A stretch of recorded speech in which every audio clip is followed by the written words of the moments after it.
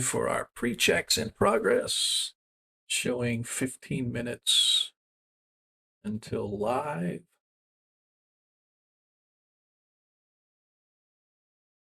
And let me get back to what I was doing.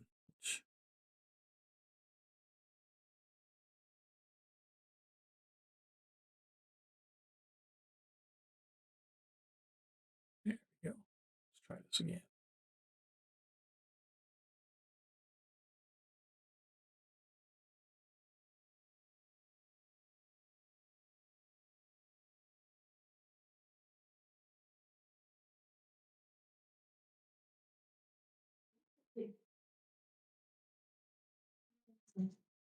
No, you're not getting chewy. Mhm. Here's your chew. Here's your chew. There's there. Here's your. Here you Oh, go. Look. Got lots of stuff. See, look. Here. okay. Here. This one also got other stuff. Look at that.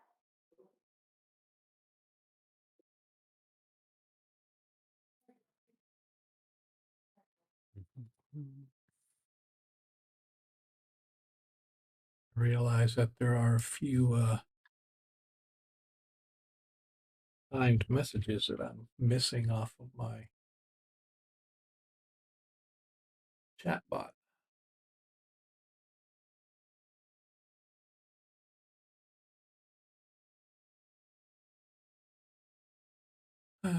Hopefully this will work.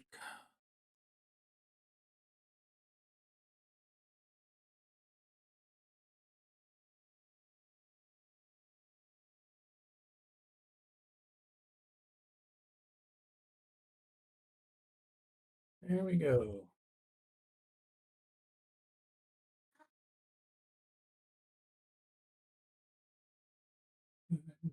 Oh no. Let's see here. Edit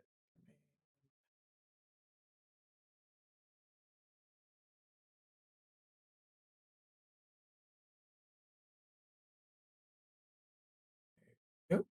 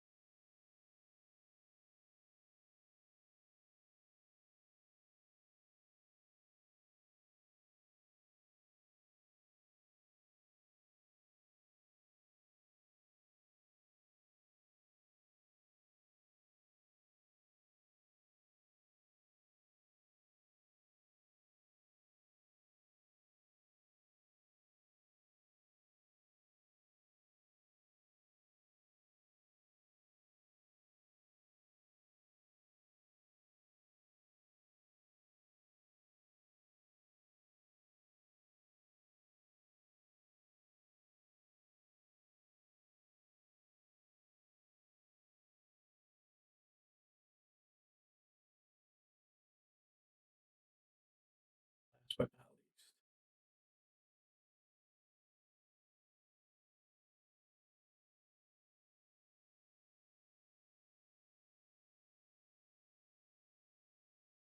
least. 11 minutes and counting.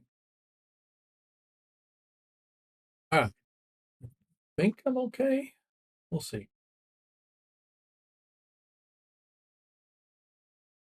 Got about 10 minutes to go. I am go ahead and kick off the giveaway right now. Do and yep, we're going to close that. Reset.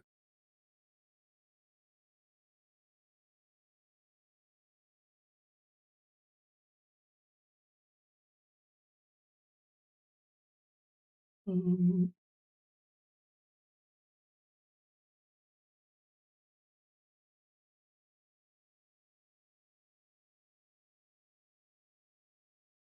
why won't it let me go more than 2 hours?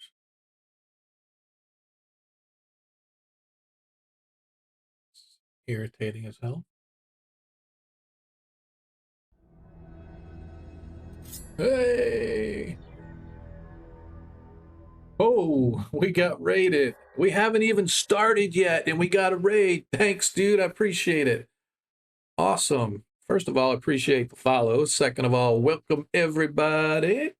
We are still in our pre-checks. Basically, I'm making sure that everything that I need to do get set up is set up. Make sure that our players are set up on our Discord channel. Make sure that nothing's breaking. And I'm not going to lie, squeeze an extra couple minutes of stream time in as we do our pre-checks. But hopefully you guys will hang out with us. If you've joined us and you've never followed, appreciate the follow. Like I said, we'll be kicking off here in about 9 minutes and some odd seconds. So, Key Lime, definitely appreciate it, brother. Yeah, oops, try again. You know something? I tried like 3 times one night and I finally just gave up. Of course, I was like really late at night, give or take 11:30-ish is when our stream ends. Eastern Standard Time for those that are not on the East Coast. So yeah, I definitely feel your pain. But on Friday we did a raid of Stella Luna's channel, and we had like what 10 people, I think. Adam, correct me if I'm wrong. 8-10 people, something like that.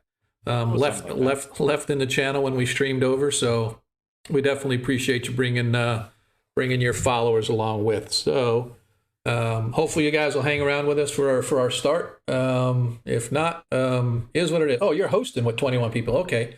So you got 21 people watching your stream, and now you're hosting us. So for some reason I was thinking it was a raid, so you just hosted. Is that what's going on? I think that's what I see going on. I am no expert on Twitch. I just know click the button to say go, and then we just start gaming, and then people tell me if I'm breaking shit. So, but right now I'm trying to figure out why I just don't understand it. My giveaway is not letting me do anything more than 2 hours. Before I had it set for like 5 hours, just so I could there.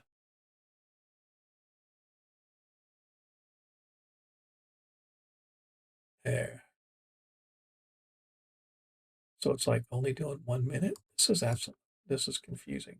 I'm just going to do it. I'm going to try to do it without, and let's just see what happens. We're going to open the giveaway. Giveaway. It's not really a giveaway. I should change the name that. It is actually a raffle, but the thing says a giveaway. So I'll have to go in and change the text, but I just want to test and see if it will continue to run. Every few minutes we're going to see if the, hey, unfortunately, I must say, players in the game are not eligible to win, but I appreciate Lando jumping in there for us. So nice try. If you watch our 5e stream, you know that Jacob, who plays our half-orc warrior chick, he's always trying to join in. He's always trying to win. I'm like, dude, you can't win, but that's all right. So we'll talk a little bit about that once we kick off the stream, which is going to be going in about 6.5 minutes. Hopefully you guys will stand by. Hopefully those that are hosting us will keep hosting us. And if you guys are watching through Key Lime stream, you know you can double dip.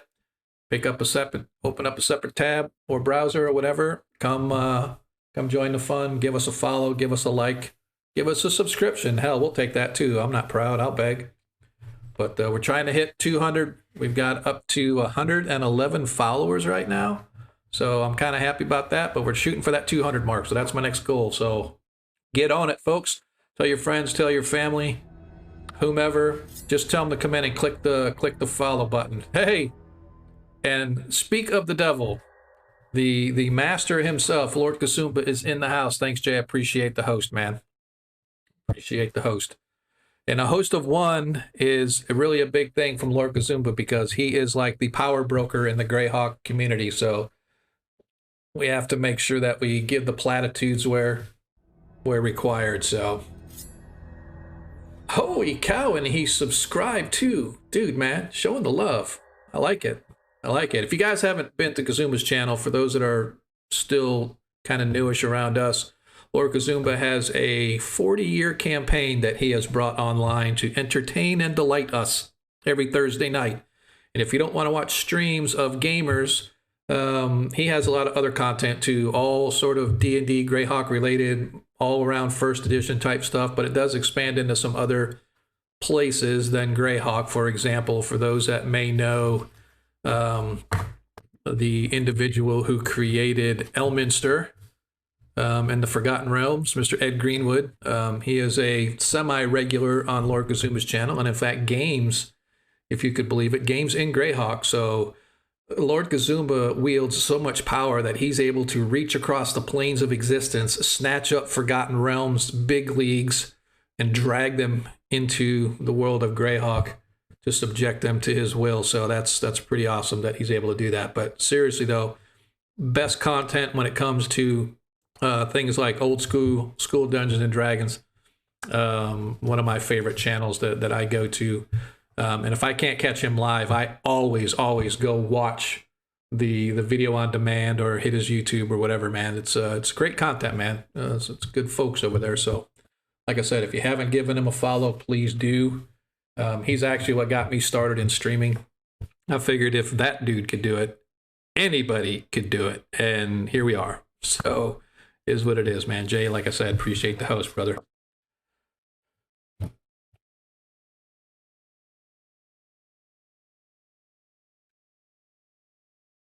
Three minutes and 30 seconds. Sound test. Woo! That's it.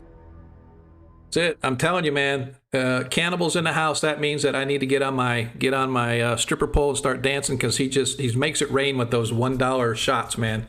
It's like every few minutes we get a little $1 shot coming across from Cannibal. He's trying to get me, and obviously you don't want to see me pole dancing, folks. I'm telling you, it's just you don't want to see an old fat dude swinging around on a pole on YouTube.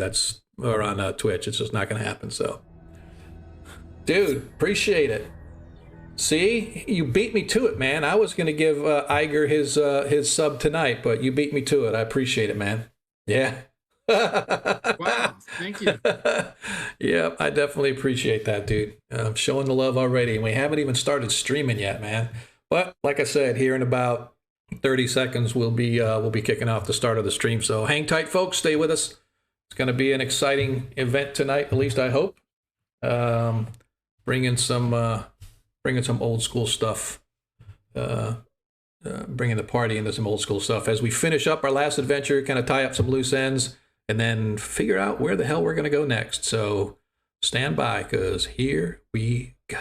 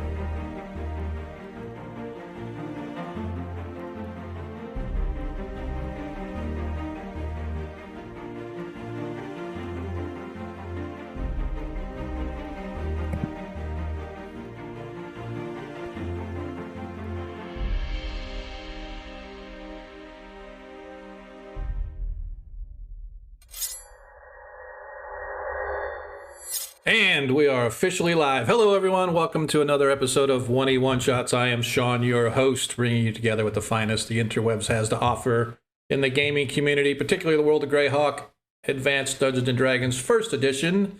None of that 5e crap here, unless you come to our channel on Friday nights, and then you can see the 5e crap there. And then there's no 1e crap. So, like I said, welcome, everybody. I do appreciate all of the love and support we saw for those that are just arriving. We had a few cheers, and we had a gifted subscription, and we didn't even start streaming yet. And like I said, we appreciate all the love and attention that you guys give us. I'd like to welcome my players in the house. In fact, tonight we're going to be bringing in a brand new player, Varys, brought in played by Lando. I definitely appreciate him stepping up to the plate and filling the void. For those that have followed us for a little bit, you know that for some reason over the past month or so, both of my streams, it's like I lose a player, I get a player, and then I lose a player. I'll get a player, lose a player, and then all of a sudden I lost two players. I'm like, damn, Arthur and Zadkiel are really getting tired of carrying the entire load, and it really gets difficult when Arthur's gone, because Arthur and his entourage have to be played by moi, along with all the other NPCs, so it gets to be a little difficult sometime. But Arthur was mentioning as he got into the Discord chat tonight, he popped in just to see, and he noticed that all these names and people in our Discord chat ready to game, man. So I definitely appreciate it. So let's go around the horn, man. Zadkiel, how you doing, brother? How's the week?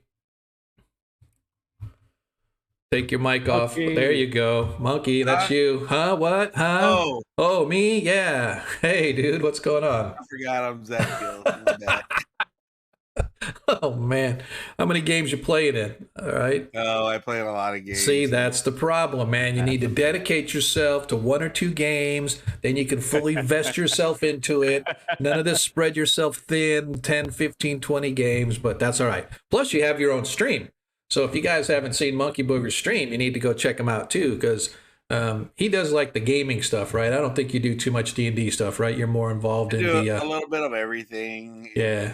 I'll do a music thing. I'll do a gaming thing. Right. I'll do I'm lonely. I wish it was just more than me and this bot in the room. Yep, I get you. And for those who are in the know, Monkey also does all of the artwork for our characters here. He's the one that designed all of these characters for us. And if you follow our 5e stream, he's actually been doing up some character art for that stream as well. So yeah, I use the Portrait Studio program to help me. Dude, here I am building you up, man. You're gonna be bigger than Mike Disney. You're gonna be bigger than Mike Disney, but now you just like shot yourself in the foot, man. Now everybody knows you. I gotta do the rights. I have to do the rights. They tell me I have to give them credit. So that's the honest and fair thing to do. But I can still do them. Okay. For those who need them. Right. Sometimes people don't have time to do them. So I'm exactly. Yep, exactly. Well, that's cool though. But yeah, man. So week going good for you. Appreciate you able to make tonight's stream. Hopefully, it'll be as exciting as the last couple of sessions have been. It's actually been pretty good. So what about you, Arthur? How you doing, man? How's the week going with you? Started off kind of hairy. Had some family issues I don't really want to talk about. I remember that.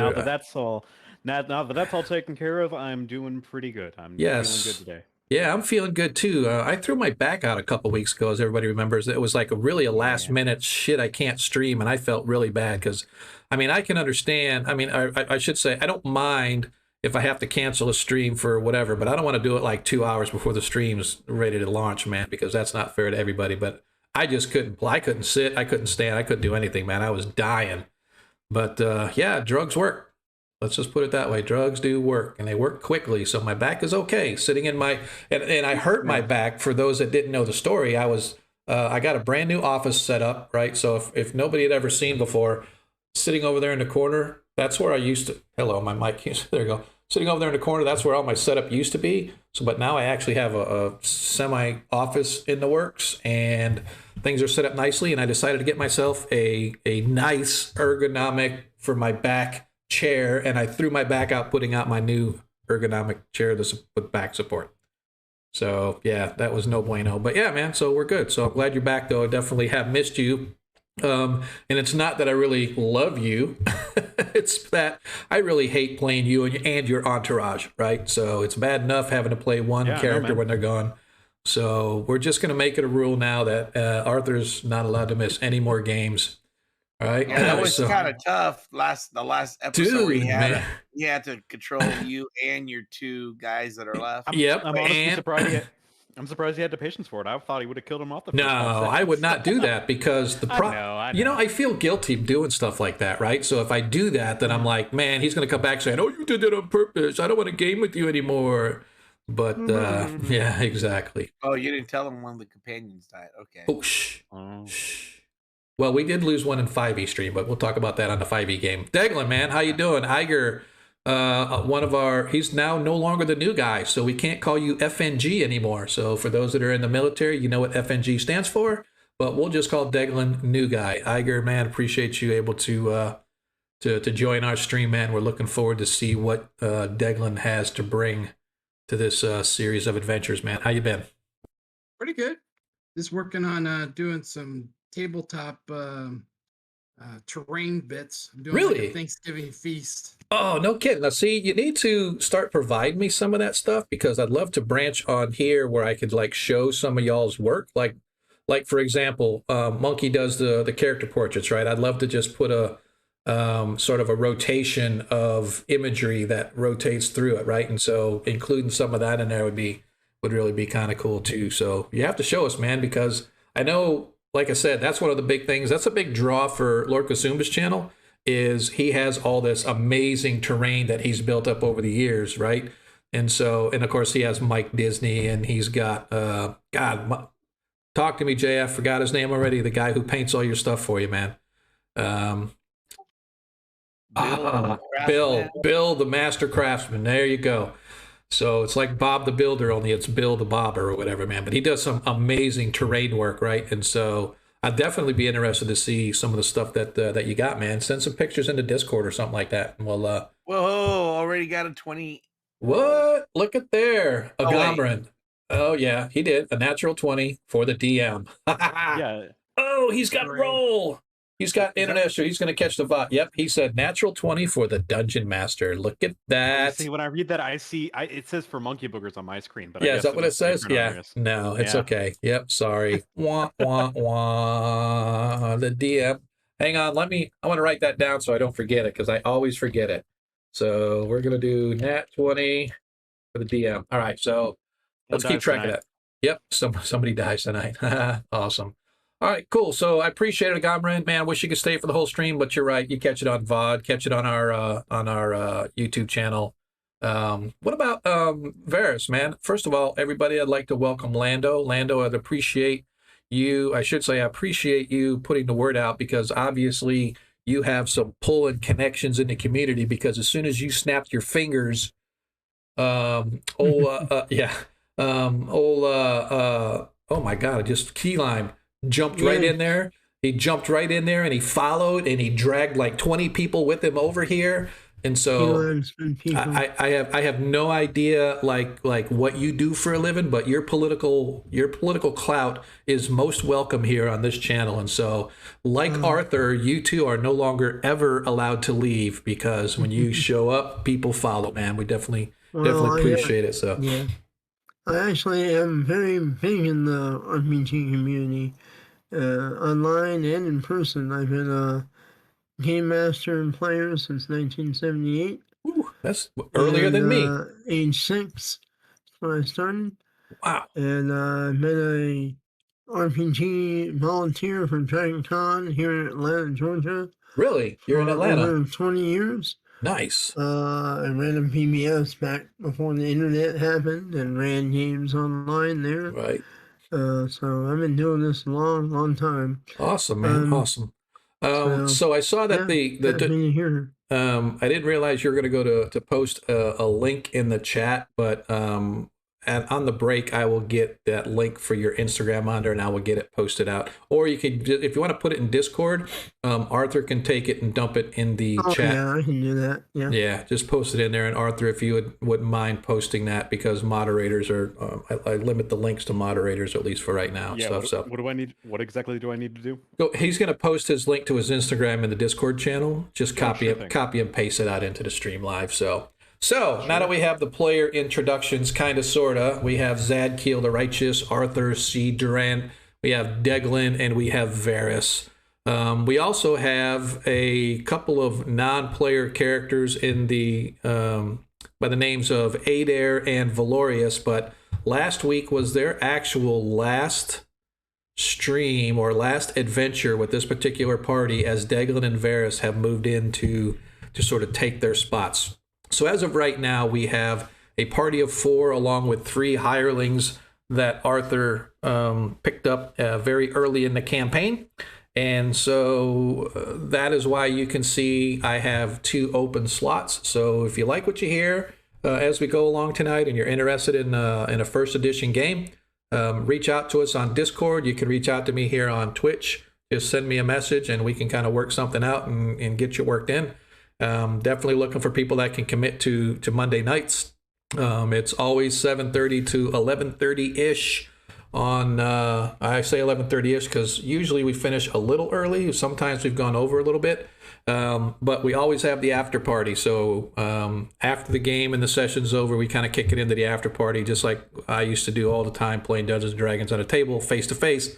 We'd always spend, 20 minutes, half hour, whatever it was, just kind of shooting the breeze about different topics, whether it's about the game or just life in general or just whatever topic we want to talk about. So you guys are more than welcome to hang with us. And if you stay and hit our Discord, you can actually join us in the voice chat for the after party, because we do have an open voice channel that people can jump in and just kind of talk anytime they want. And we always use that for our after party. So let's talk a little bit about a couple things that we have here on the channel. First of all, as you may have seen scrolling through in my auto announcements, we have, it's called a random, exclamation point random. You can basically join a raffle. And what that raffle does is it allows you the opportunity to select a random encounter that the party would be pick a random encounter. Let's see if I can get my tongue out of the back of my throat and talk correctly. Choose a random encounter, and next session the party will engage with that random encounter, whatever it may be. And so as long as it's something level specific, first edition, whether it's a monster, it's a trick, a trap, or some other ingenious encounter that you've always wanted to throw on your players but just never had the balls to do so, we do have the balls here to put our party in front of just about whatever that may be. And the first one almost was a TPK, as it was just a small group of ghouls that attacked the party and literally got down to the last ghoul, and that last ghoul took down a couple party members, but fortunately they were able to be brought back. So that's the first thing. The second thing is we also have, as you may have seen, Agamrin turned in his 3,000 coins, and hey Monkey, appreciate that, dude, feeling the love already. But it's not going to help you tonight, just so you know. Just gifting those things is not going to make me go easy on you. I was just happy because I sold some tobacco characters I made last week. So I was like, hey. Dude, nice, man. That's awesome. Congrats.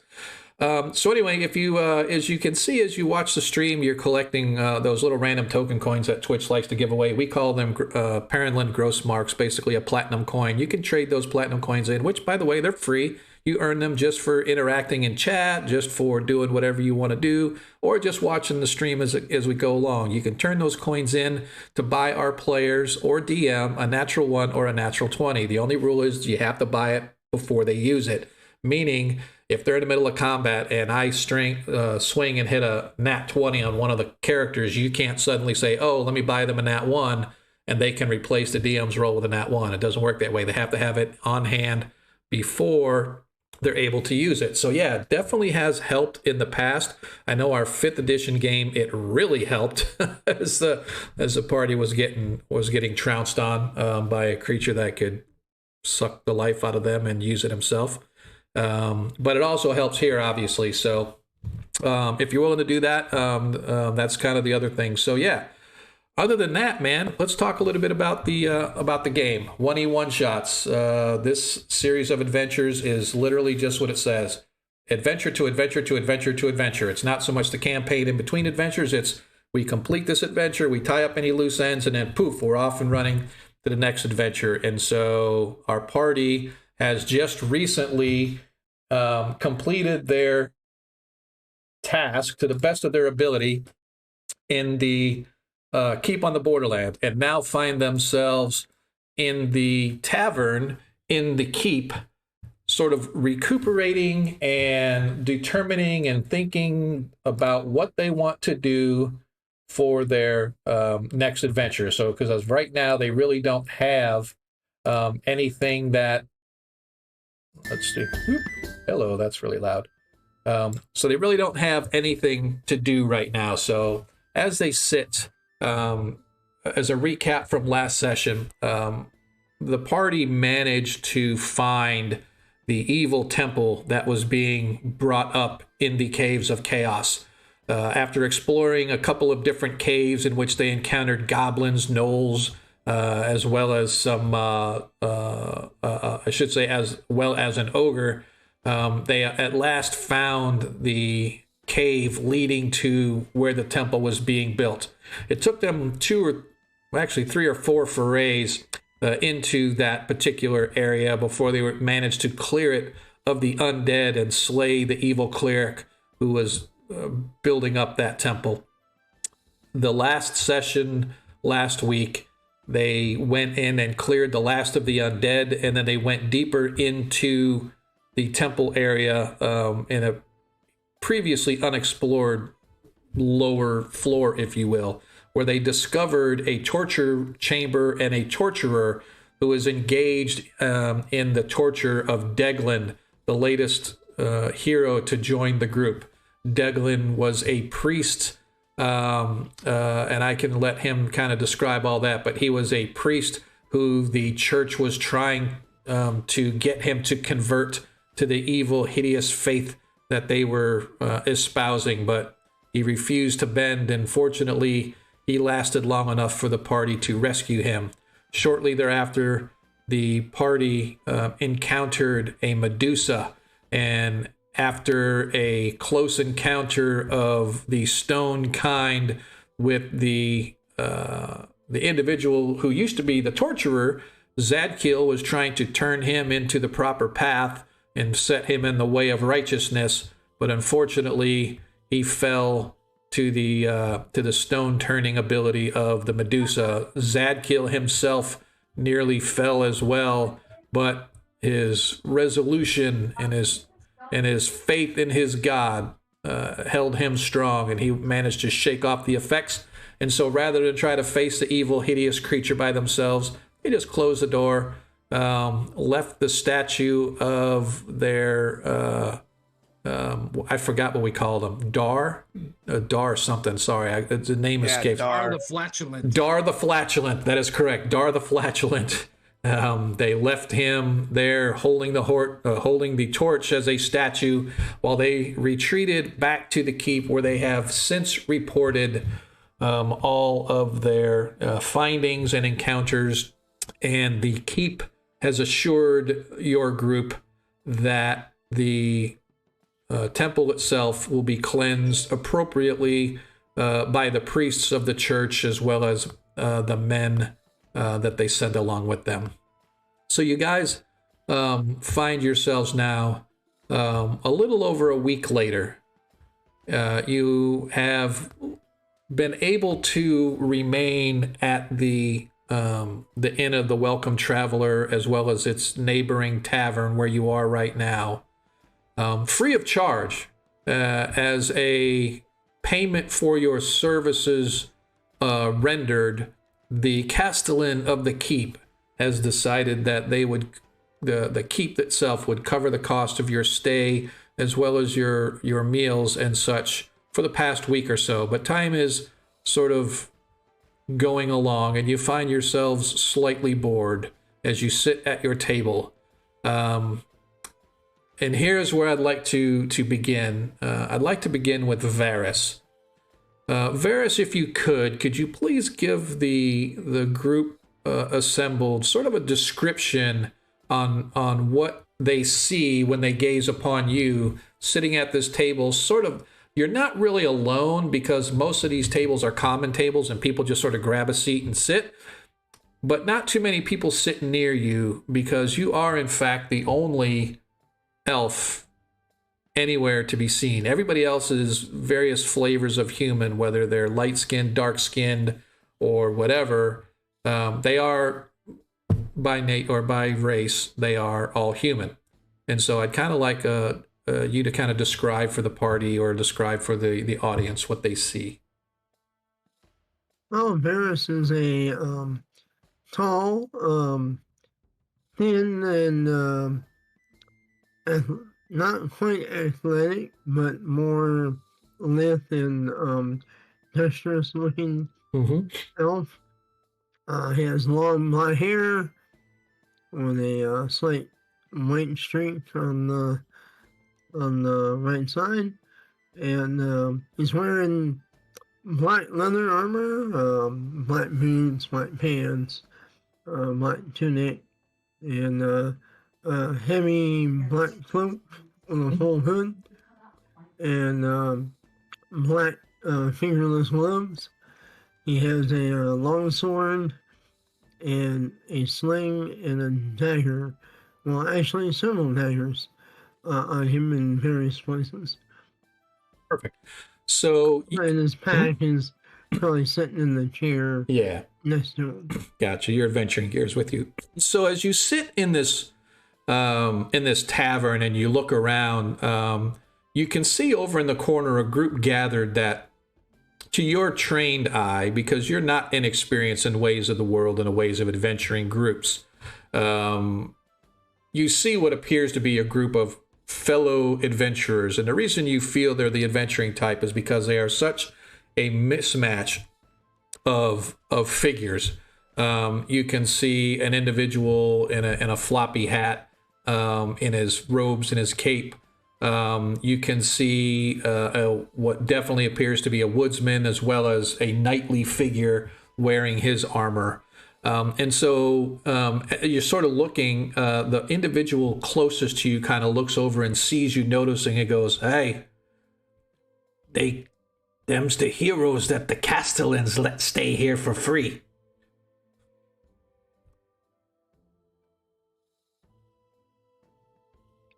Heroes, huh? What are they heroes of? Well, I'm not sure exactly, but nearby there's some caves where there was some evil afoot, and they struck out, and apparently they took down the evil cleric who had so much power. They say he carved the caves with his bare hands and brought creatures to life right out of the grave to serve his bidding. Well, that's a fascinating tale. It is. They must. You have the look of a outsider yourself. What brings you to our fair keep? Oh, And this, I'm looking.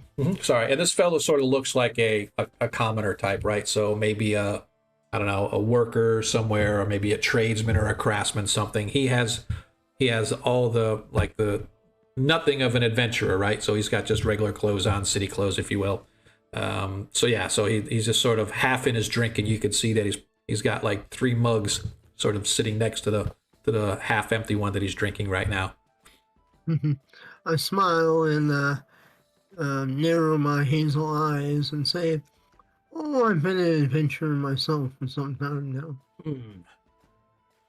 Well, unfortunately, I think that they may have beat you to it.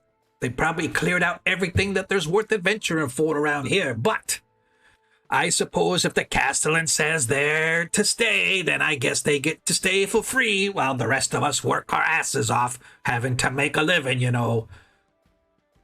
And he goes back to sipping on his ale. Work myself. What do you do here in town? Who, me? Oh, I work over at the stables. You need any caring for your horses? I'm the guy. Okay, that's good to know. Perhaps I'll be able to afford a horse one day. Well, when you do, you come see Jerry. Jerry'll take care of you just right. He goes back to drinking his drink. And as you watch, you can see there's a little bit of a discussion going on with these adventurer types across the room. And I'd like to kind of switch over there, fellas. As you're sitting there, Adair sort of looks around and goes, friends, I must say it has truly been an honor being able to do what we have done with these last 2 missions that the church has sent us upon. But the church that I belong to has since recalled me, and having spoken with friend Valorius here, being the expert woodsman that he is, I have hired him to be my guide to take me back to the Free City. If you ever are in the Free City of Greyhawk again, come to the Church of Bokab, and I shall greet you with open arms. But until that day comes, I must bid you adieu. And Adair sort of stands up and shakes each one of your hands, wishing you all good luck in your next adventures. Doc, you're going to find out in just a second, hopefully. As we're just sort of trying to clean up the last of Keep on the Borderlands. So as Adair sort of stands there, shaking each one of your hands, the rogue that you guys had with you, Fernock, stands and goes, Greyhawk, eh? You're sure you're going all the way to Greyhawk? Never seen that city. Never seen a big city before like that. Think I might like to join you. Can you have some company? And they all kind of look around and kind of sad eyes, if you will. Sure, come with us. As Adair bids you guys adieu. Anything you would wish to say as they depart? I'll leave that up to Zadkiel and It was Arthur. a pleasure for you all to assist us and be on this. Someone's on the phone. Oh. Turn off the pager, Doc. I believe you're receiving a sending spell. Yes. Who has a sending stone here? It is I'm truly sorry, a I'll be pleasure. right back. No problem. So we pick up the conversation with Arthur. Yeah, Arthur will just take some time because the players aren't here. I would feel a little corny for me to, give this gushing story, but he'll let them know how much of a pleasure it's been getting to know them and working alongside them. I have no problem with gushing. We have time. We have an audience. We can talk and we can play through. And I am here, and I can play through every one of them. So not a problem whatsoever. I know. But I said what I said. Yeah, so Arthur just wants to get on with shit. All right. So, as I said, Varys, you watch as the party is discussing, and you see 3 of the members stand up. One is dressed similar to yourself with sort of black clothing on, has sort of a mop top of black hair, sort of half-shaven face or a stubbly type of a beard. The other stands, and you can see that he has a holy symbol hanging about his neck that you recognize as the deity Bokab. And the third one stands up, like I said, he has sort of the leather armor type of look or bandit armor type of look. Looks like a woodsman of some kind, perhaps a ranger or whatever. And as they all sort of shake hands, the 3 of them depart. I hate doing this, but there they go. As Adair and Valorius and Fernock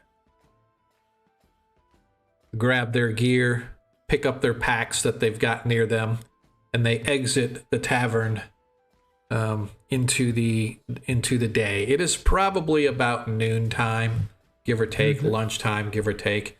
And now you can see that the 3 individuals are all seated by themselves still, enjoying their food and enjoying their drink.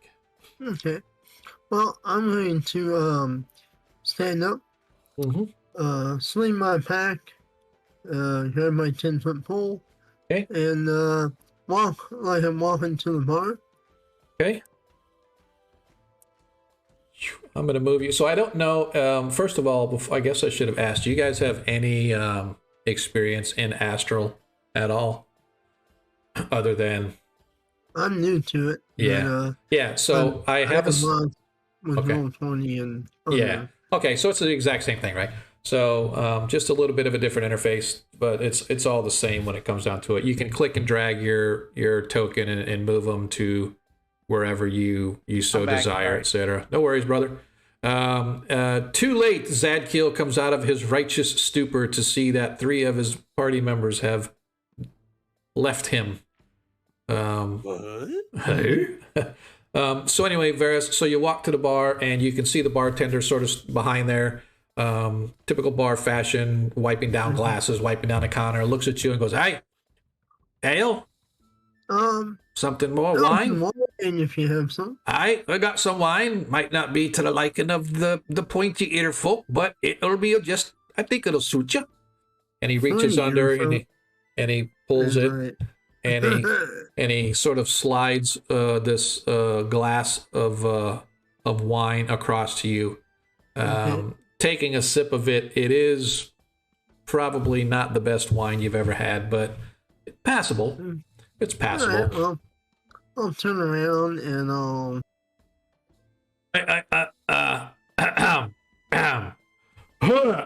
As he holds his palm out. Of course. That'd be a silver piece for that, sir. You can put. You don't have a tab? A what? Yeah. A tab. Yeah, it's cash on the barrel head, boy. That's fine. I'll lay 2 silver down. In Oi, case I want another. you speak bartender. I like it. Indeed. As he takes the 2s. Would you like another one, or is this just for later when you feel? That's for later. Oh, very good, sir. Thank you. Very good. And I have a question for you. Aye. Do you want me to? Do you want to move the tokens yourself? Oh no, Or that's do you want- the only reason I moved it was because I wasn't sure if you had been logged into Astral yet, or was sure. Yeah. Okay. Yep. No Sure, problem. no problem. Yeah. Typically, I just let players do their own thing, but if you need help with something, I'm obviously here to help. So. Yeah, well, I'm gonna walk up to the table Okay. and say, "Excuse me, gentlemen, but I overheard a little bit and saw your companions partying. Are you in need of help?" I am afraid we are still in the process of looking for a job at the moment, but having someone to help us look and to join us when we inevitably find one, of course, I'm sure will be welcome, assuming you have the skill set. Oh, I'm quite skilled. As you can see, I'm a bit of an adventurer myself. Yes, I see. You do have the armor and all the gear already and ready to go, but what is it that you bring to the table, so to speak? I'm an expert at finding things that people have lost. You're Or losing things that people have found. Yes, something like that. Yeah. I see. Well, I'm sure we could put talents like that to good use. I see no reason to not give this guy a chance, as long as he does not go through our belongings. What do you think, Zadkiel? Oh, pardon my I may not manners. My name approve is of his- Varys, by the way. Well, can I talk to you to the side there, Arthur, please? Yes, Excuse of us, sir. course. I'll walk away with Zadkiel, so we're out of earshot. I'm suspicious of his occupation. It doesn't bode well to my support in that particular stature of living. I understand your reservations, Zadkiel, but I do not know if it is news to you or if I failed to tell you this, but I was once a pirate myself, so What? if you I figure we have known each other long enough that I can tell you this, but you know, his skill set might be unsavory, but perhaps we can put it to the use of good. You know. Well, I will have to go to the temple and repent for a little while and seek counsel. I like it. See, to ask for patience, and perhaps I can change him to see the light a little bit better. Perhaps. You know, it's many people with that sort of skill set. They do so out of circumstance, not because you know they want to live that sort of life. You know. Yes. So perhaps we give him a Right. chance, and instead of killing some evil, we can convert some evil. You know. Yeah, hurry, he's looking. I don't want to cause suspicion. Let's go back to the table, hurry. All right. It's good to meet you, sir. Excuse me for a while. I have to attend a meeting at the local church, but Mm-hmm. it was good to meet you. Excuse me, gentlemen. And I'm gonna head to the temple and seek counsel of just I need a room to pray in and start meditating for patience and stuff like that. Absolutely. So you guys watch as Zadkiel departs, heading to the chapel. Obviously, the clergy there know you well, and they provide you whatever you need to pray and to whatever you're trying to do. Until they let me sit down.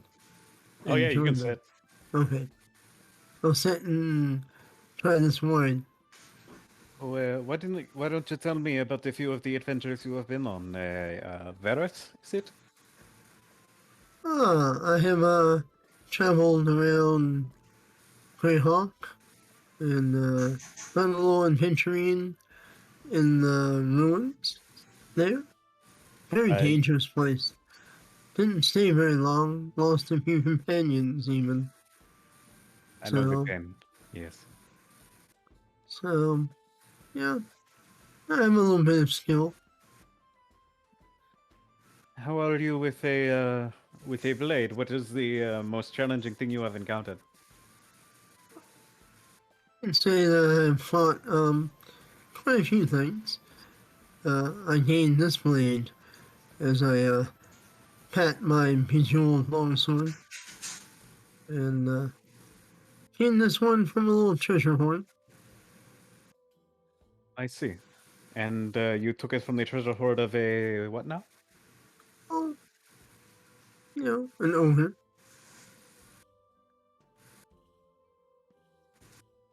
All right. Well, So, as you guys are sitting, and Zadkiel has departed to go do his prayer, Arthur, you note that across the table, your three hirelings are becoming engaged with some of the server girls. And everybody seems to be enjoying themselves. But it doesn't go very long. After Vera sits down, maybe 15, 20 minutes as you guys are sort of discussing, who you are, what you've done, etc. A young gentleman comes through the door, and he's wearing sort of loose-fitting leather clothing. It's not really armor, but it's leather. So it's street, or not street, but sort of travel wear, if you will. He has these soft boots on that are tied up around just underneath his knees. He has sort of a feathered cap on his head and a heavy cloak, and he has this big satchel sort of hanging around him, and he's sort of looking around, and he walks up to the bar, and you can actually hear him say, "Excuse me, I'm looking for Mr. Arthur C. Durand, barkeep. Any place that I could find him, sir?" And I can tell him where you could find him. Is that kind of just like he turns raise a to hand and look gesture over you. towards He him? goes, "Yes, sir. My name is Joseph Cordnoy, and I am a runner for a gentleman by the name of Arctus. And he has asked me to seek you out.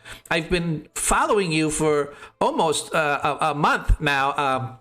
and I located a church that says that they had hired you to come to this place, and so I am fortunate that I have found you. For Master Arcturus Belnode has need of your services. It seems to be dire, and I fear that time may have already been too late. And he sort of hands you a letter. A look of concern is gonna grow across like Arthur's face, like he's kind of gotten like the news of like one of his friends being in trouble or perhaps deceased. He's not sure what's going on, Right. and so he's gonna take the letter and he's just gonna pull out a small knife that he keeps on him and just Okay. open that right then and there. And as you go to through it. seal, you see that it does have the same symbol of the same school that you two learned at. Arcturus, you know, sort of moved west from where you guys were. Instead of the Central Flannis, he actually moved out west to the March of Bissell. And you know that he began his own sort of school in the March of Bissell. And so that's kind of the last that you had heard of him. But in this letter, I don't have an actual letter written out because I'm a lazy DM like that. But the essential gist of this is that he has need of your services, for they have discovered an ancient tower of impregnable forces, and the legends say that there is untold magical treasure buried deep within this tower, and he feels that he needs your aid, and that he would meet you there to kind of go through what you guys needed to do, right? And so he gives a sort of just a quick note saying, go to the March of Bissell, the town of Vigilance, and from there you can find my school, and they will direct you to where I am off to. What about this tower? You don't know. You've never heard of it. Obviously, never been from that region. But apparently it's some important find that they found in the hills. And so he's seeking your aid because there's no one he trusts more than you, though you haven't seen each other for a few years. Right. The courier seemed like he was like he gave me the impression that someone was like on the verge, like in serious danger or something like that. Oh yeah. So have you not heard the legend of the tower, sir? No, I Oh, I almost started copying him. Sorry. so No, I do not believe I have. So sit back and listen to a tale that must be told, sir. And this, Telegram with a letter. yes. So it's a singing telegram. So sit back, everyone, and enjoy as the DM tries to put on his best bardic voice and tells you the story of this tower. Long, long ago, there was a wizard whose name is now lost to time. He had a profitable career as an adventurer and eventually decided to retire to pursue his magical studies. For his whole life, he had been intrigued by force magic, so it was in that direction that he focused his study. The wizard was not a vain man and had no particular love of power, so he built his tower far from civilized lands. There is an old ruined keep in the border territories nearby that had been unoccupied for generations and just happened to lie in the region where there were no major settlements. He chose to build his tower there. The wizard's tower was made of gleaming white marble and stood out in stark contrast to the ruins around it. At that time, the ruins were fairly recent, having resulted from some minor skirmishes maybe 50 or 60 years prior that had swept the area of civilized occupants. And as you think about that, you're remembering how back a long time ago, and we say a long time ago, we say decades and aeons ago, if you will, of the calamities that happened on the other side of the mountains that drove people across the mountains. So it's quite possibly that these ruins are as old as those times when the people first came across the mountains from the west. The wizard was aware that various monsters and obviously adventurers would always remain a threat, so he made entrance to his tower quite difficult. He explored the ruins thoroughly and hid the entrance to his tower underground behind a secret door that itself was in a secret room built by the long-gone owners of the keep. Past that, he installed a series of traps that he could bypass with the correct command word, but which were otherwise quite deadly. He also installed a backup procedure by leaving behind a set of spare keys to his keep should he ever need them. But they were hidden and protected by skeletons in an ancient tomb that the keep's builders had inadvertently excavated. He told no one about them, so no one would think to look for them. All in all, the tower was extremely well protected. The simple fact that there were no ground-level entrances or even any windows deterred most wandering monsters. The wizard was aware of a few adventurers, of course, and the occasional marauding orc who tried to get in because he would find their bodies impaled on his spike traps or dissolved in his acid trap when he left every few months to get supplies. But no one ever made it into the tower itself. Still, the wizard was irked that invaders had made it as far as they had. As befitted his research, he wanted the ultimate protection, an impassable permanent force wall that was simply unbreachable. It would block magic, teleportation, physical attacks of all sorts. In short, he would finally be utterly secure.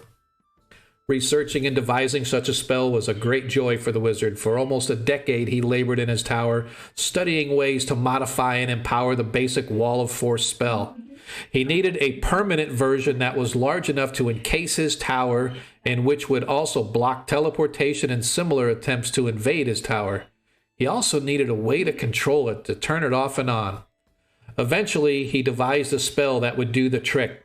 He also spent a fortune building a wondrous item to control the spell. What that item is, nobody knows. But whatever the item was, we know that it was locked at the entrance to his tower, and he could use it to turn the force wall and lock himself in his tower or turn it off when he wanted to leave. He prepared all his materials and readied the device, then began the enchantment process on the top level of his tower. Over many days he labored enchanted until the final word was spoken. His hair stood on end as he felt the massive force wall surge into place. His tower was now completely encased. Triumphantly, he went downstairs to test the tower, and there he discovered his fatal error. The device to turn off the wall was on the outside of the force wall, while he was on the inside. He had made it just a little too small to where he was not able to get to his device. In other words, there was no way for him to turn it off. It was a permanent, invulnerable, and it blocked teleportation and all spells that he could use to possibly engage the device to turn off the force wall. He had trapped himself for eternity, and thus began his legend of this great tower. The force field protected the tower to this day, and it stands intact. They say that the wizard went insane trying to find a way out of the tower, but he failed over and over and over again, and he finally died of old age. But even in death, he found no release, for the force wall blocks ethereal creatures. They say his soul now remains trapped within the force wall and eventually turned into a ghost filled with rage and frustration, and ever since the tower has been considered haunted. But legends say the wizard's treasure trove remains hidden inside. And thus is the tale of the forced tower. Impenetrable, they say, lost for decades upon decades, found now by my master, and now he seeks your aid. I fear for his life, for if this ghost does remain, I do not feel the master is strong enough to take on that demon creature by himself, and I fear that I may have found you too late already. Well, you certainly know how to be motivating. Props for that. You deserve a raise. As he's like tapping his feet and rubbing his finger and like one of these. Am I expected to pay him? Well, I don't know. That's up to you. So you don't have to pay him. I mean, it's totally up to you. I'll give him a couple gold pieces to buy a nice meal and drink for himself, because I'm sure he spent a lot of time trying to trek through less than hospitable places looking for me. It was if it weren't for some of these folks coming on the caravans, I don't think I would have ever found you. Yeah, fair enough. But All right, I'll get the others together and let them know what I know, and we shall see what we shall do. Thank you for your service. Wild geese, and I'm going to call to my henchmen. The wild Get geese. get your shit together. We are getting ready to go. I have found us a new job. Okay. So Zadkiel, having completed your prayer and your atonement and whatever it is you're doing, slapping yourself on the back with the knotted ropes or whatever it is that you're doing, completing your tithing and whatnot, you find yourself back at the tavern, and Arthur and company seem to be gathering their gear, getting ready to leave.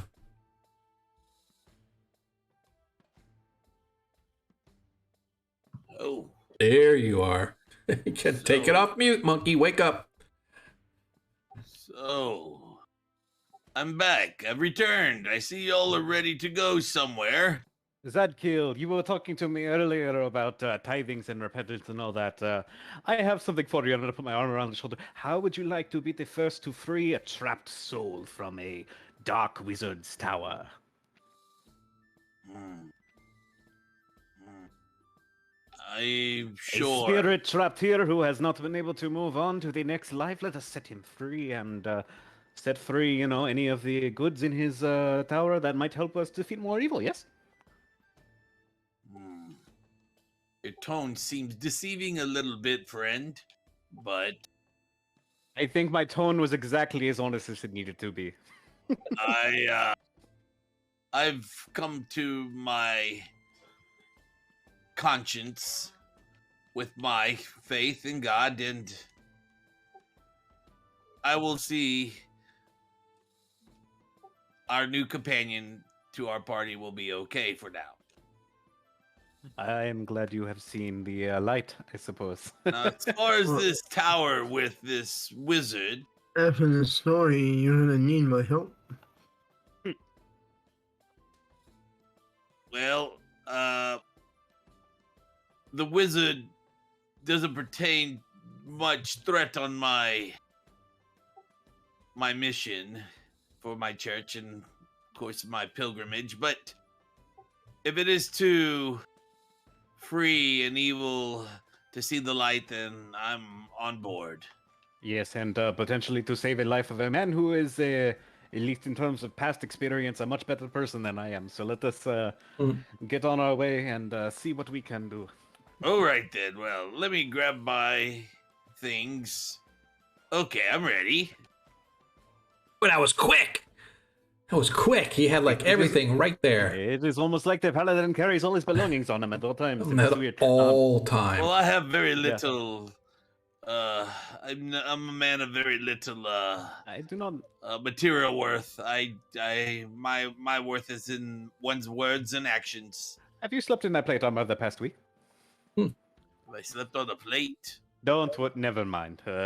I'm going to make my way to the bar and purchase a couple bottles of wine for me and the hirelings for the road. And right. it's 1 silver, 2 silver. Piece. Actually, so it's a silver piece for a glass. There's 8 glasses per, so it's 8 silver pieces per bottle of wine. 8 silver pieces per, so 16 total. Yeah, I'll pay 16 SP. Okay. I will mark that down. You now have 2 bottles of Mad Dog 2020. What? Mad Dog 2020. Google it. You don't know that. You're too young. All right. Oh, I I feel for apologize. you. I apologize. It's before your time. Had to be there back in the day. Yep. Had some Boone's Farm along with There it. you go. Some Boone's Farm. There we go. Let's just say it's not Martha's Vineyard quality stuff. Nope, but it will get us drunk and not Yes, taste it like will. and not taste like weeks old ale. So So, I am going to. Crap! I don't know if I can. I wanted to kind of get. I should have had Anna's map up. I didn't have a copy of Anna's map. I apologize. It's in the background, and so I can actually. Let's do this. Let me go here. I'm just going to hide this for a sec.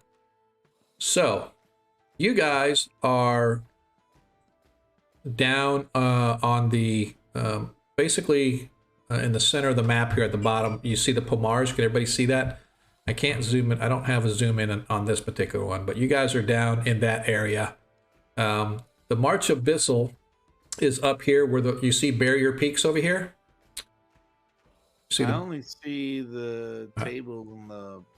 oh no! If you have to, I'm sorry. If players are watching out on the stream, you have to see it there. I hid the VTT out in the stream. So okay. so unfortunately, if you're not familiar, and again, this is my fault, and I will make sure I correct this for last time. I meant to have a map for Anna.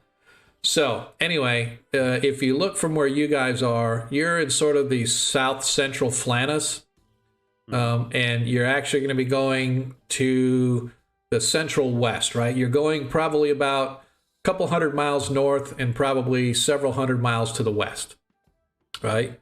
Into the March Abyssal. And the March Abyssal is, like I said, it's right up on the western edge of the Lort Mill Mountains and the eastern edge of the Barrier Peaks. It's sort of surrounded by that. And then to the north, you have the Yaddle Mountains and Ket, etc. So it sort of sits in its own little region right there.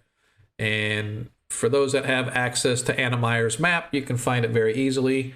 I promise on break, I will set it up where I can show everybody where they are. However, that being said, it takes you about a month for you guys to slowly work your way overland, traveling up the same way that you came down originally. So you guys followed the trails and the roads that went along the eastern edge of the Lort Mill Mountains. To the east is a Sus forest that eventually goes up into the northern woods, the country of Selene to the north, etc.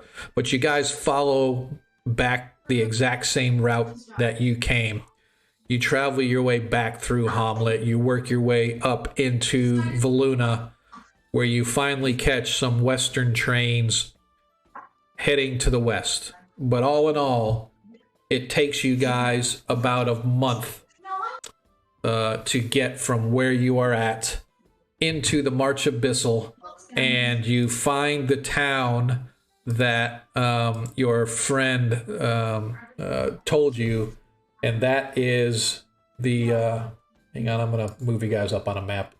Actually, we're going to set here. I'm just gonna set that as the move the players here, so that way you guys are no longer on that map.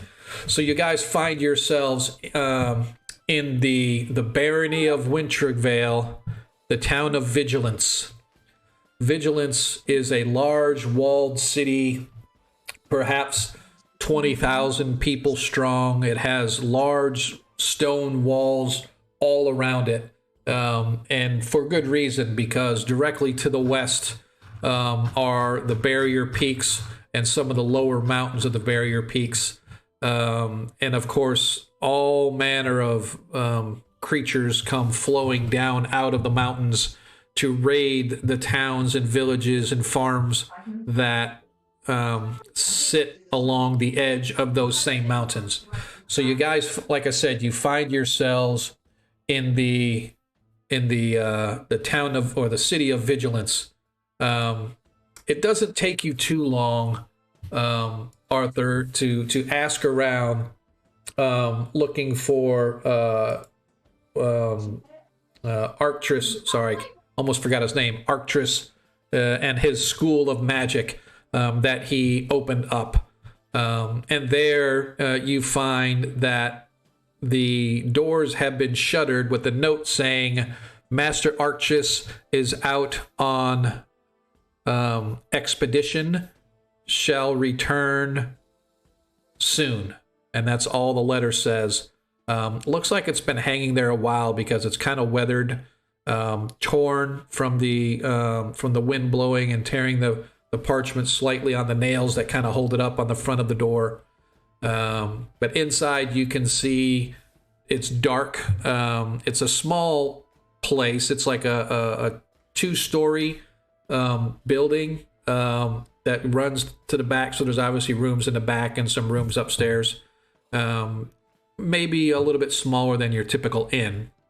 But all it says on there, on the front of it, like I said, is the Bellnode School of Magic. and the sign on this door says, it's closed until Master Arctus returns.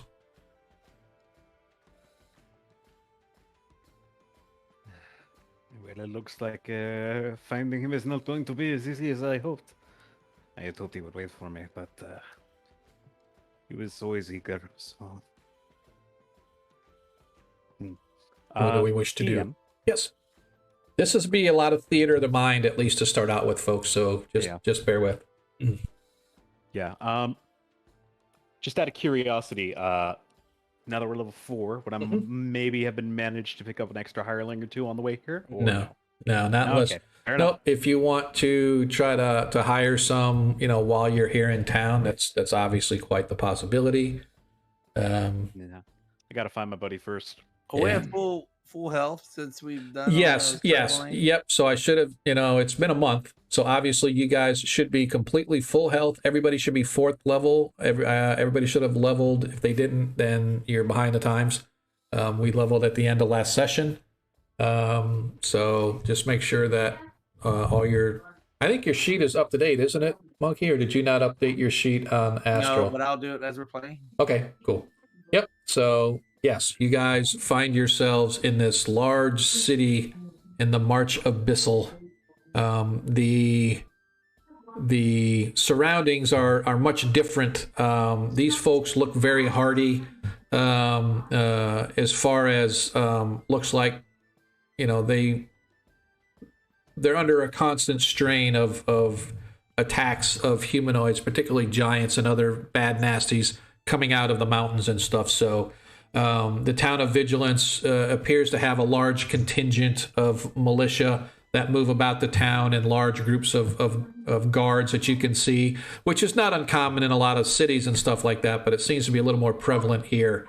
The groups seem to be a little larger. Instead of like 4 or 5, typically there's maybe 8 to 10 of them, led by some leader of some kind and whatnot. Of course, all of them sporting the insignias and whatnot of the march. But yeah, so where would we like to start, or what are we going to attempt to do? Could you just remind me what time of day it is? As you guys arrive in the city, it's probably, I'm going to say it's just past midday. Gives you guys a little time to kind of check out and scope out and search around or do whatever it is that you want to do. Did that messenger come with us? He did not. Okay. He did not. Actually, you know what? It would make sense if he came back. Works for my boss, he doesn't necessarily work. He works for a courier service, right? So he would have come back with you guys, but when you guys arrived in town, he went back to his courier service. Makes sense. Now, do I know where roughly this tower is located to town and how long it would take to get there? You have no idea. You've never heard of it, other than what Arctus said in his letter and what the legend speaker or the courier told you of the legend. However, it does make sense that he's not like a singing telegram, right? He obviously knew the legend of this tower, just maybe not where it was. So it's quite possible that there are people in this town that know about it, or there could be research notes or something that Arctus may have left behind. There's all different ways you guys could start. Yeah, I'm just kind of, did Arctus not leave me any message on where I could meet him? He just said he would meet you there, so he assumed. Tower. Yes, that he assumed I would know where it is, or figure out how to get it. Yeah. All right. I'll send the hirelings out to try to find suitable lodging, just to have them go from inn, find the best place for us to be staying in. And they know full well, so I don't know if this will influence their choice, but they know full well that I'm the one who ends up paying for it. So, take that as you will, DM. Okay. And I'm going to suggest to the others that we shop up on supplies here and get some information regarding where this tower may be, so we know where to go. Maybe we can find someone who knows the area well, who can act as a sort of guide. All right. So you hand them some coin, and they sort of giggle their way off as that, and you hear them joking. Where's the nearest bar at? Right, let's go get us a drink. Boss is paying. As they go off and they go search for lodging. Anything particular that you kind of want to look for while you guys are here? I mean, About the local map maker. Yeah, if there is a local map maker, definitely want to go there.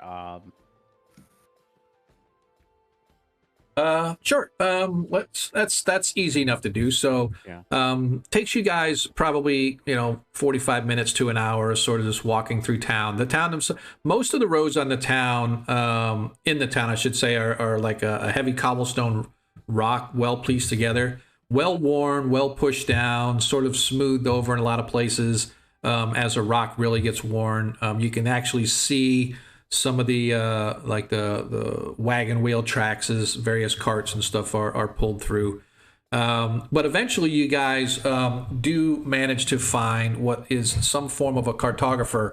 And in fact, it's on the edge of town, right probably, I don't know, a couple blocks after you guys enter in. As you're sort of walking, you see Laneth and Jeremiah and Stefan sort of disappear into the throng of people up ahead. But as you're passing by, you can see there's like a couple taverns, a couple inns. You see them kind of walking in and out. But again, right nearby, you guys do manage to find a cartographer.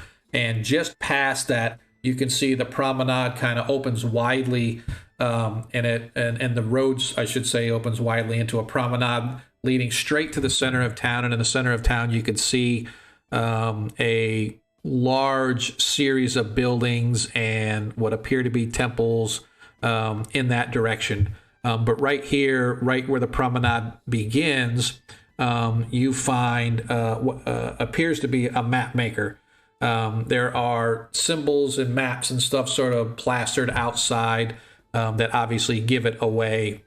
And all it says is Jake's.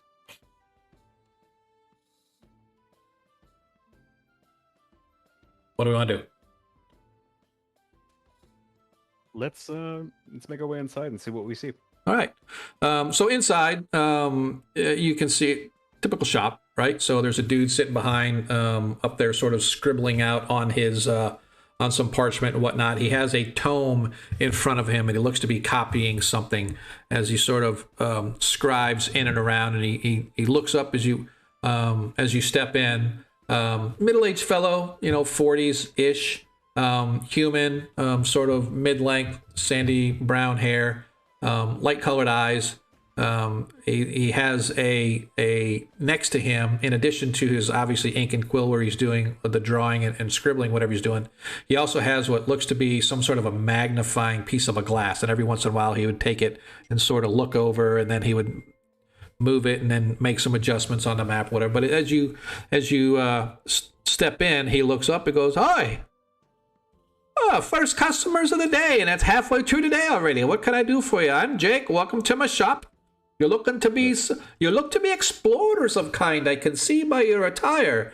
What is it you're looking for? A treasure map or something where X marks the spot? Some hidden away dragon's lair that you're looking to map to, eh?" Nothing so bold, I'm afraid. But if you do have a map of the local area, especially something that would take us to this legendary tower we have heard so much about from the locals, where this wizard chopped himself behind an impenetrable wall of force and then was bound to that place, You've been listening to Arctis, haven't you? The boy's spotting off and that everybody will listen that he found the tower. He found the tower. Yes, he was an old friend of mine, and he let me able to help him in his research. And, I'm not one to speak ill of anybody, but I think your friend's just a little bit touched on the noggin. You might be right, but he is a. So you're looking to go to the same place? You're looking to go to the same place that he went to, then?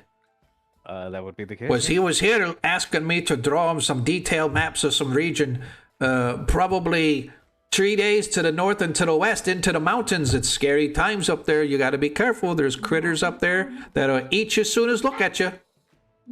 I'm sure there are. If you have a map of this area, something similar to what Of course I you do. gave my friend. I have a map of all the area, especially that one. He how paid much, he paid good money for it, I can tell you. Very good money for it. And how much money is very good money? He kind of looks you up and down and goes, "Well, you don't look like you're doing quite so well as your friend Arcgist, so let's just say I charged him 5 gold for his map." Then we shall make it 5 gold then, and I'll pass him the coin. Now I will give you another gold coin if you could tell me. Do you know someone in town who knows the area well and might be looking to be hired as a sort of guide? Well, there's a couple places you could probably try to look at. Most of them are the drinker types, so but there's some ranger folk that used to be guides during the war, of course. Most of those boys usually hang out over at the Dragons Affair. I would probably check there first. The Dragons Affair, yes. For some reason, the term dragon seems to attract all the crazies out of the hills that everybody wants to drink with the dragon. Don't be surprised when you walk in there. I'm just saying, don't be surprised, but I'm just saying, okay? But yeah, I would go to Dragons Affair because that's usually where the adventuring folk like to congregate.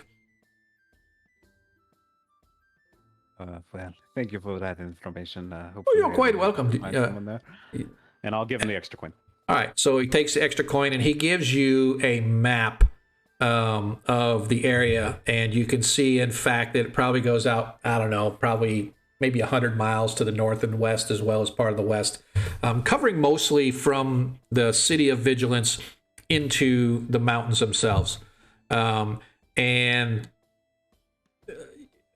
there's not like a whole lot of, there's no settlements, there's no towns, there's no nothing. There's some rivers and some valleys and whatnot.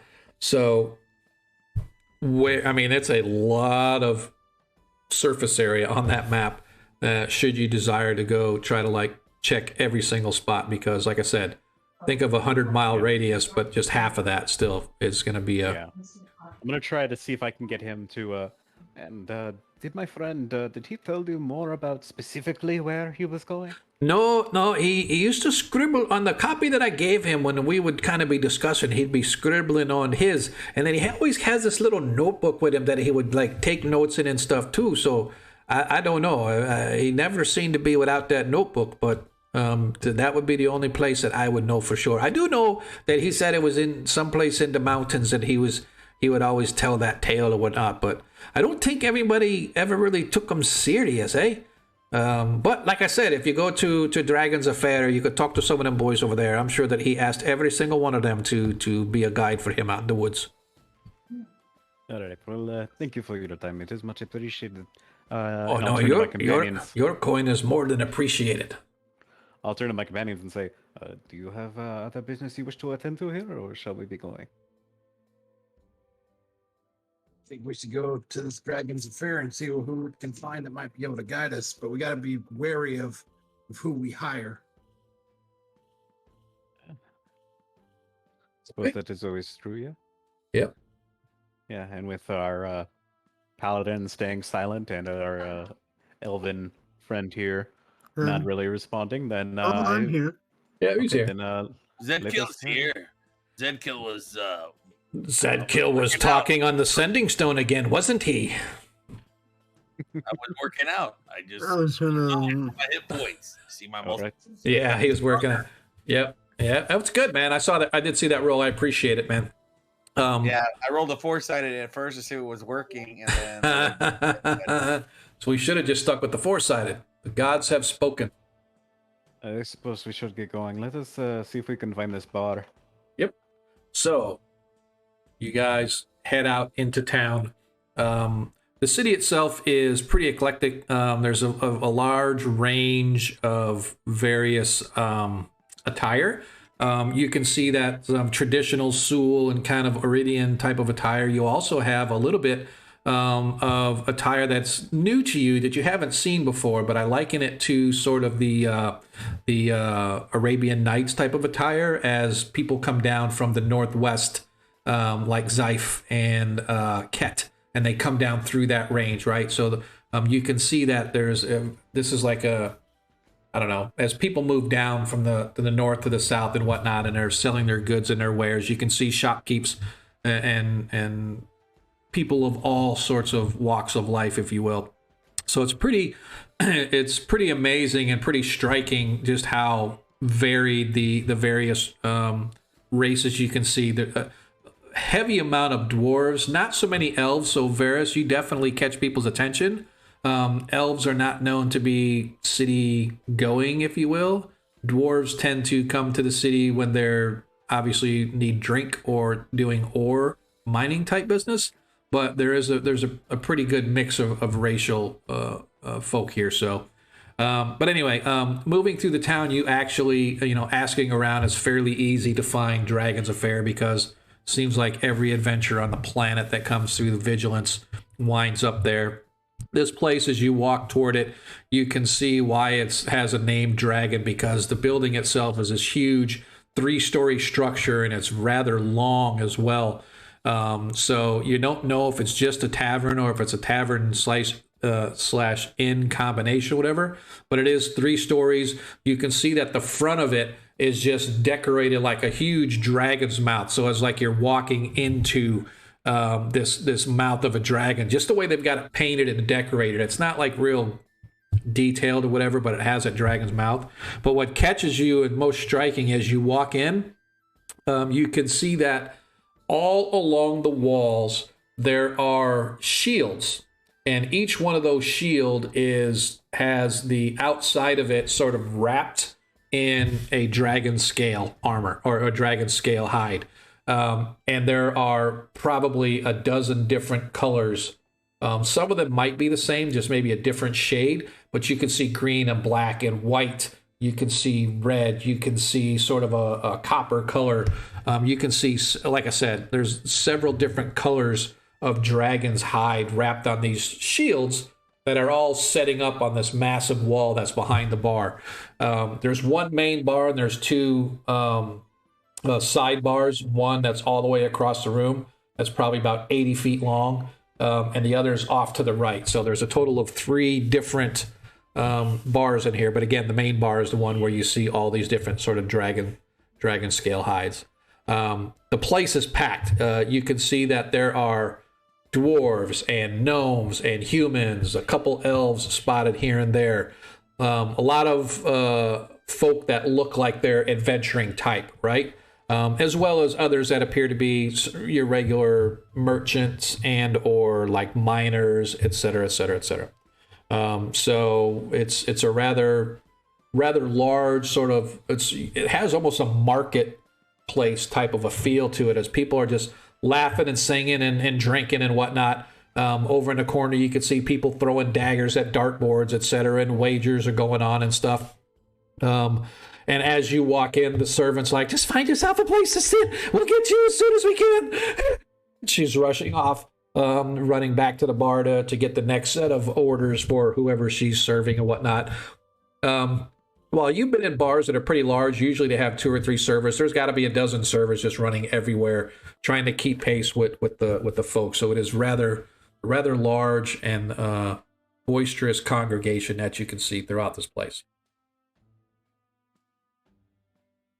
You said there was a bar, another bar in the same building? There's 3 bars, right? So you have the main bar, which is like just inside the entrance off to the left, and it covers like the whole wall, probably about 20 feet, or not 20, about 30 feet down or so, literally a 30-foot long bar, with all these huge shields made of dragon hide behind it. And then across the room itself is probably a good 80 feet long, 40, 50 feet wide, and it's just huge, right? And at the far end, you can see that there's another smaller bar, and then off to the right along the wall, you see a third bar, right? So there's 3 bars, the main one and 2 satellite bars, but the place is just packed. And then, of course, I forgot to mention, at the far end, you can see the set of stairs going up, and then up here, you can see there's a second level where there are people seated up at the second level as well. So upstairs with a balcony sort of looking over that goes all the way around. So it's like basically a 2-story bar as you walk in. So what's on the third floor, you have no idea because you can't see it, but this inside main bar is 2 stories tall. What do we want to do? Maybe we should split up and check each bar and see if we can find some information about the area. Okay. All right, so who wants to go where? I'll go to the third bar. Okay. So Deglin sort of nods and says, I'm going over there. And he heads off over to the third bar. Behind that bar is a rather frazzled looking lady with sort of a shock of red hair that used to be in a nice pulled tight bun, but now it's sort of flapped over everywhere. Looks like she's like blowing it out of her face and stuff. And as she steps up, she goes, what do you be having? Make it quick. I've got 100 people just like you that I need to serve. What you need? Give me a meat and a standard whatever you have stew. We don't have food here. It's all drink. If you want something to eat, you go find some place to eat. This is nothing but liquid affair here, sir. All right, then just the meat then. Okay, I lied. I can give you some cheese if you want to nibble on some cheese, but we don't have like full meals. I'm sorry. It's been a long day. A mead, you say? Sure enough, for mead for the good man. And she goes over and hits the tanker and fills it up, and you got this big frothy thing of mead that she slaps down in front of you. That'll be 1 silver piece. Any particular kind of cheese? We got just sort of the crumbly cheese, or we got a sort of a sharp cheddar type of cheese. Any particular taste that you would like to, or no? No preference. Okay. And she comes back with a small plate with a couple varied cheeses set on it. She goes, that'll be 2 silver pieces, 1 for the cheese, 1 for the mead. All right. I actually slide over a gold and I say, you can keep the rest if you can tell me a little bit of information.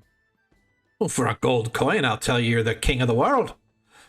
And she bites onto it, says, you are the king of the world. Well, tell you what. What information? Can you tell me who around here would know about the Northwestern Pass areas that might have a tower in it? She sort of stops and looks around and goes, have you been talking to Arctis? His stories are as wild as they come. He's been in here he's been talking to pretty much everybody in here, trying to get someone to escort him over into the hills and up to the north and to the west. He says that he found some ancient tower or some legendary tower that everybody's been looking for hundreds of years, but lo and behold, he seemed to find it. Nah. So he did never find anybody that actually... Not that I can't be sure if he found anybody, but I haven't seen him around in a while, so I'm sure that he probably got somebody. You spend enough coin, people will take you wherever you want to go. True. But I need somebody to take us there and knows what they're doing. You know, there's a group of fellers that was in here that was talking. Who was it? The Lambo boys. The Lambo boys. Yeah, they was in here talking that they saw Arcturus. Who was it? I'm sorry, I cannot remember who they saw him with, but they saw Arcturus with a fella, a woodsman, obviously a guide or someone. But the fella they saw, and she sort of looks and goes, yeah, right over there. And looking across the room, you can see that there's a rather tall fellow. He's probably 6'7", 6'8", has sort of greenish leathers on. Has a bow sitting next to him as he's standing at the bar, sort of leaning up against it. You can see he has a long sword hanging at his side, a backpack at his feet, and looks very weathered, right? Not real old, maybe in his 30s or so, but he has sort of that soft pointed beard and, you know, the clean shaven face. His hair's pulled back tightly against him, and he's sort of drinking the ale and having a conversation with the bartender. She goes, I have no idea what that fella's name is, but I'm pretty sure that the Lambo boys was saying that Arcturus was walking with him. So that's the best I could tell you, sir. Well, thank you for your time and mead. Absolutely. And as you take a sip of the mead, it is very heady and is very strong. Something you haven't tasted in a long time. Because it's like it's like I said, it's stronger than you've had in the past. So it's definitely worth the coin in your eye as you walk across the room. Arthur or Zadkiel, Varys, you guys wanted to go anywhere in particular, like the main bar or the far bar or anything like that? Take a look around, see if my henchmen happen to buy this place or not. No, they have not. Nope. Figures. Nope. And I'm just kind of just walking around, wandering, just trying to see if there's anybody that is like in my religious worship, like if there are other paladins or clerics in the place that look like me Okay. or worship the same god as me. Ooh, and you worship who? You forgot, didn't you? I worship Saint Cuthbert. Yeah, Saint C. We call him Saint C, that's it. Call him Saint C. So as you look around, yes, Saint Cuthbert does have a small presence here. A lot of the deities are based on like sort of the mining and some of the old gods and whatnot around here. But Saint Cuthbert does appear to have at least a small presence. Although you don't see any priests that may be followers of the faith, you do see that there are several soldier-looking individuals. Now, whether they're knights or paladins like yourself, you can't say, but they definitely look like they're soldier types, whether like hired hands or mercenary types or whatever the case may be. But they are similar to yourself. And as you walk around and you're sort of looking and kind of eyeing people, you see Deglin speaking to the bartender across the room. And after a moment, he grabs his mead, takes a sip of it, grabs a small plate, what looks to be cheese of some kind, and begins heading toward the back bar, sort of crossing your path as he just kind of walks straight toward that. I kind of signal him to come with me. All right. So you see as he walks by Zadkiel, you see Deglin sort of nods to follow him and head toward the back bar. Okay, I stop in my tracks and turn around kind of nonchalant. Okay. And just follow. Okay. But not necessarily like we're together, but like, I'm just I just happen to be going in the same direction. Okay. So you guys sort of move and also Arthur, you and Varys, as you guys are sort of scoping out the place, you watch as well as Zadkiel and Deglin both sort of converge together and head toward the back bar. Anything particular that you wanted to do, Arthur or Varys, while they were doing that? Because I don't want to leave you guys out of the conversation. Yeah, I would like to keep an eye on the bar as a whole. Okay. And go to the main bar and mingle a little and see if I can get some information as well. Sure. And just try and keep an eye out for any trouble. Okay. Do me a favor, Varys. Roll me a 12-sided dice, please. If you want to roll it in Astral for me.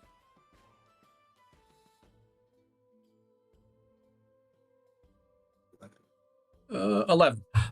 So you hear that a group of hill giants was stopped by a patrol coming down out of the hill. And in addition to the hill giants, they had a couple of ogres with them. Apparently a raiding party had come out of the mountains. And fortunately, the contingent of soldiers were able to beat them back, but not before suffering some pretty heavy casualties to the soldiers themselves.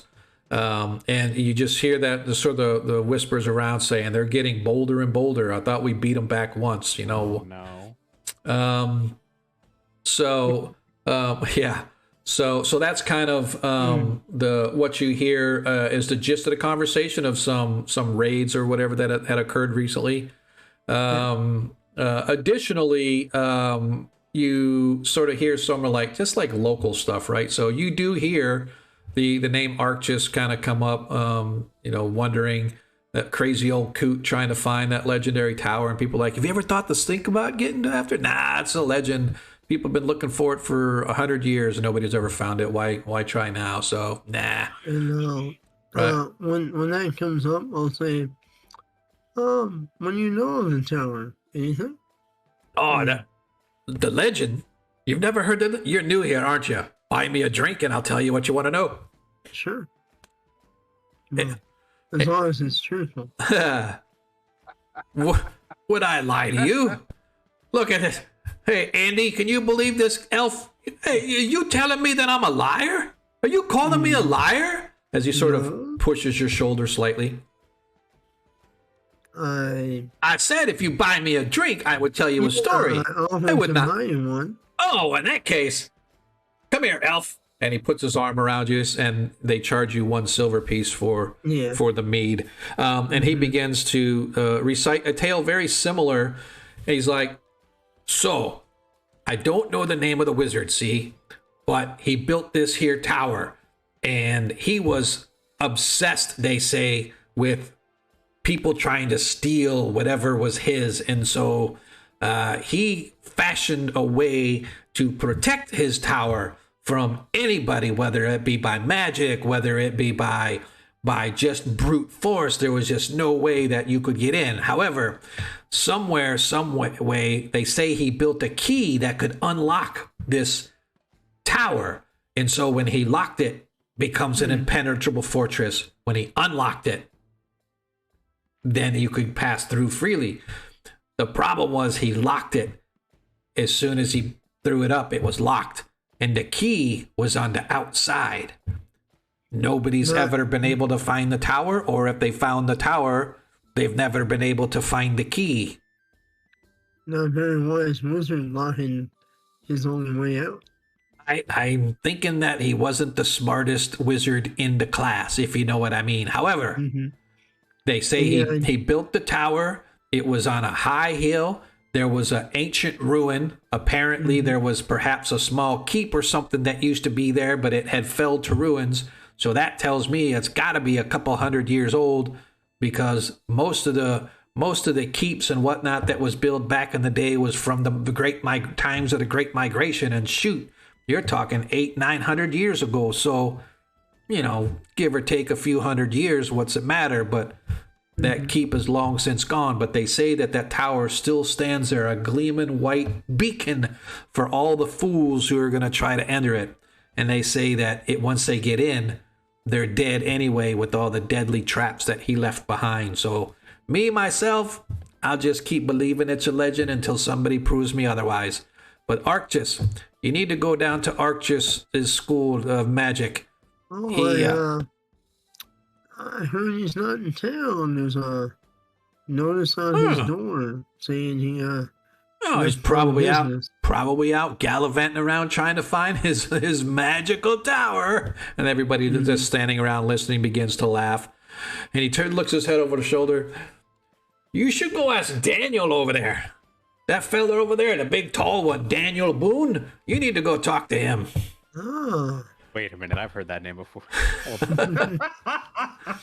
Well, thank you. DMs are allowed to plagiarize. I just want to let everybody out there know that. DMs are allowed to play. If you're a DM and you've never plagiarized, you're lying. No, that's for sure. And I will slap another silver nail and say, the next one's on me. Thank you. Oh, And you know, it's nice to know know that there's elves that speak the language of beer instead of just wine. You stay safe out there. Beware the ogres and the giants. I'm telling you, there's been an uncrazy number of them coming out of the hills lately. I don't know what's going on up there, but something's driving them down. And he takes your silver coin and orders another ale and sort of turns away from you. All right, I will head over to speak to Daniel. Okay. And my companions. All right. So as you're approaching, and this is going to be a couple minutes after they've arrived, right? So Arthur, you sort of see Varys sort of finish whatever conversation he had with the two individuals or the group of individuals that he was talking to, and he too begins to head toward this big tall fellow across the room. At which Deglin, you and Zadkiel sort of arrive back there, and you see this, like I said, this tall woodsman-like fellow has this heavy leather armor on. It's sort of various shades of brown and green. He has the cloak. He has the feathered cap, sort of sitting there, and he looks as you guys arrive. He just sort of gives you a nod and goes back to talking to the fellows. And you hear him saying, I told him, don't go near, but I ain't never going back there. It's the worst day of my life. I'm telling you, it's true. And they're like, oh, bullshit. You're just telling stories. He paid you coin just to get people. He goes, fuck off. I'm telling you, I saws what I saws. I ain't going back there ever again. You got it? If you go, you go. But I ain't ever going back there again. Gleaming white tower my ass. I'm more like creatures that eat your soul. And he slams his beer down and he looks over at you. He's like, the fuck are you looking at? We heard that you were the one that took him up there, so we'd like to have a few words with you, sir. As he looks, yeah, well, who's asking? And about that time, Varys steps up as well. So, did the giants and ogres scare you away? When you know of our friend? Well, what giants? Giants are like an everyday occurrence around this shithole. I ain't talking about giants. Screw the giants. The giants. I'd rather fight. I'd rather fight a tribe of hill giants all by myself than face what I faced out there with that batty old fucking wizard. Worst decision I ever made in my life. Oh, and, take me here. And I'm just going to put a hand on the shoulder and say, and where is this batty old wizard now, yeah? Probably, I would have to say, yeah, he's probably dead. Yeah. You left him up there. Yeah. So, when something starts sucking your soul out, you don't stay around just to see whose souls it's going to take next. Got it? So I seen what I seen, and I turned and I left. Thank you very much. Hey, Dungeon Master, can I Sir, ask you a question? Absolutely. How obvious is a spell, a first level spell? How obvious? It depends on what the spell is. You can try to cast spells covertly, sure, but when people see you twisting your hands and spilling the words, then people are going to know, hey, he's casting a spell. Yeah, I'm not sure in your world of Greyhawk if how easy it is to get away with a charm person in a crowded bar. How long's the casting time for charm person? Good question. I'll let you know in a second. It is 1 segment. Yeah, so it's very quick. So to me, it would be, I would say you could cast it, and because of the nature of the charm person, it's sort of like you're casting it while you're talking to somebody and just trying to garner influence over them. So I would say that you could do it covertly if you so desired. All right, and so I don't know how you rule this because first edition, I don't know how it works versus 5e, but if he were to succeed on the save, would he know he succeeded against a spell? Yes. Okay, cool. All right, I'll use it as a last resort then, because okay. Arthur, you'll know there will be a moment where he just like contemplates it, and he starts to say like the first word of the spell, and he says, right. Is there anyway? Perhaps you could, if I were to show you a map, show me whether you saw him last, where you left him. Sure. I'll show you on a map, but I ain't showing you with my feet. I'm going nowhere near that place. Right. And I'm gonna procure the map we purchased and just put it in front of him, slide his beer out of the way or whatever he's drinking. Oh, this is the same one that he had. Yes. Why don't you know? Did you get him? Did you know him? He was a friend of mine. We went to school together. I'm sorry. He's a batshit old fucking coot. And he starts sort of doodling and drawing, and basically drawing a trail, if you will, on the map. And it goes pretty high up into the hills and into the valleys and whatnot. But not so far that it's like completely middle of nowhere. It's obviously within a couple of days of, i.e., villages and towns and other cities and whatnot where he could gain supplies at. But it is pretty out there in the wilderness. Okay. So he's completely unwilling to guide us there. Well, that's what he said. Well, let's see. What would it take to get him to guide us there? All the gold in the city coffers. right now. Let's be reasonable. Okay. How big is this guy again? 6'7", 6'8", probably pushing, 280. So being at 6'1", I can't really physically intimidate him. Something that's not true. You can be an imposing type of an individual if you wanted to try to do that. So if it seems possible, I mean, he seems pretty adamant, but I mean, I'll leer down at him and give him the scowl and see Right. if that actually takes effect. well, gosh, let's see.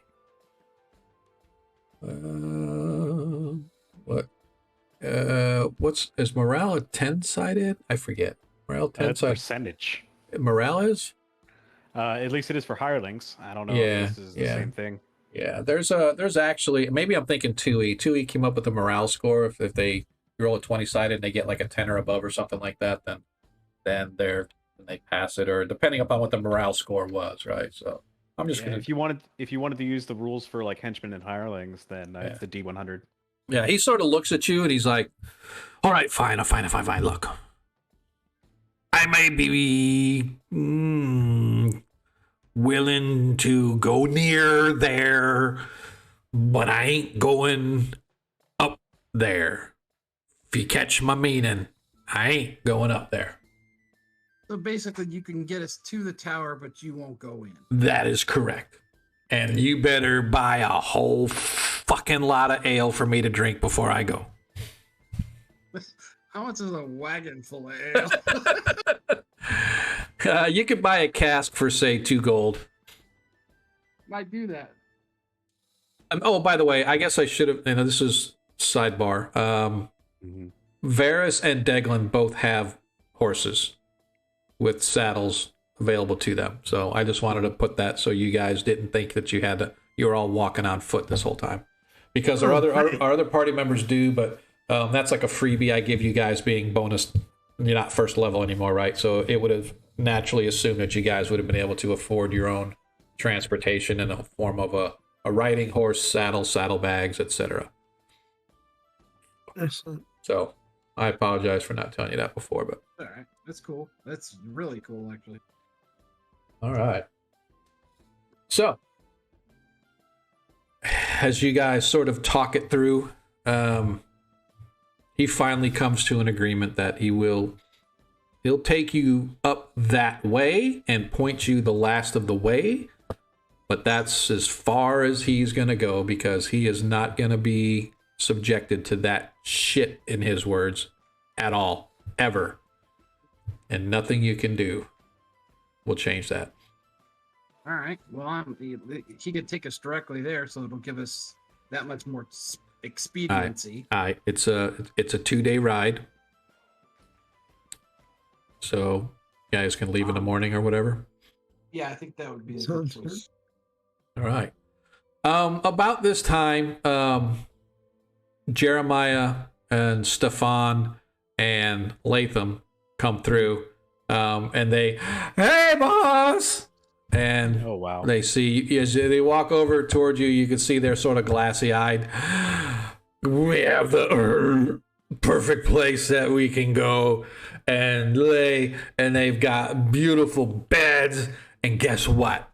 If you want a woman to share the bed with you, yes, they do. I think we should go there. It's like a gold piece a night and an extra gold if you want company. What is the name of their place? It's Bissell's Best House of Horrors. Is that a great name or what? Gentlemen, Right, well, we will not be staying there tonight. Oh, I do not. I I'm do not. not condone you to go No, into. no, monkey. flesh. Zadkiel.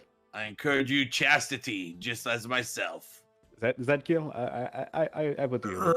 Well, to each their own. And But I'm going to walk away with my hirelings, and then to avoid, I'm gonna have them come with me, and Okay.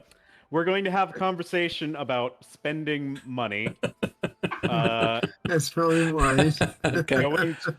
Going to a brothel when I asked for an inn Oh no, you can stay there.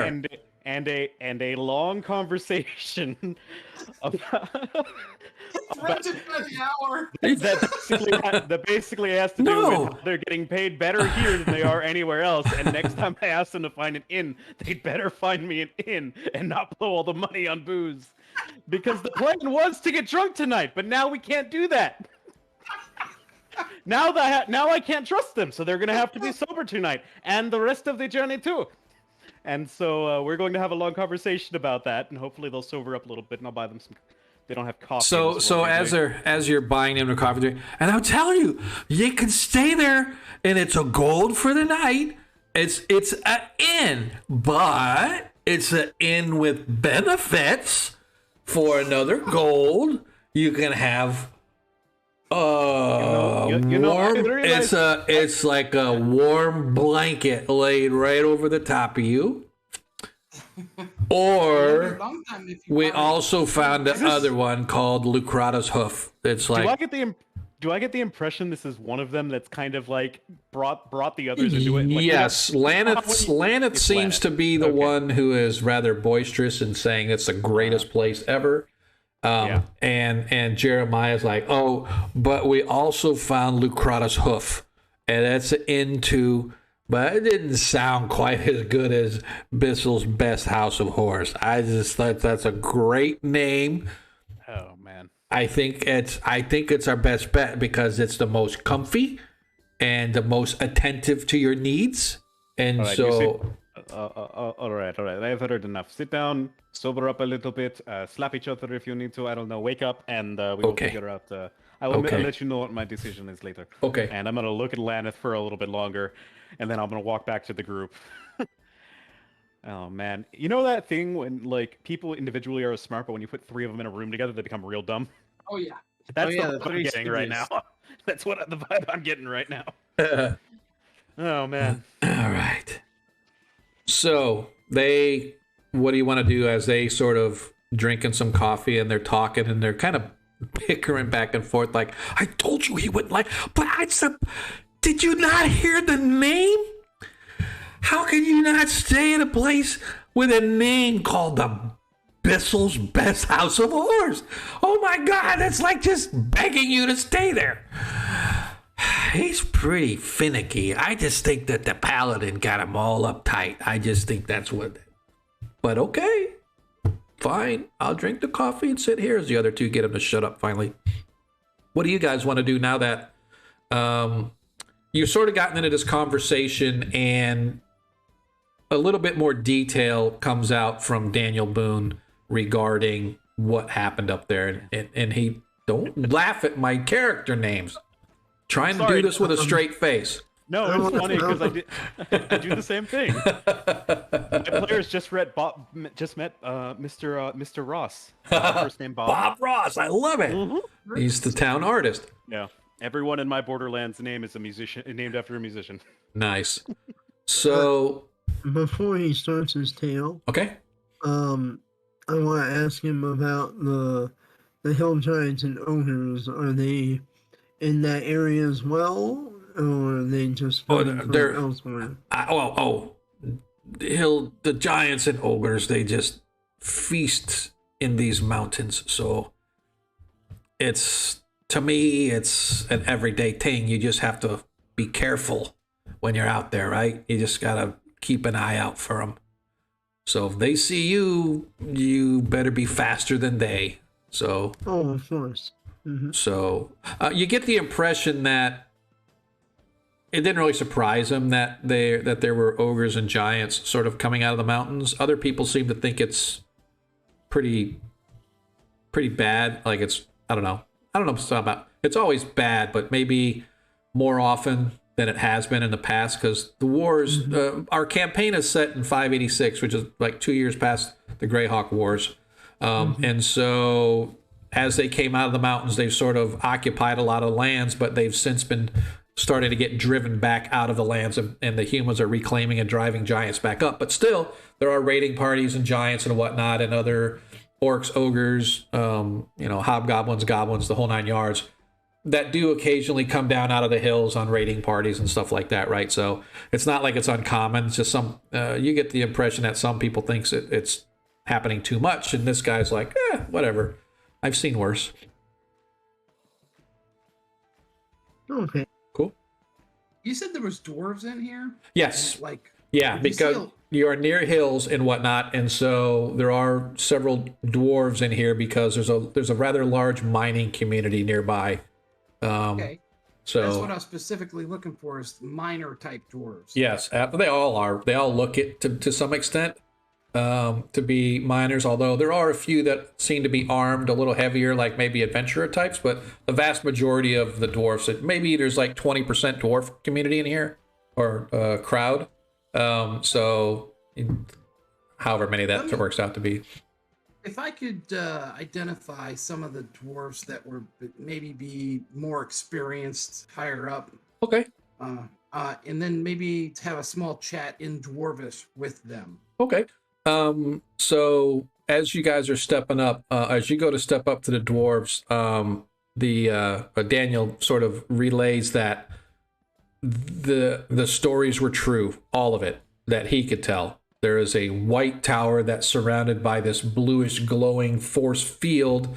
It sits in the middle of an old keep ruins. There are wild creatures running about. They had to dodge several wild creatures while they were up there. But when they got close to the tower, the force shield itself, that's when they saw it. And by it, he means whatever the fearsome creature was. It was literally inside the force field. And as it let out this wailing moan, it seemed to start to suck the soul right out of him. And he saw the wizard crying, or Arcturus crying and screaming for help. And he felt his own soul being sucked out. And so he ran to get away from it because it just scared him so much. It's like it took years off of his life. And he went, running, and he never stopped until he got back to the city. And that's why he said he's never going back there again.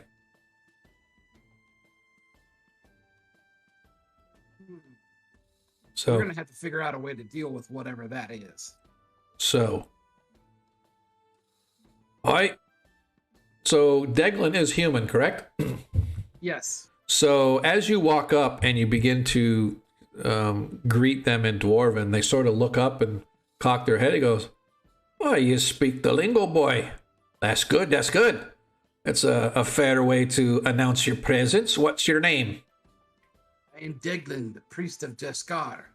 Jaskar, you say? Oh, Hi. you hear that, boys? There's a priest of Jaskar blessing us with his presence. What can we do for you, son? Well, I was wondering, do you work anywhere up in the hills towards the north west, I believe it is? Am I correct on that? Most folks don't usually go up that way, to be honest with you. There's not much, but we got our ore mines right directly to the west. Well, you're looking to make a purchase, are you? I'm sure that we could get with the taskmaster, what's running the crew right now. We can probably work some ore for you for a risable price, I guess. It's just an idea I had. We're also looking to explore that area, and I was wondering if there's any underground tunnels that go towards that area. Oh, you get too far down into the Underdark, boy, you could go this entire planet. I have no doubt of that for sure. But to that region, nah, I could not say. I can only tell you what I see in my own minds and what we've carved out for ourselves. Back in the day when the dwarven families used to rule over the mountains, there used to be great dwarven kingdoms built through there. So I've no doubt that there are other ways underground throughout the place. But to me knowledge, no. I'm not that smart, Is there anybody that I could talk to that might know? Not comes to the top of my head. I can't say as I do. Sorry. That's all right. Thank you. I give him a gold and say, next round's on me, boys. You speak Dwarvish very well. As he takes the coin and orders a round of drinks. Hey, and next time you need anything, you come see old Hilgo. Hilgo Bandy Legs will treat you right, okay? Aye. As you head back to your crew. sort of hearing the last of the tale that Daniel had to say. Anything else that we want to accomplish while we're here, other than finding a place to stay? And just a quick conversation about that as people hear you sort of chastising your boys silently off to the side. A couple people say, Oh no, we went outside to do that. Okay, I got you. Conversation that happened outside. Okay, that's fine. I thought you did it in the bar. Never mind then.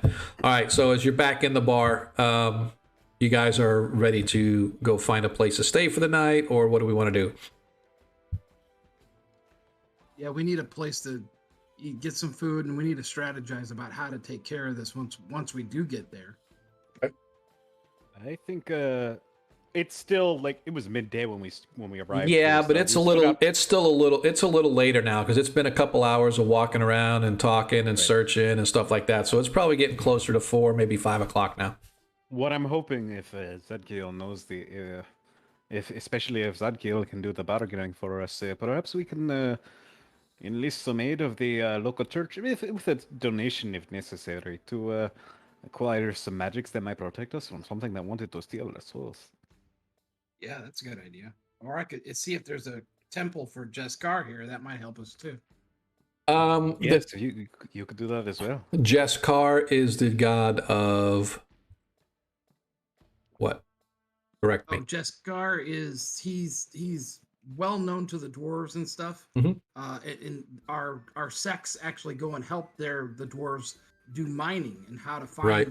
and supply Gotcha. good mines. Gotcha. So a little bit more searching around. I'd say that you would be able to find a dwarven deity that's at least friendly to Jeskar, whether it's for Jeskar himself being more.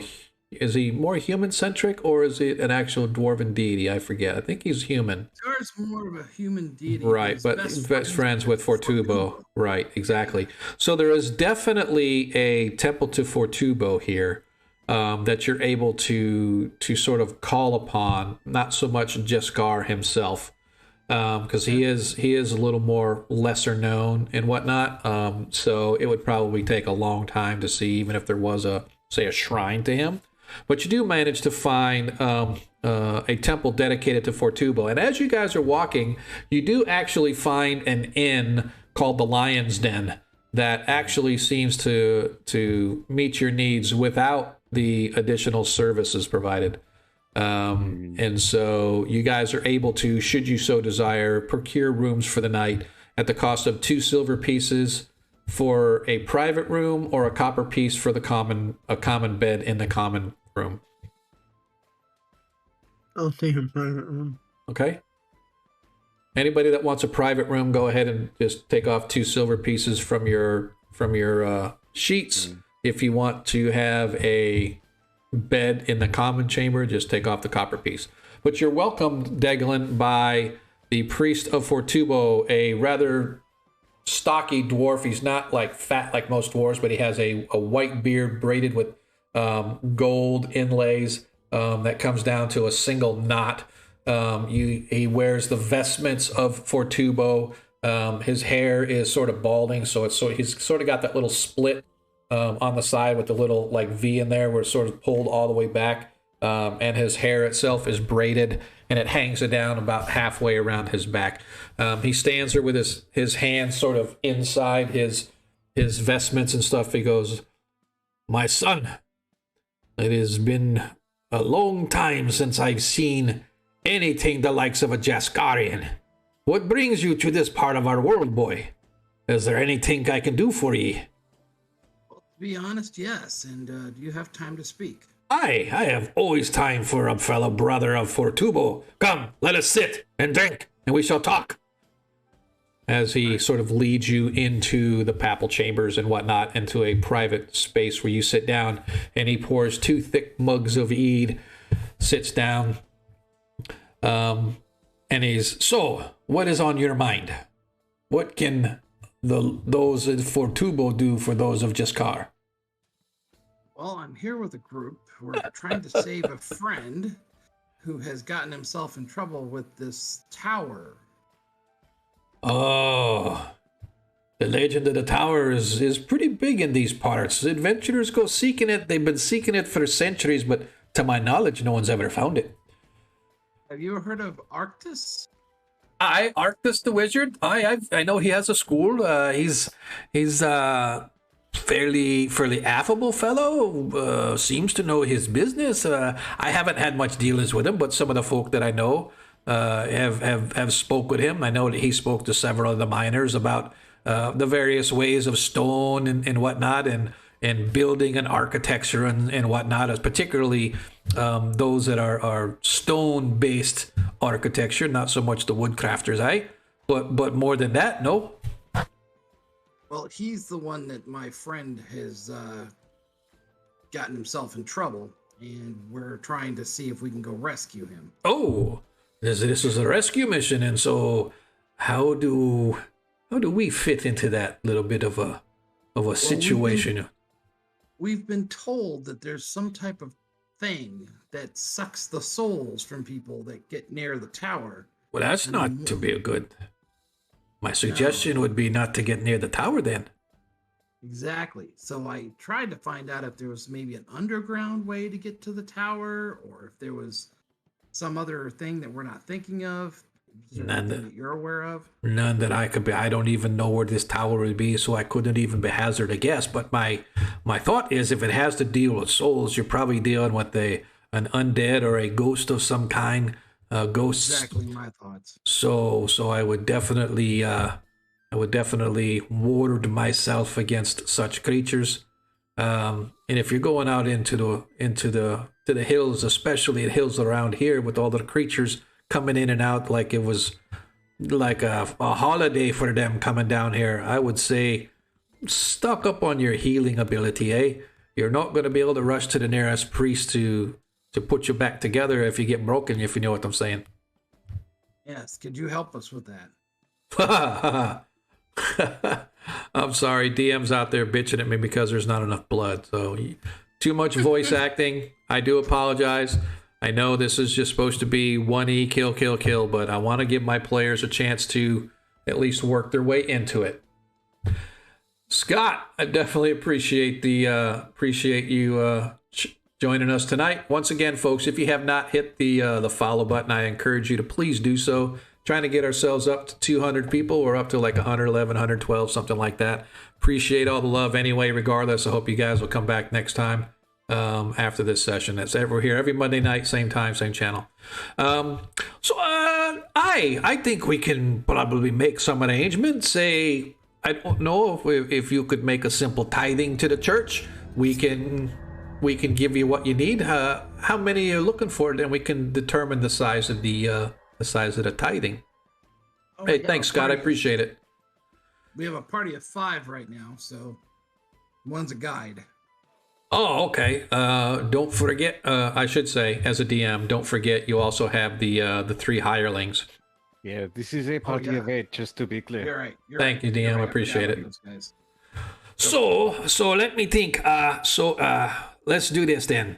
If you could make a tithing of 10 gold coins per however many you need, I have enough potions of healing that I could give each of you 2, but it's 10 gold per. So if you're wanting all 16, it's going to cost you 160 gold coins as a tithing. I'm about to stop. Not a problem. Are you sure? Well, Yes, then we have ourselves a bargain, boy. And he spits in his hand, clasps your hand. We shake on it and then we drink. Now we drink. As he slams down the ale.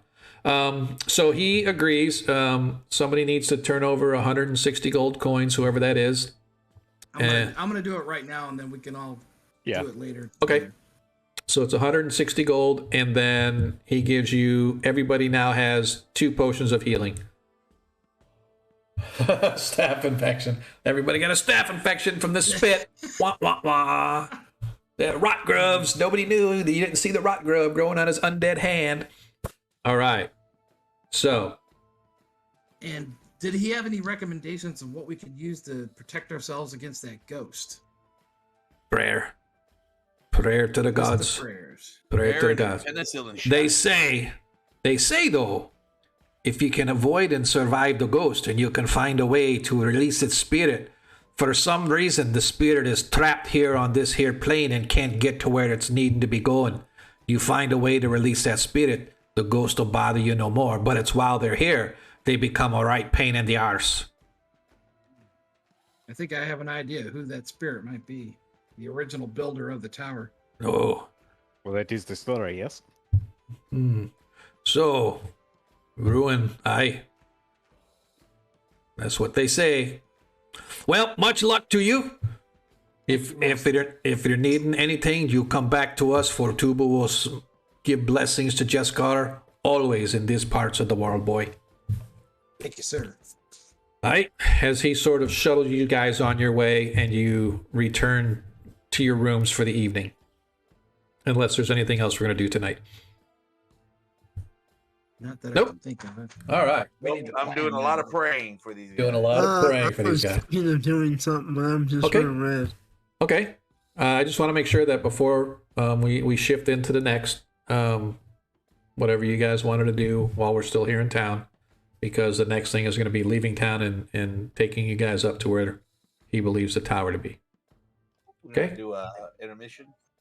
No, not yet. We'll do it in a little bit. I promise. Maybe at 9:40 we'll hit our intermission. So we're a little bit behind schedule, about 10 minutes behind, but I definitely wanted to give you guys a chance to interact and kind of go through some of this stuff, right? Be So right back. I get a drink. all right, cool. All right. Let me know when you're back, monkey. Hurry up. Run fast. So you guys you retire for the evening. You hit your pillows, kind of lay back and think about some of the things that have been said about this wizard in the tower. And there's a couple of things that you know that you're probably going to end up facing, you need to prepare for, as wizards prepare for their spells, clerics prepare for their healing and whatnot. You know there's probably going to be undead, at least one ghost. The legend told of skeletons that were in the keep or the tower or both. The original keep builders, before it fell apart, apparently there were burial crypts or whatever, so now skeletons are a potential that you guys are going to have there. And obviously, like I said, the ghost. And so all of those things go into your minds as you guys take your rest. And in the morning, you arise, you have your breakfast, and Daniel Boone stands ready. He has shifted out his old feathered cap, and he now has a raccoon skin hat on his head with the tail hanging down over his shoulder. Slings his long bow over his shoulder, gets up on his horse. Are we ready? Everybody ready to go? There's no turning back when we get on there. Before we go, I know we got some healing, but do my holy water perhaps? Oh, yes, I have holy water for days. Yeah, we actually have holy water already from the last session. Yeah, they have. I have so much holy water. We could take a bath in it. We'll be fine. Okay. I don't remember how much you had. I don't I remember how only much. have a couple, but Yeah. I have somewhere between 5 and 10 vials of holy water. I'll let you know when I check. Okay. That's fine. Yeah, That's he's good. got Go some. through my Good. notes. That's Yes. Yep. Zadkiel, are you back yet? Come on. So, you guys are led. Yeah, 1E version of a super soaker where you're good to go with the holy water. So Daniel Amen. leads you guys out of town. You leave the gates behind. You begin to hit the trail up into the hills. The road you're on becomes less and less, and it becomes more and more of a track. And that track becomes more of an animal trail. And it's almost impossible for you, but seemingly like second nature to Daniel, to lead you guys into the hills, into these thick wooded, rocky valleys as you slowly work your way up into the west. You follow a small creek bed for a while, ever moving higher up into the hills. Fortunately, it's a relatively warm day, light breeze blowing, partial clouds over. Temperatures probably in the 60s. Not cold, but not super warm. Breeze might give you a chill now and then, but for the most part, things aren't too bad.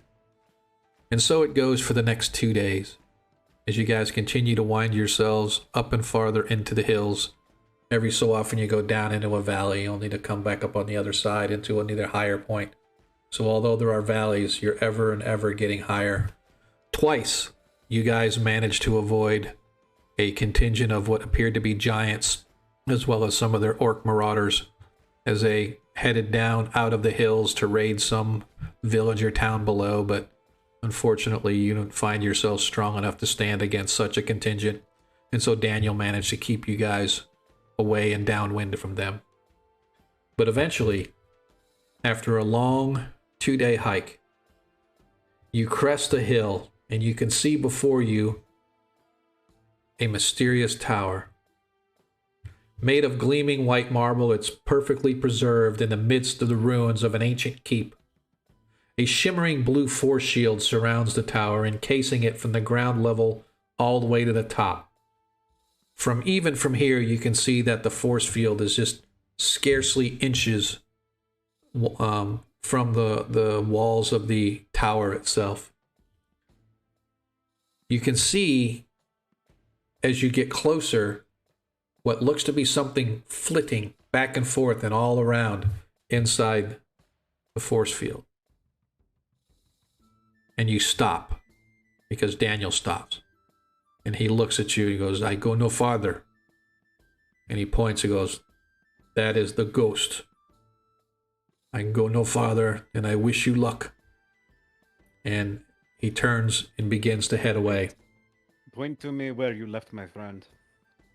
He points. He was at the base of that tower right there, the last that I saw him. Face to face with the ghost from inside.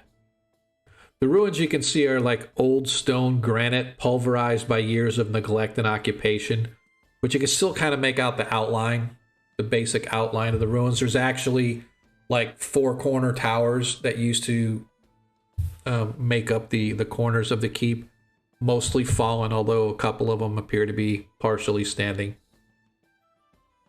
But what's strikingly odd is just how perfectly preserved this white stone tower is. Might be able to find a way underground in those ruins. Didn't the story say something about a secret way? Quite possible. It's quite possible. But the story said that he created a switch or a mechanism of some kind that turned off the force field. Oh yeah, that's out here somewhere. Exactly. So we're not really sure where it is. However, that is where we're going to leave it for right now.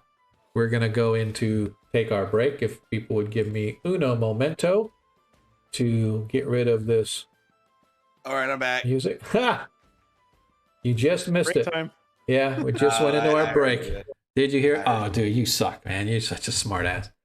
All right, so I am going to ship this over. Give me just a second. Somewhere in here is our stream intermission. How long we want? 15 minutes? Sounds good to me. Sounds good to me. All right, I'm going to make this. I don't want to make it an hour and 15 minutes. I just want it to be 15 minutes. And we will start. And I don't know why it's... Oh, I forgot to take that off there. Okay, this is going to be ugly, but here we go. This is really ugly because I was actually working on something in here. And you know what? Before I do that, I am just going to turn that part off. Where is it? Oop. I am going to hide that right there. And let's just push this across. And I don't know why. There it goes. That's pretty weird. Oh yeah, here we go. Let's try Well, this. it's functional. Yeah, I want to see if this actually. I want to see. Yeah, no, what I was doing, I actually had previously. We're still going to go out that time limit, but so anyway, really quick. For those of you that are hanging out, I appreciate it. We're going to be back to the game in about 14 minutes, give or take. I had just been playing around with this, and I never put it back to what it was because Monkey actually has some music for us that we can kind play with. So I am going to see if I can't do that. I used to have a different one. That was our 15-minute one. So I am going to move this over. We're going to play some of Monkeys. See if it'll even come through. I don't even know if it's going to... There we go.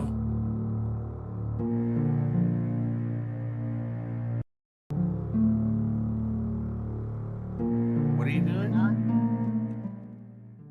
No, I'm just moving... What's that? No, remember you gave me your SoundCloud? Oh, right. Yeah. Yeah. It's just background music. Yeah. So I just put it on there and it'll just play through. We'll see how long it plays. Like I said, what I was actually doing is I was trying to work on it where I had the music in the background and then the player character sheets sort of rotating through, but I never got a chance to finish it, and I forgot that. Oh crap! I knew I was forgetting to do something this week. I was so busy with work, I completely forgot it. So, all right. If you want something different, just let me know, and I'll... Nah, dude, we're totally fine with this. Just like I said, we're gonna be back in about 15 minutes. Let me see if I can shrink this a little bit so you can see the time. There, now we got the time on it too. So anyway, I appreciate you guys hanging out with us. Like I said, we'll be back in a few minutes. See if the party can figure out what we're going to do as far as figuring out this tower. For those that are willing or wanting to know, this adventure is called the Mysterious Tower. This is not a first edition adventure. It's a D20 adventure that I converted back into a 1E as far as just all the different things that happen within the adventure. And it's something that I found out on Goodman Games. So if you guys are interested, Goodman Games has a lot of great 5e stuff, a lot of good stuff that's D20 for like 3rd edition and whatnot. So if you guys haven't checked them out, they got some really good stuff. So appreciate you hanging out with us. We'll be back in a few. See you in a minute.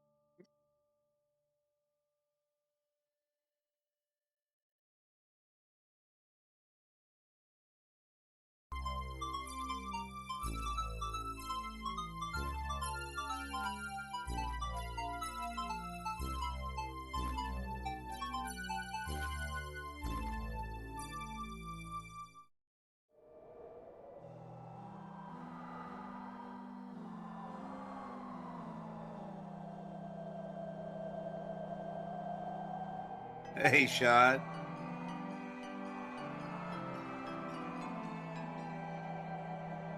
Hey, yeah. Yeah, it's playing other people's music now. I don't know what you played. Really? It's, the last two songs are not mine. No idea. I just put it on there and it just started playing. Yeah. We'll go I back to wanna- monkeys. Yeah. You gotta click on the Well. file at the top, then, or else it'll just pick random stuff that's after. It'll play like 4 of mine and then just pick something random. Really? I thought that I did that. Okay. Like I would start with the tanker or the half orc. Right. I should play through the rest. Weird, it's not letting me scroll through it. I'll figure it out next time. It's almost done anyway, so we're only a minute away. I posted a item in the general channel on the Discord that any Pound Camp fan might want to see. Right.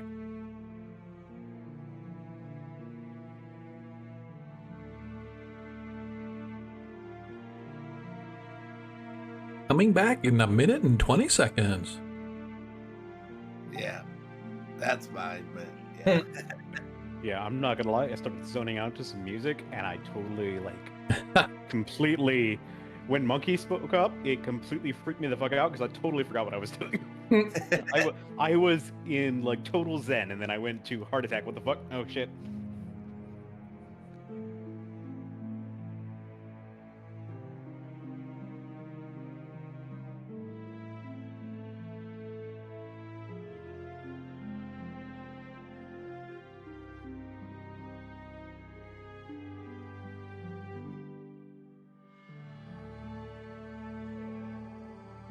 I mean, we don't have to come back to the game. We could just sit here and listen to the music all night long, but I don't think too many people would stay around to watch that.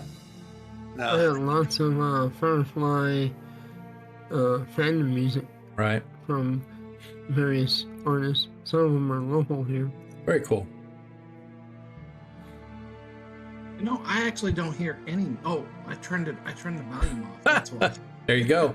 Smart man. Yeah, I'm gonna be honest. I don't turn the volume on the stream, so I wasn't listening to it. I was listening to my own And things. here we go.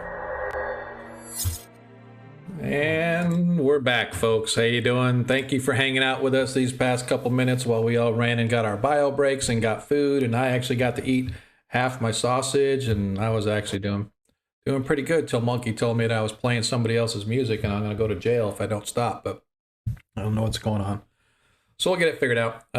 Yeah, so anyway, appreciate you guys that hung out with us.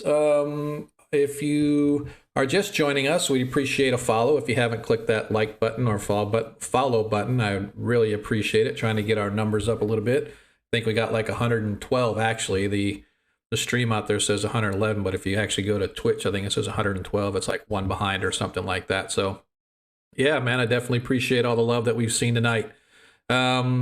Remember, if you hit !random, you get an opportunity to choose a random encounter that the party will have to deal with next session. Or if you want to help the party out, you can trade in your Twitch tokens, otherwise what we call the Parentland Gross Marks.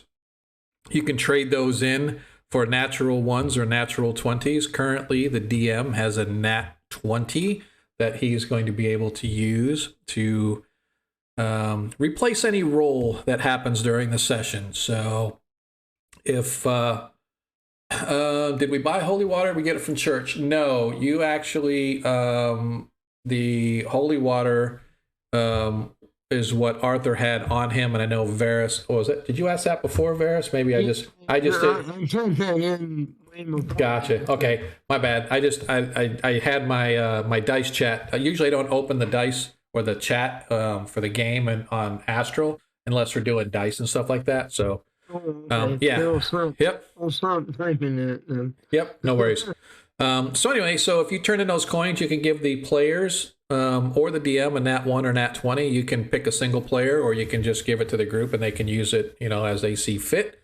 So yeah, if you want to do that, the party would definitely appreciate that, I'm sure, because there's a lot of times when you get whacked with a nat 20 that you really wish Yeah, exactly, Scott.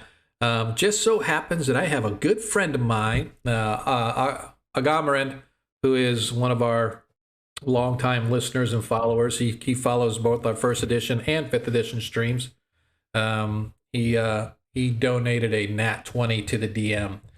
So there you go. So as soon as you get up enough coins, you can. Yeah. So yeah. So if you get up enough tokens, you can trade them in to give the, like I said, players or the DM. So anyway, I just appreciate all you guys hanging out with us and following along. When last we left, our party being led by the indomitable Daniel Boone. We're escorted through the hills up into the lower reaches of the barrier peaks, wherein they have now spied the tower. And for those that were not here, after a long hike, you crest the hill and see before you the mysterious tower, made of a gleaming white marble. It's perfectly preserved amidst the ruins of an ancient keep. A shimmering blue force surrounds the tower, encasing it from ground level to its top, a mere inches from the walls themselves. You can see something flitting about between the force field and the tower. It appears to be a ghost of some kind, perhaps the legendary wizard who built this tower.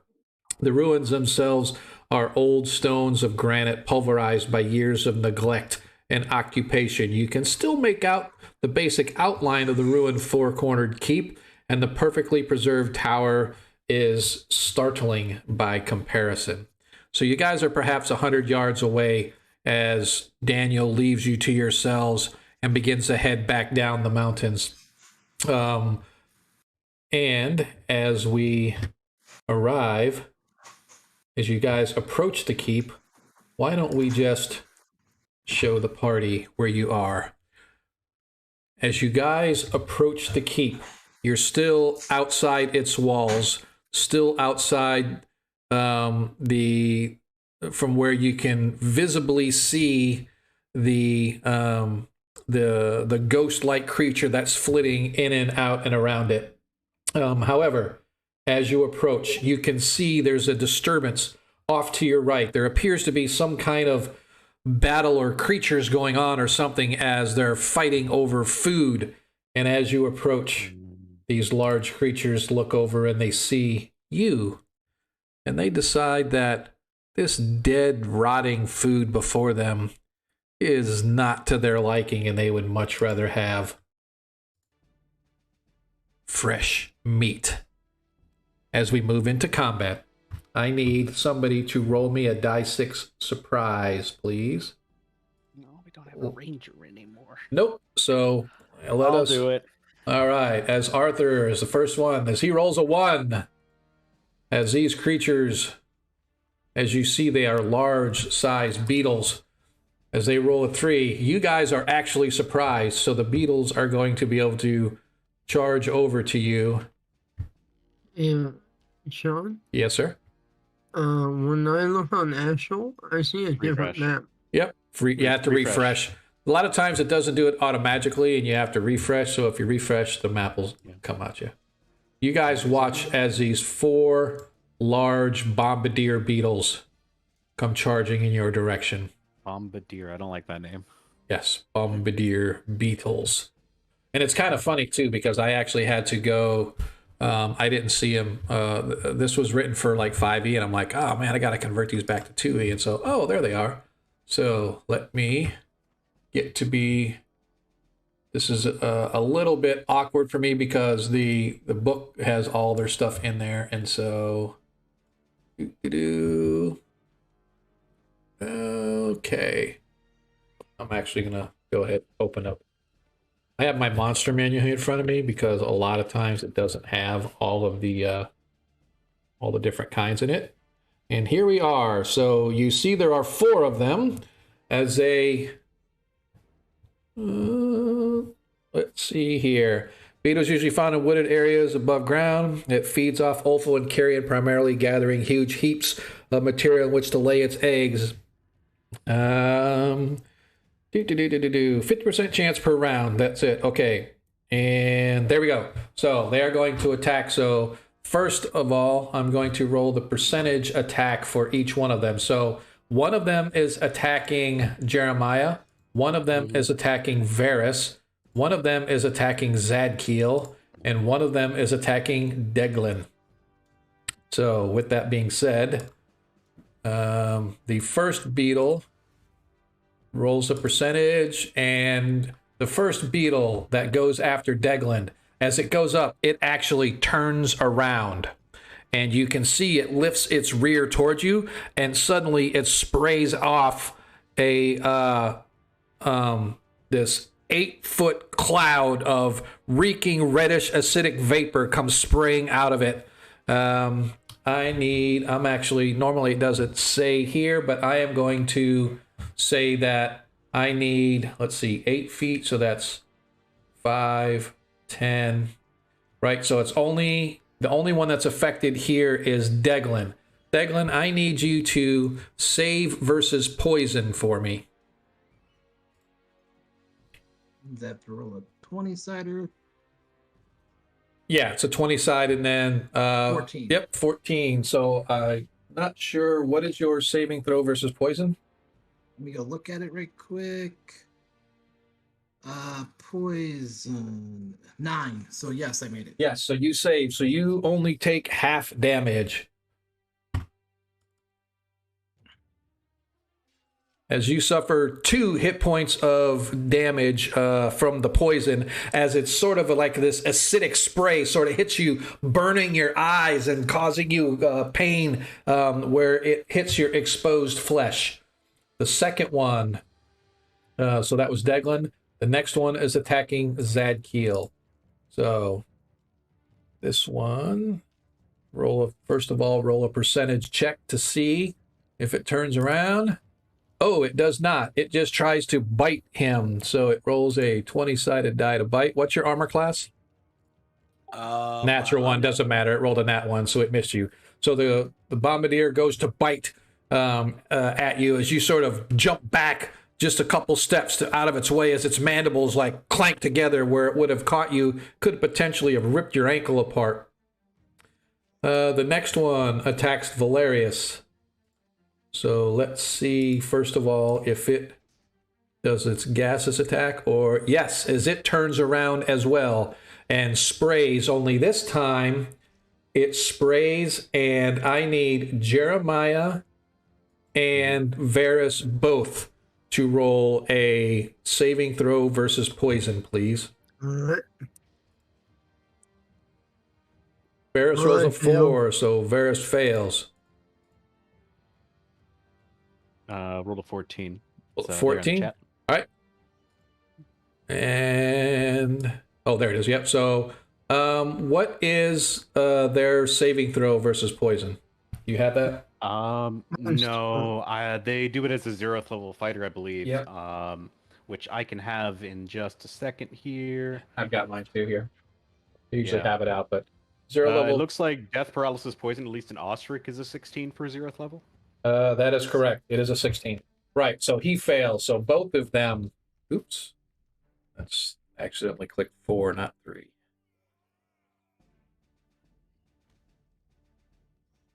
Both of them suffer 7 hit points of damage as this acidic spray sprays across them, causing severe pain and agony as, unfortunately, Jeremiah drops to the ground from the spray. Mm-hmm. And the bombardier beetle just walks. The other one, instead of attacking, well, actually, no, it won't. I'm just going to see what it's going to do to see if it bites him instead, or it sprays as well. So 7, so it actually does the spray as well, which is an automatic hit as it sprays over the top. I need Varys to make another saving throw versus poison as this one sprays at him. 14. You made that one. Awesome. So you only suffer 2 hit points of damage more from the spray. However, Jeremiah suffers 5 more hit points of damage from the spray as he falls gasping clutching at his throat, coughing, and even you can see his face reddens as the acidic spray sort of starts to begin to take hold, and he breathes it in through his nostrils, choking. And as he falls, the second one sprays over him as well, doing even more damage on its way down. And he doesn't get to save versus poison because he's down. Already down. Okay. Yep. Yep. So basically, like down or whatever's automatic hit. So. Gotcha. Let's see. So now we are up to actions. We'll start with Arthur. Arthur's action.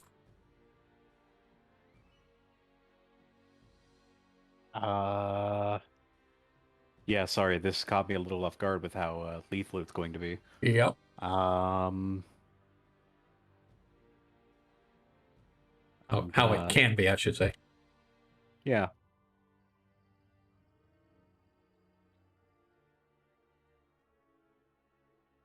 I'm going to the only useful thing I have right now is I'm going to try to cast sleep on the two that aren't like I imagine I can hit these two right here without hitting my allies in the area of effect, so I'm going to be casting that. Okay. One of my hirelings is going to grab Jeremiah and like try to patch his wounds, keep him from dying, pull him off. Okay. And the other one's Stefan's going to step in here to take his place and take an attack. Because, you know, the beetle immediately downed his friend. He wants vengeance. Okay, perfect. All right, so you're casting sleep. What's the, it's a one segment spell? Yeah. Okay, Deglin, actions. How is there any like boulders around 100 pounds, 200 pounds? I'm gonna say yes. There are rocks that are probably sizable enough around. This is a ruin. The place is sort of falling apart, so there are large rocks and stuff everywhere from when the keep wall has collapsed. So I'd say yeah. All right. Is how far away are they? You said they're about 8 feet away. What are 8 feet away? The bombardier No, beetles? they're right at you. They're on top. They're on top of you. Oh, they're right when on they top of spray spray, it's an 8-foot spray. All right, so it's not really an easy way. Okay, so I'm just gonna attack the closest one near me, I guess. Okay. And your token moved up. No, you don't roll yet. We're not rolling yet because it's not your turn. We have to. We state actions first, and then we roll initiative to see which group goes first. Oh, right. Gotcha. Right. Yep. So I'll be attacking with my warhammer. Okay. Perfect. So Warhammer, and you said Stefan and Jeremiah or actually Stefan and Laneth are helping out Jeremiah, right? Stefan's attacking the beetle. Laneth is helping Jeremiah. Gotcha. Okay. Varys, any what action? I draw my long sword and stab the one that Gotcha. see right next to me. Gotcha. And last but not least, Zadkiel, warrior extraordinaire, screeching for the Lords of Light. I am going to, if successful, gonna fight with my longsword and shield. And I also, you said they shoot gas? Yeah, they can. Sort of It's an acidic spray of gas. Okay, well, the joke's on them. We just ate beans. All right. My special attack. All right. So you're just attacking with your longsword, you said, or your hammer? All right, cool. All right, so let us roll initiative. So since Arthur lost the initiative roll, the next person up is Deglin. Deglin, let me clear this here really quick. Clear the chat history. Please roll a die 6 for me for initiative. Hey, you guys rolled a 4. They rolled a 1. Party goes first. Arthur, cast your spell. They how many hit dice do they have? They are 2 plus 2, so I believe that's considered a 3 hit dice. 2 plus 2. Okay, so anywhere from 2 plus 1 to 3. 1 to 4 of them are going to be knocked unconscious. So basically, we're going to see if 3 of them. Yep. So I am going to give me just a second here. They're not dead, but I'm just gonna make them look like they're dead, so you know that they're out of commission. Right. So you guys watch as Arthur immediately, seeing his henchman drop, barks out orders to his remaining 2 hirelings. At the same time, he sort of grabs his dust, and actually, let you describe it. Describe what the sleep spell might look like. Oh, you came so close to doing it all for me. Yes, okay. I know. I apologize. So yeah, for Arthur, he's going to quickly dig into a pouch at his side, pull out a small vial, uncork it, a small bit of sand. He just a pinch, Right. like a tiny bit of salt that you might use to season a steak, and he's going to cast it towards the beetle, and this it's going to start glowing midair and turn into this fine cloud of like this bluish mist. And as it's inhaled by these creatures, you'll watch as they become more lethargic and sluggish until eventually they fall into a comatose slumber.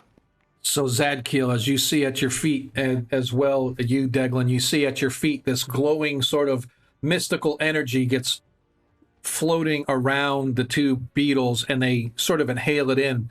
And the next thing you know, you just watch them sort of wobble for a second, and they lay still at your feet. You can still see the breath of them coming at and slow, sort of in and out, where they're breathing, so they're not dead, as the spell takes effect. Okay, Stefan, and Jeremiah and Laneth. So Laneth is down. So you, Laneth grabs Jeremiah, and Stefan is now intermixed, and he can roll his attack. Their armor class is 4. Does a 16 hit as a 0th level fighter? Let's find out. That hits a 5, but not a 4. Oh, so close. And they're not, and he doesn't get any bonuses from the paladin for being around either. So, yep, just barely misses. So he swings down, and his sword comes slinging down right on top of the thing. It's like he can't miss, but it just skitters off to the side as the hard chitinous shell that's around this beetle just deflects the weapon. And that would be it for your two henchmen. Varys, you are up with there's a beetle right at your feet. Swings his sword. 12. Do you get any bonuses for yours? Oh, you got the +2 already. So a 12, I believe, misses armor class 4. Varys is a rogue, right? Or a thief, I should say. Not that the party would know that. Yes. Yep. Yeah, so you need 4th level needs a 17 or better to hit. So your blade also ricochets off the chitness. Let's see. Deglin, I apologize, I skipped over you. You should have gone next. Deglin. So there's 2 choices you have, Deglin. In reality, you can coup de grace the one that's in front of you, or you can attack the one that's behind you. I think that would attack the one behind me, yeah. Okay. Oh, sorry. Thanks, dude. I appreciate it. I forgot that you were one up on everybody else just because of the amount of experience. So yeah, you needed a 15. Thanks for reminding me. All right. So go ahead and go ahead and roll your 20-sided. Ooh, a natural 1. You slam right down. Unfortunately, you and Varys sort of interfere with one another as Varys strikes the creature and it skitters to the side. Your hammer comes down and slams into the rock right where the creature was, had it not skittered off to the side due to the blow by Varys. But you miss. Zadkiel, you are up. Okay. I'm going to... So the one south of me, below me, is that asleep or awake? No, it is the one south is awake. The gray ones are the ones that are... okay, gotcha. I am going to hit him. Okay. My sword. And you said you were mumbling about me wondering if I was going to hit with a hammer. I don't have a hammer. Yeah, for some reason I thought you had a hammer, but I forgot. Yeah, I have I thought I had a mace, but I don't. But yeah, you borrowed a hammer last time in the last. That's right. Yeah. Okay, so I am going to hit it with a sword, and let's see what happens.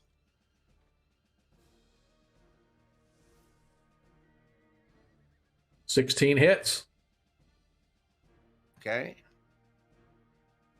Are these normal size, large? Yeah, they're normal size. Okay. So I believe it's 1 to 8, I think. Let me double check. 1 to 8. Okay, here it goes.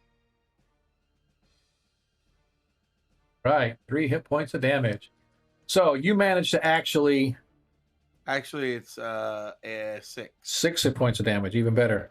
So you actually managed to cleave into this creature solidly, puncturing it as the blood ochre sort of squeaks out of it, like popping on a zit. The creature still moves, albeit it is pretty severely wounded. And I believe that is everybody's action as these beetles are up. Okay, so this one is going to attack Varus once again, only this time it's just attacking with its mandibles. Natural 1, misses. This one attacks Stefan. I believe it is. Yep, Stefan. Natural 20. As Stefan screams out in pain as these mandibles reach out and crunch down on his leg. Ha! Woohoo! 6 hit points of damage as he cleaves into his leg, severing the artery, causing him to collapse unconscious on the ground. Oh, snikes. Dang, he only had 6 hit points? Yeah, they're 0 level fighters. Yeah. They're just hirelings. Yeah. Until he's such... When Arthur gets up high enough level to attract true followers, I will allow his henchmen to level. But until then, they're 0 level hirelings. Yep. Okay, that is it. They're occasionally useful, but they get really fucked up when we get surprised. Yeah. They are the red shirts of our campaign. Yes, exactly. They're the Star Trek red shirts. Are they dead or unconscious? No, they're unconscious right now. Both of them are unconscious. All right, so two of the 3. Yeah, so Jeremiah has had his wounds bound by Laneth. Or Laneth has had a hit. Yeah, Jeremiah is fixed by Laneth. So, yep. All right, so back to the top of the, or I should say back to actions. Arthur, next action. Gonna dragon bind Stefan while Laneth charges in to take his place. Okay. Actually, you know what? Laneth will I don't know if you'll allow it, but because I know a round takes like it's 1 minute or 10 minutes or something. Can he drag because he was already dragging him? Yes, absolutely. This guy back 1 square and then take a shot with his crossbow. Sure. All right, cool. So Absolutely. I'll drag this guy back with my full turn, and he'll take a shot with his crossbow. Oh, so you're dragging him back. He's dragging him back. Gotcha. Yeah. Okay. Yeah. All right. Deglin. Attack with my warhammer, the one that is closest to me, I guess. Well, there's 3 of them that are close to you. There's 1 north, 1 east, 1 west, and actually 1 southwest. So there's any 4 of them. You just need to tell me which one you want. 2 of them are. I was going to say 2 of them are asleep. Yeah. And the 2 of them ones are out for 19 more rounds. So. All right, so we'll leave those 2 alone. Yeah, they're out for 20 rounds. Let's go with after the ones that are still attacking. How about the one that already got hit? Okay. All right, here we go. I think we need to roll initiative first after. Yeah. I'm just waiting for. I'm sorry, I should have said Varus and Zadkiel, your actions. I'm gonna attack the one next to me. Okay, Zadkiel. I'm gonna attack the other healthy one. Okay. All right. Cool. All right. So let me see which one is that? Yeah. So all 3 of you are going to be attacking the same one, just so you know. Oh, well, if there's too much of a confusion, I'll hit the other one. Okay, that's cool. All right, so we'll go. Arthur, you go ahead, and you guys have already executed your move to get your guys out and bind his wounds. Deglin, go ahead and roll your attack. You did say we could do 1 crossbow attack. Oh yeah, I take it back. I apologize. Laneth, go ahead and do the crossbow. That's a miss. Doesn't matter. I love it. Oh, so close. All right, Deglin, go ahead and roll your attack. Armor class 4 again. 8 as you missed. Oh, it had you rolled 2 die 20 anyway. You clicked it twice, so you actually rolled a 7. Do you have any? Yeah, do you have any bonuses like strength or magic or anything like that? I have a +3 to hit, but I think I hit at armor class 4. I've got to roll 14, so -3 would be 11. So I have to roll 11. Gotcha. Perfect. All right, cool. All right, so Laris, go ahead and roll your attack. Wow, 6 misses as well. Yeah, that's not happy. Zadkiel. Okay, as he's going to swing. Hopefully it doesn't cause his Horn of Valor to go off. 16 hits. Yeah, it's an 18. Okay, and As he swings, he goes, "Curse you, gaseous creatures."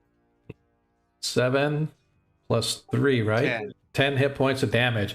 As you slice down into the thing, piercing it with your blade, the creature lies still as you take one out.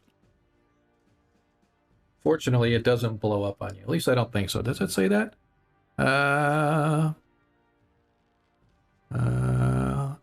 Yep. My Nyx. Oh no. No. No, they don't blow up. Okay. No, they don't. No, actually, to be honest, I'm not playing them quite as tough as they could be, but that's fine because I put. I'm just saying. Don't tell me that. I'm just saying. Don't tell me that. I'm just saying they could be tougher, right? They only had 8 hit points, so what more do you want? They could potentially have like 16, 18 hit points. So. Oh boy. Yep. All right. So that is everybody's attack as the beetle.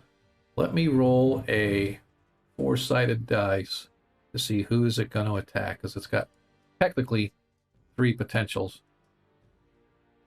And it's going to go in clockwise order: Varys, Zadkiel, and Deglin. As it goes after Varys again. As it attacks.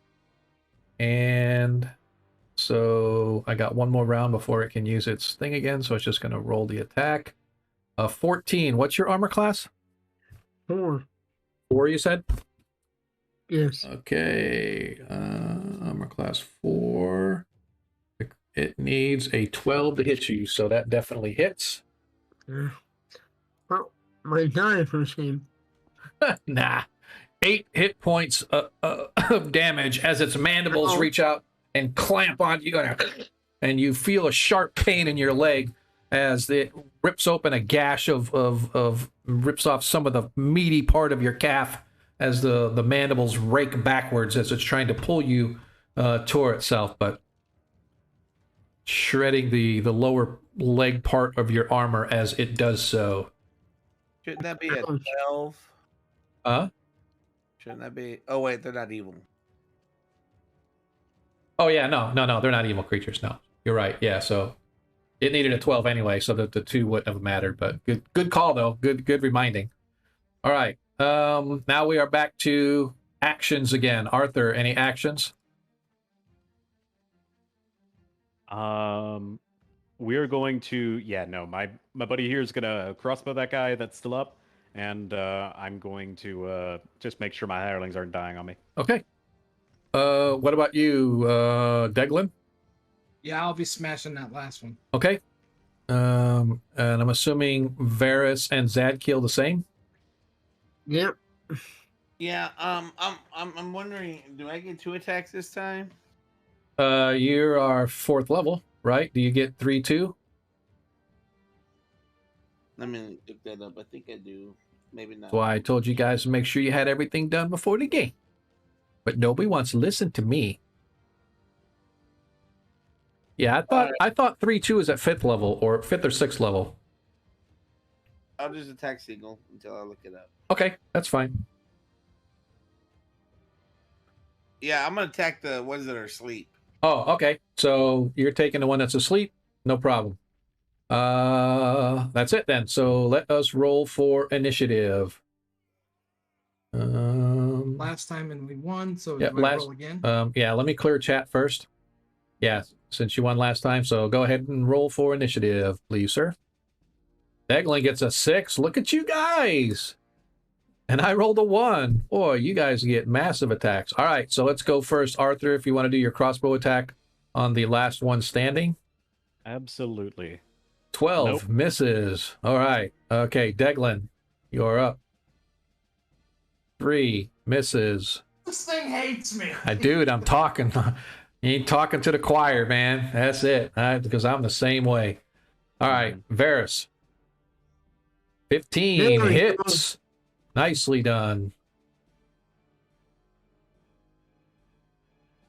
8. Nice. That is awesome. Eat that. As you up in the air, you guys watch the elf spin, twist, driving his longsword down through its body, sticking in through the rocky soil. He pierces through it and manages to slay the last of the creature. I'm And really hurt. quickly thereafter, you guys managed to dispatch the other two that were sleeping, leaving yourselves standing there in the breeze in the entryway to this ancient keep, which is falling around you in the center of the courtyard. You can see this large tower. I would like to. I think we should check out what they were eating on. Yeah, exactly. I want to check out what they were eating. Okay. You guys go and investigate through all the rubble and stuff. You see that there's a small group of rats that they appear to have been gnawing on. Yeah, good. Not my friend. Good. Is that Giel? Yes. Deglin, I do not know. Could either of you at least bring my two buddies here to consciousness? Yes. I can do cure light wounds, if that'll help. Or can they take a potion of healing if they're unconscious? Yeah, it's sort of, they're still alive, so they're still breathing, so they still would have the reflex of swallowing and stuff. So yeah, I would say you could do that. It's up to. I'll leave it up to you if you want me to use their healing potions or your spell. I know the spells come back, the healing potions don't. So Right. how do you want to do it? How far? Well, they're unconscious, so they're at 0 then. Well, one of them's at 0, one's at -6. Yeah, but we Oh, can get one healing potion, and one healing potion can give them half. Because right, Sean, you said Yes, if you want to. right. Yeah, I allow, since healing potions are 2d4 plus 2, I believe it is. I allow you to split it in half if you want to do half and half, right? So you can do a 1d4 plus 1 on 2 people, right? Yeah, Right. It won't be enough to help Jeremiah, because Jeremiah is at -6, but it would be enough to bring Stefan back, and he won't have to suffer the same issue that Jeremiah is going to have. Jeremiah won't be able to do anything for the next week. He won't be able to do anything but basic walking around. He won't be able to be in Here's combat. what I'll do a Zed kill. Will go ahead and do a go ahead and give -6 2 hit points with his +8 and lay on hands. Okay. Okay. Okay. So So, you're giving him 2 back. no, he gives him 8 back, but he said it puts him at 2 now. Okay, gotcha. I'll adjust their healing, Okay. and I'll give half a dose to. I'll give half a dose of healing potion to Stefan. Okay, die 4 plus 1. Yep, and we'll see how he turns out. He comes out with 4. Okay. Okay, it's a couple down, but not too bad. Yep. So you still have half of a healing potion left. Right. You said we were 2 or 3 days from town, right? Yeah, it was a 2-day trek up here. Yeah. I'm gonna take one of my own because I'm pretty jacked. I'm more than half my hit points at home. So you're going to take your healing potion? Yeah, All right. I have 3, so Yeah, so 2 die 4 plus 2. yep. Hey, Sean, just so I understand the map correctly, right? Yep. This is supposed to be the tower with the shield around it, right? Yes. Okay. And Hey, the shield is I'm actually sorry. a bottom, kind of Really quick. Go ahead and re-roll another die 4 for me there, Varus. All right, that's better. So you got 2 plus 2 is 4 plus 2. You got 6 instead of 5. I just had you re-roll the 1. Oh. It's because I'm nice. Thank you. First- I have, First encounter, DM being nice. yeah, I have 19 out of 30 hit points. So You're at 19 out of 30? yeah, I got really hurt. 'Cause I Oh, that's failed to right. save. Oh, that's right. You Remember? failed to save. Yeah. Yeah, okay. So as you guys kind of look in, you can see this tower, and through the rubble and stuff, you can see there's an orchard, like tree-like structures, but it's all overgrown with weeds and vines off to the left. That's area 3. And you can look to see what this appears to be some kind of stables or some kind of area 6. What kind of scale are we talking about for that grid? Each square is 10 feet. Oh, okay.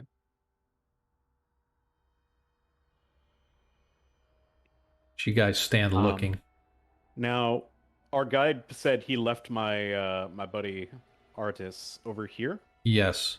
Well, he said at the base of the tower. He didn't say specifically on this side of it or wherever, but Right. But he meant this tower, not the walls outside here. That's what I'm going to. that is correct. That is correct. He said he was right by the tower. Varys, Yes. would you do us the favor of scouting ahead for any further threats? He's kind of like gesturing to the beetles. You hear me a little more before I do that? I do not have healing magic, so I'm not the one to ask for this.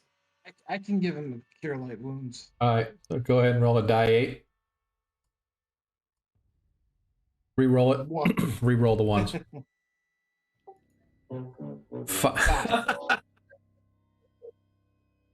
I heard that. I need it. I need that. So, see, this is why I want an Elegoo stack. Not an Elegoo, but I want a... was it Elegoo? No. That's my 3D printer. Soundboard. You want a soundboard? Well, right? I want one of the stream decks so that I can hit a button and do whatever I want. That's hilarious. Yeah, Elgato. Thanks, Scott.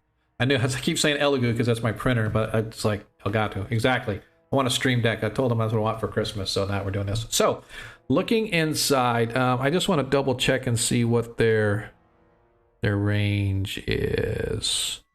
60 feet. So I intend to move silently okay. as I go scout ahead. All right, so go ahead and roll a percentage check for move silent.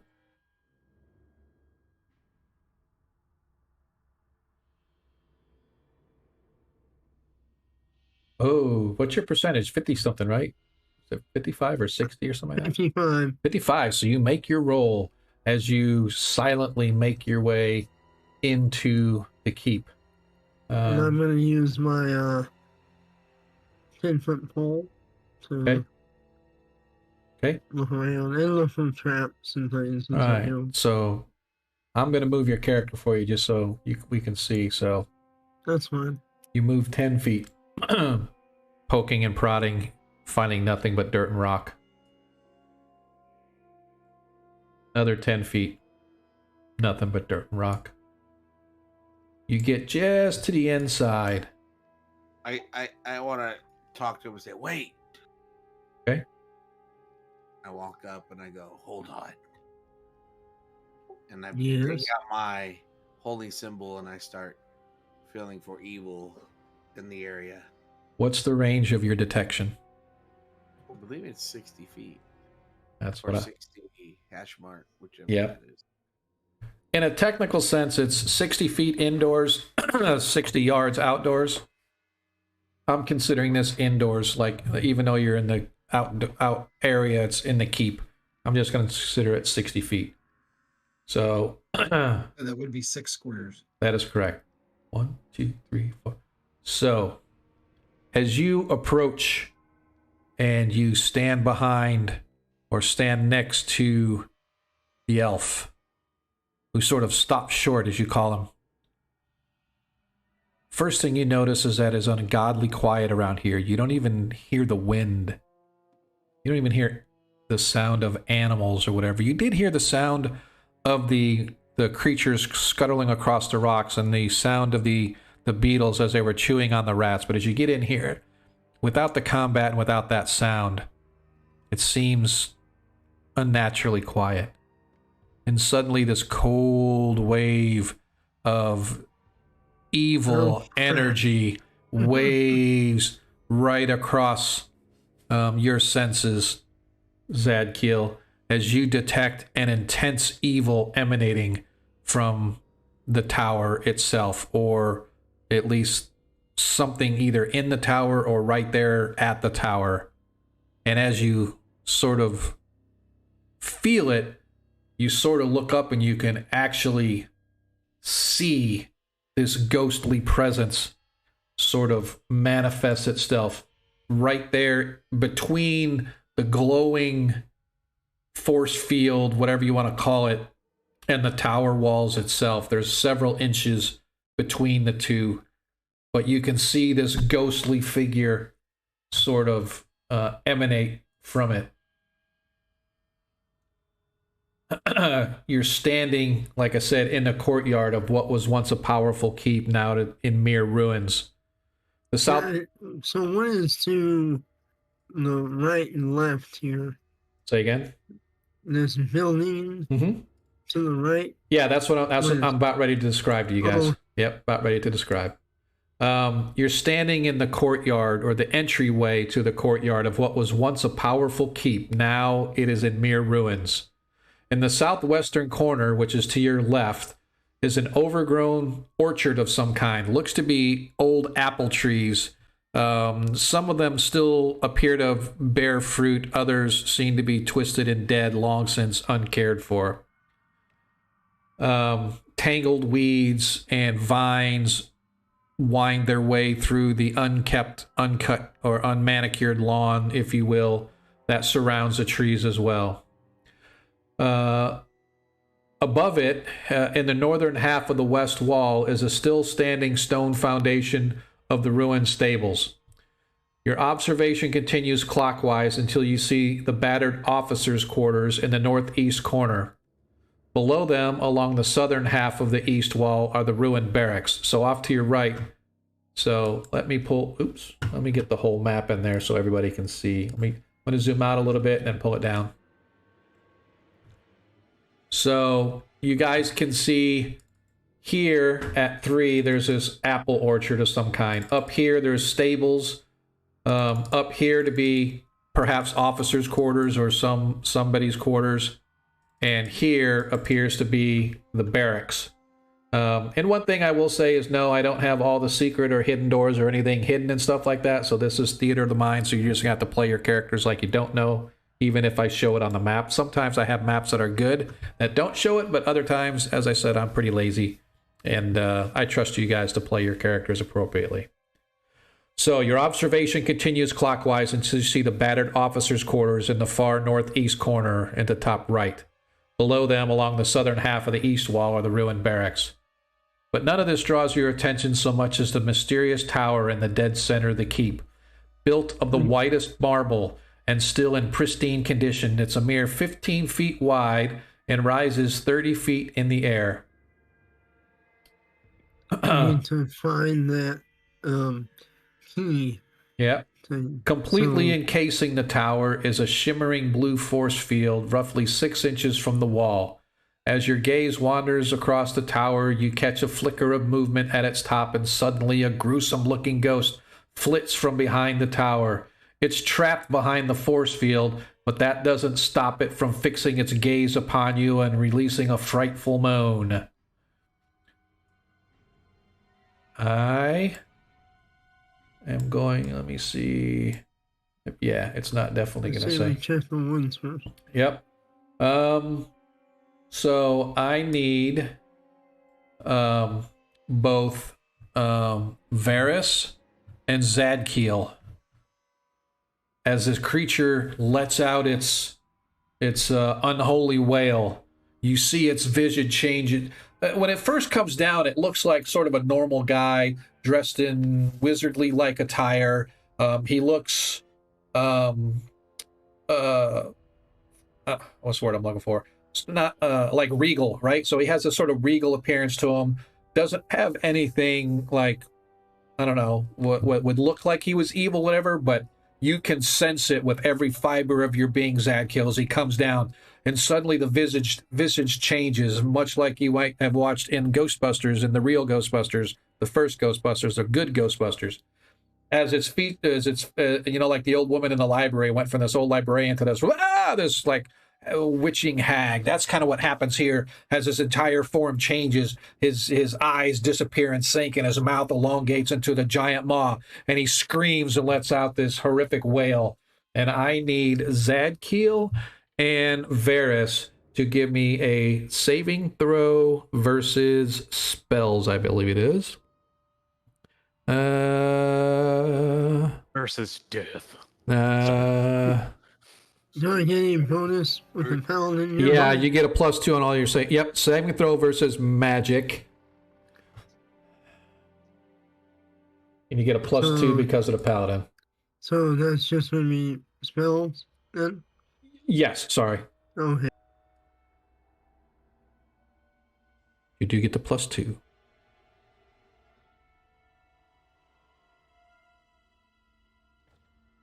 Oh, save!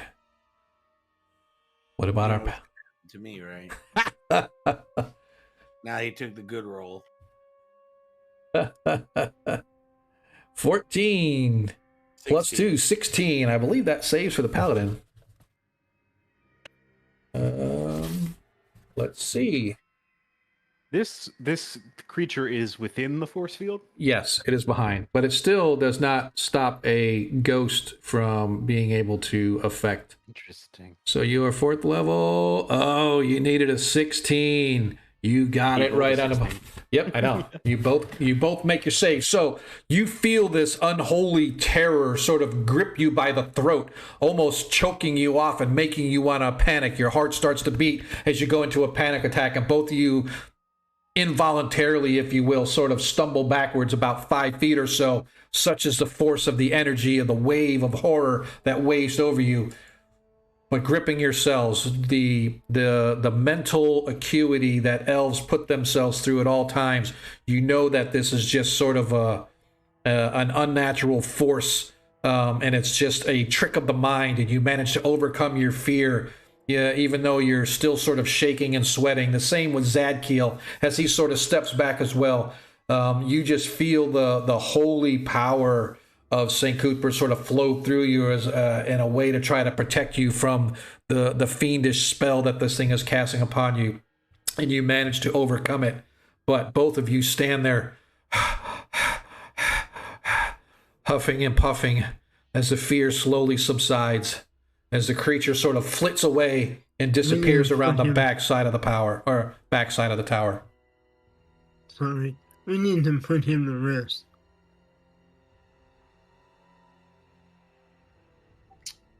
Do we see the thing? It disappeared to the backside of the tower. When you approached and you got into the courtyard, it seemed that as when it came. But however, just as a meta, once you succeed against the ghost's power, you can't be affected by its fear for 24 hours.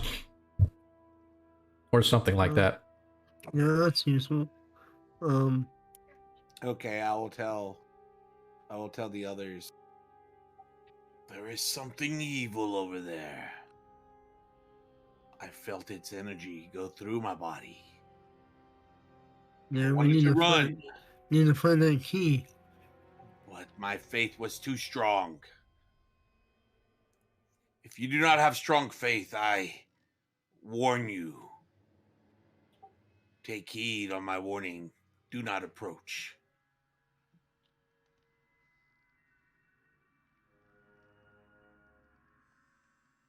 Okay. Not if you can hear me. The DM's nodding. I hear you. I'm sorry. I realize now that they're not that far ahead, so I should have responded to that. I apologize. Yep.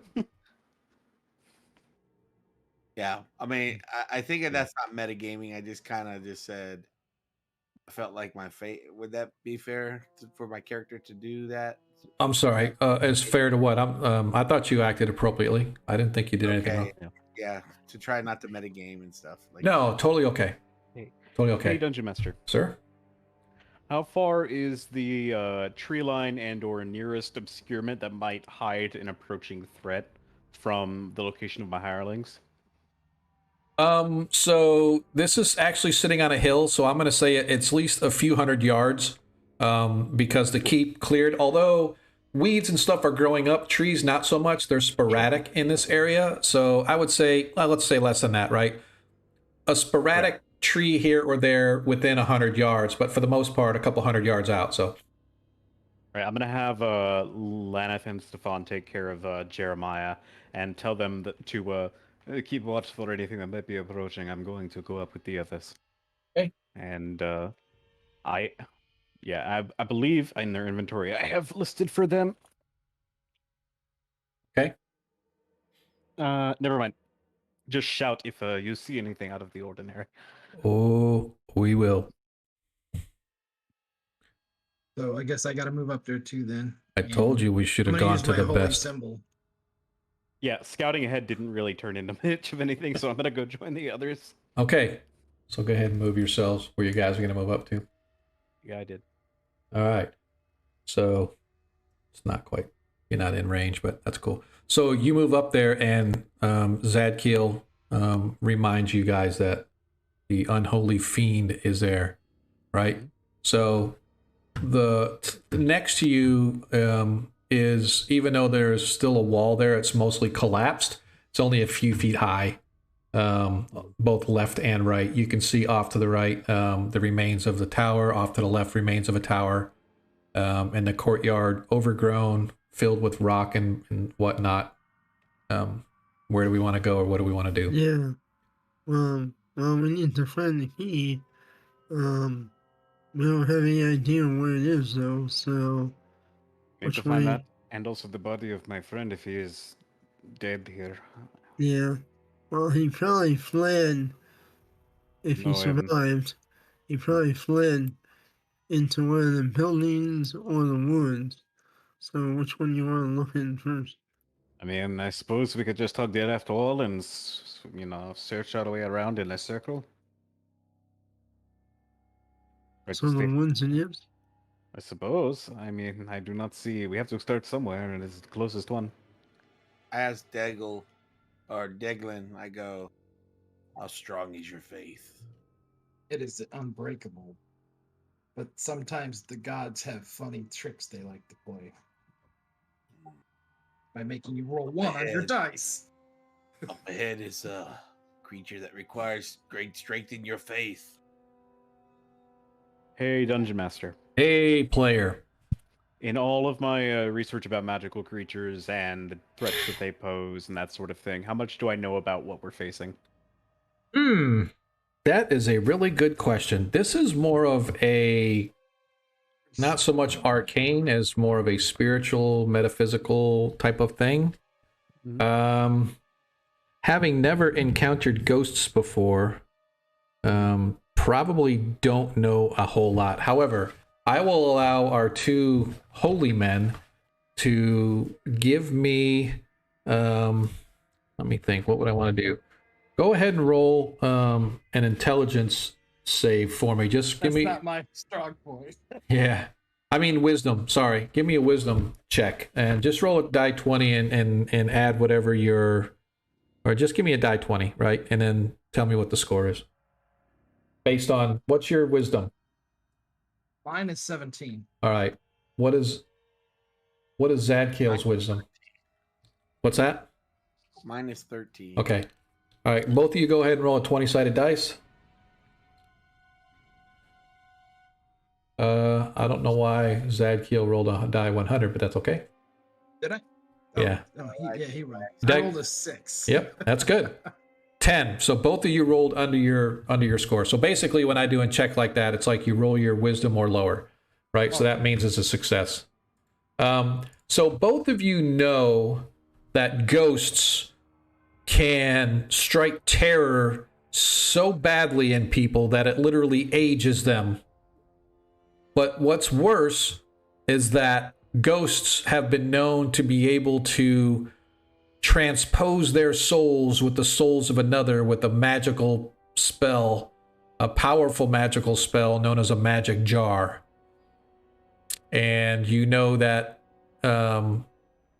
if it gets a chance, it could then replace itself with you and basically assume your body as a using your body as a magic jar, if you will.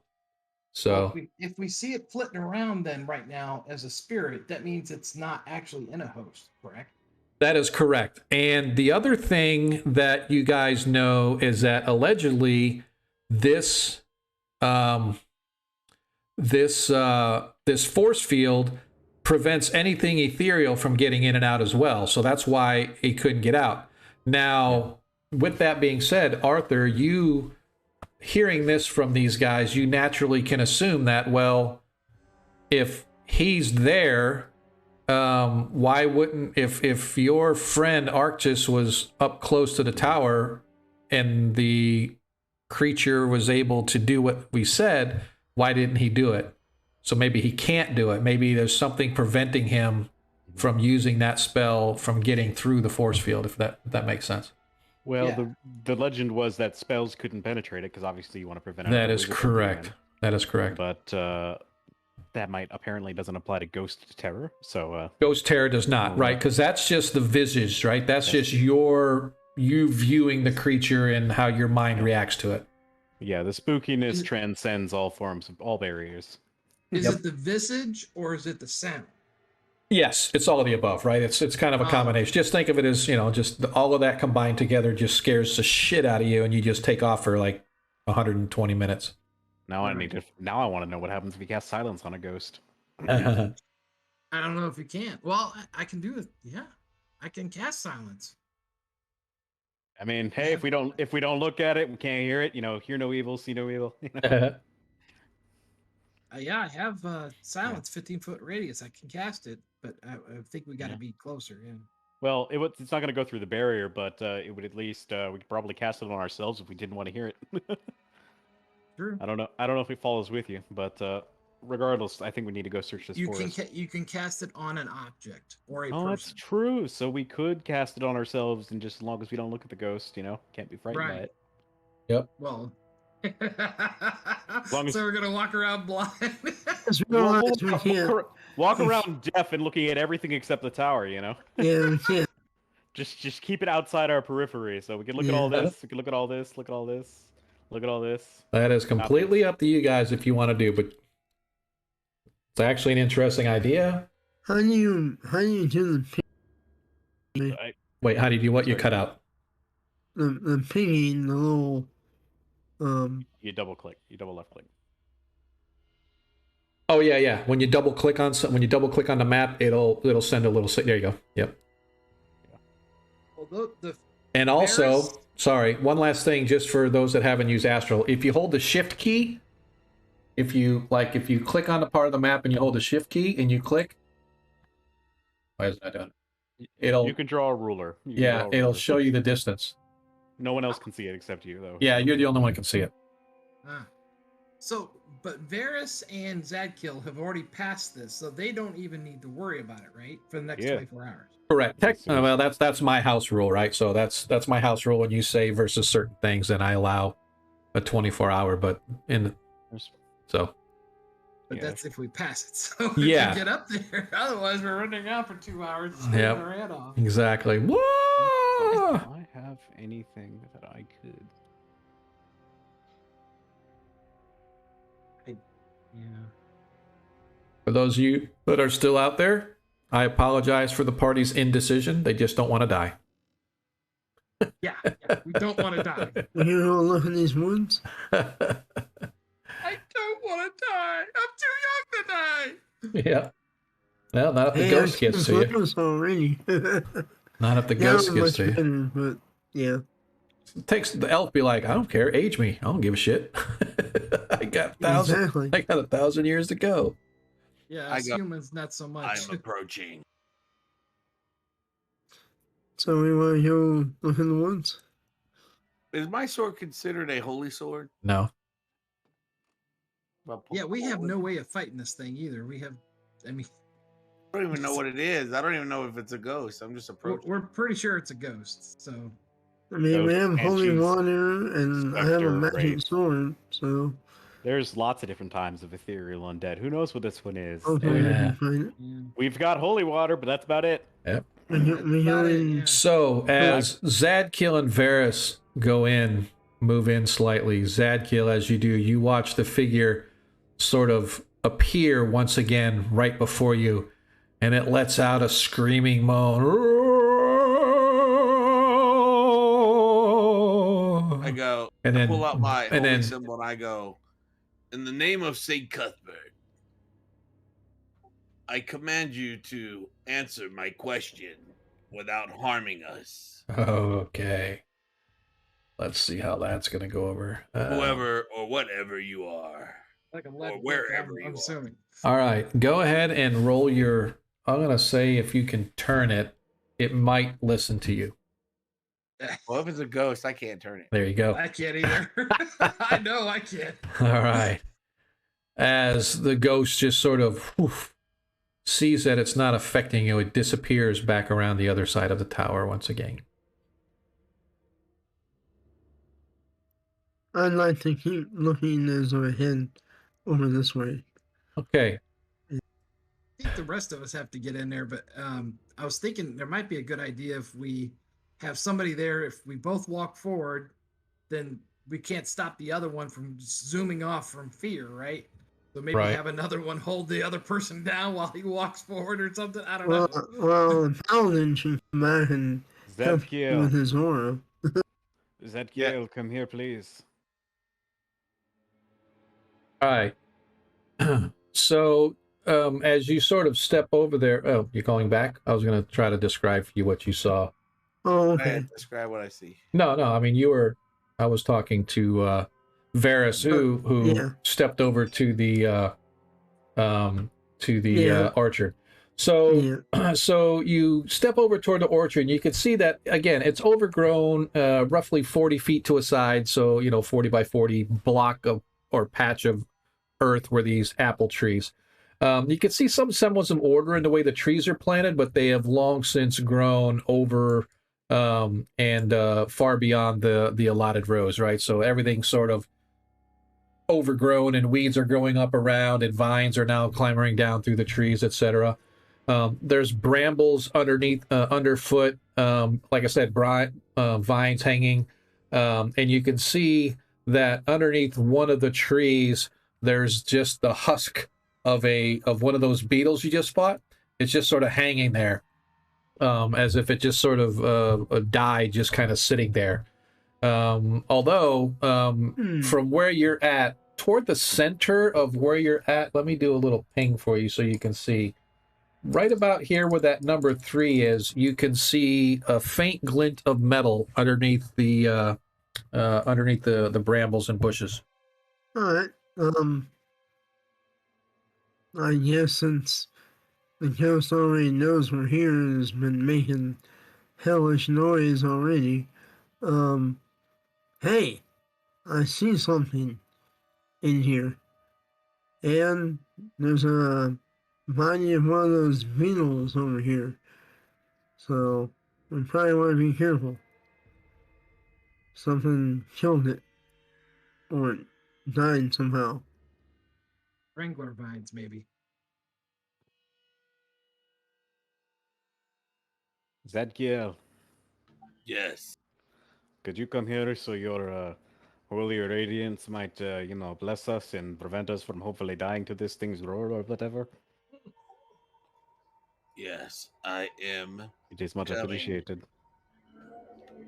Oh yeah, here we go. I take a step forward. Okay, go Does- ahead and does move the yourself up. You move 5 feet. Oh, we moved together like we were dancing. Yeah, ghost. Declan gonna move. Yeah, I was gonna wait for him to see what so he can hold Arthur down if he goes crazy. Or Gotcha. Got my me down hand. if I go I got my crazy. hand behind me toward Delegan, trying to grab my hand. Fine, if you want to do I'm it gonna- that way, we can do it that way. I'll step right up here. Here we go. As you I'm guys, going- Huh? Yeah, I'm gonna put my hand on Zadkiel's shoulder, close my eyes, and just think back to some of the sea shanties that I've yes, took as part you in. step up once again, Zadkiel, you feel the evil presence begin to swell in the tower before you as the ghost once again makes its frightful presence. And I tell my companions, "Repeat after me." The prayer sync. What? I need the 2 players to roll. Give What are we for. rolling? 20 I need a 20 side. It's a saving throw versus spells. You get a +2 added to your roll, whatever you roll. I imagine not seeing the ghost because my eyes are closed doesn't do anything, right? Declan Rolled rolls a again. natural 1. Oh my I'm god. telling you, this thing hates me. The one session where we need dice and there's none to be found. Wait a minute. Yeah. Hear my opinion. This is the time when we have said over and over, if only the friends out in chat had given you guys a natural 20, you could have swapped out that natural 1 for a natural 20. All right. Let's go ahead and see your roll there, Arthur. I assume that I don't get to I don't have like what's the thing? Like I'm not looking at it, right? That doesn't change anything? No. Okay.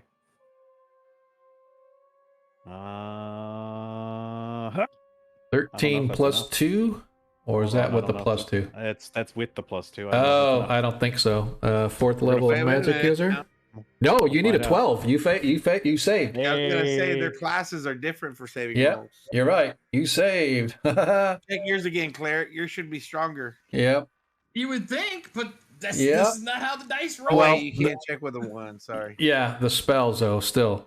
So, as you guys look and you feel the wave Yes, of terror. positive. Yes. What? You know what? Unfortunately, they need to have it before they actually need it. But you know what? Once again, the DM is going to be a nice guy because normally I say it throughout the session. Don't forget to turn your coins in. These guys could use these rolls because one bad roll is going to really cause some heartache. I am going to break my own rule and I'm going to let you guys use that natural 20 instead of the natural 1. And so that allows our cleric to save. Oops. That allows Thank you so much. that allows our cleric to save. Oops, that's not what I wanted.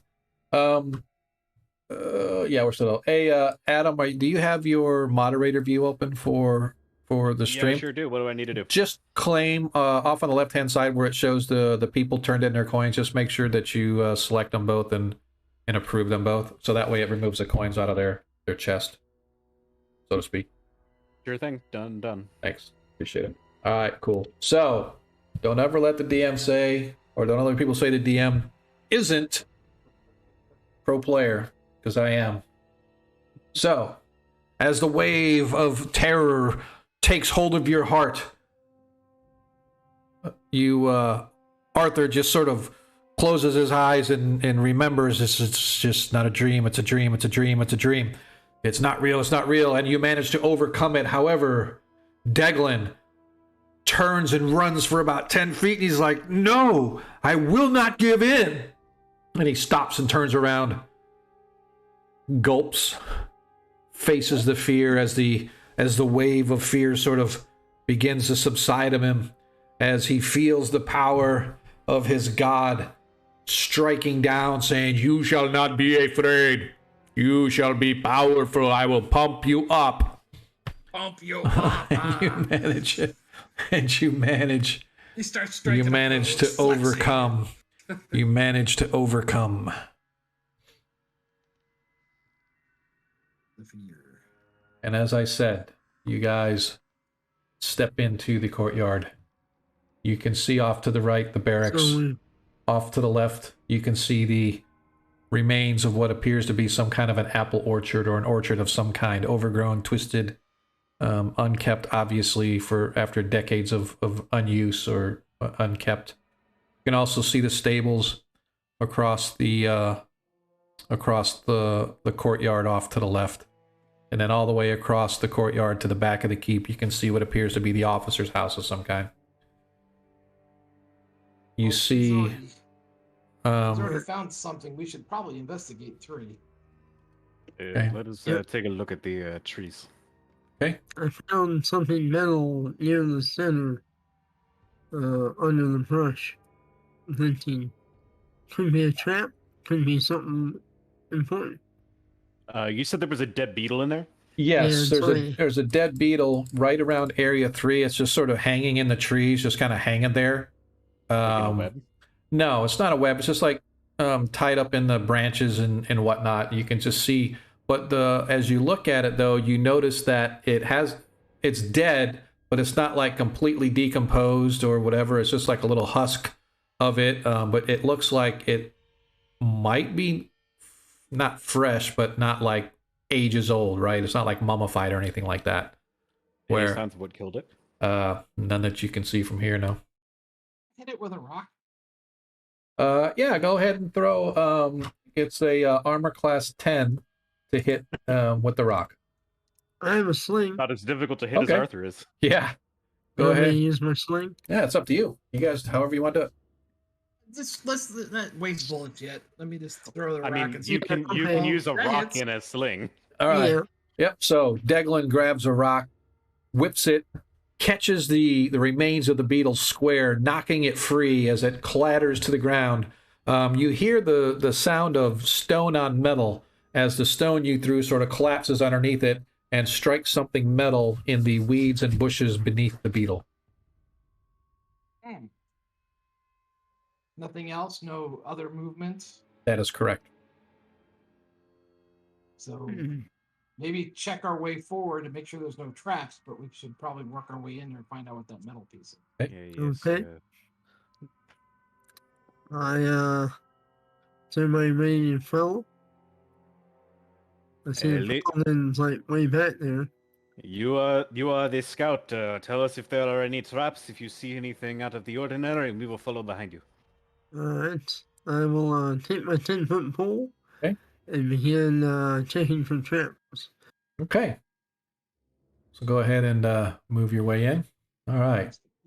So your pole is prodding. You move in about 10 feet, 15 feet. You can wash dishes. It's fine. Yeah, 15 Oh, yeah, it's feet. not gonna hurt nothing. You move a little closer. You can now actually see that the metal looks to be a blade of some kind. Looks to be a weapon of some kind. Yeah. Sword or something.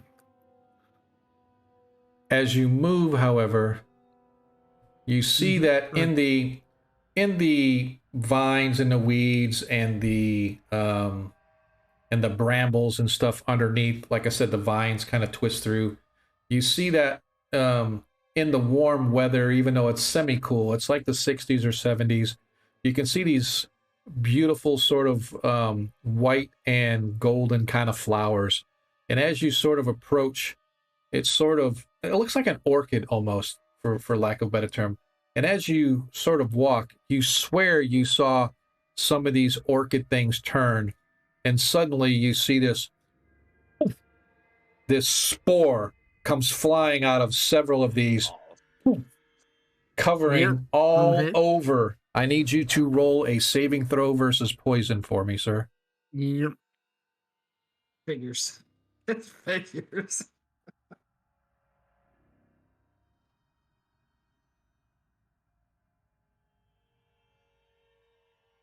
Natural 20. Nicely done. As the stuff sprays out, before it even has a chance to hit, you backpedal, hit your back, roll, and dodge up and come up standing right next to Arthur before the spores even settle onto the area around it.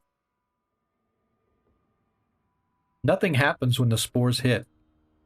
Not sure what it was. It just startled you, and you didn't want to find out what it was. But you managed to... Yep. I think I know what this is. I mean, but that's meta. Yep. Yep. Game. Yep. Since I saw it was a blade,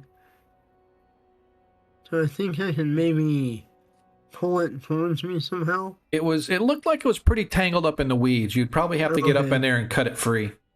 These Can use fire. So these spores didn't seem to burn away at the grass they land on or anything like that. There's That's no acid correct. marks on the trees, correct? Doesn't appear to be anything, no.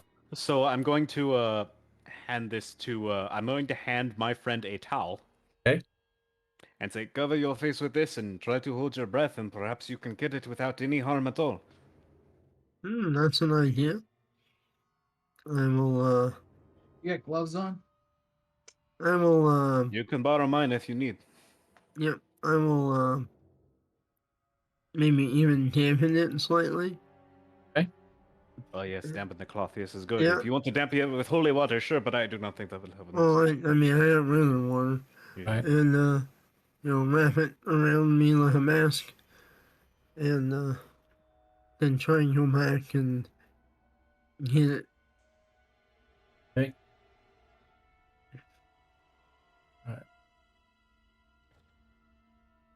All right, you go to move in as you get suddenly from some of the different flowers, oof, it settles all over you. I need you to roll a saving throw versus poison, as it can be absorbed through your skin, through your eyes and ears. It's worth trying at least. At least this time, don't stop. Just get the sword and get out. 14 And so my save is 12 versus poison. Yep. Just I want to check just to make sure you are I correct. wrote it on You my are. sheet. Yep, gotcha.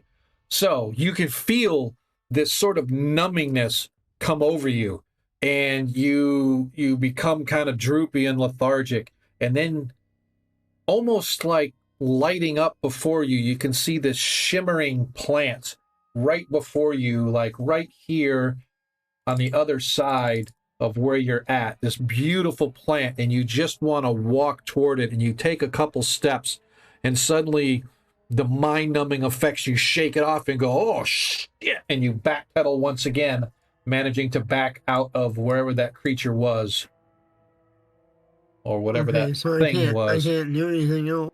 Do we see the source of this from here? You know This has what? happened You know what? twice? I will allow. You're right. I will allow you, since you overcame the effects. You don't have to back out of it. You can bend down and do what you will with it. Yeah, I'm gonna try to get the blade. Okay. You manage to cut your way enough to get the blade out, and you also find a small pouch of gold coins. And as you stand up, another set of flowers goes off. We see the sources of these at this point. Yes, now that there are it's happened these. three There are times. these. There are dozens of these little white flowers that are on the ends of these vines and whatnot, and they look almost like orchids, and they spew out this purplish sort of a dust. And Gotcha. And this plant that he almost started heading towards, is that like one plant? You guys or don't. multiple? You guys don't see it. Only he saw it. Oh, okay. I mean, you can. You Yeah, see I it. mean, I tell him. Yeah, you see it and stuff, but you don't. It doesn't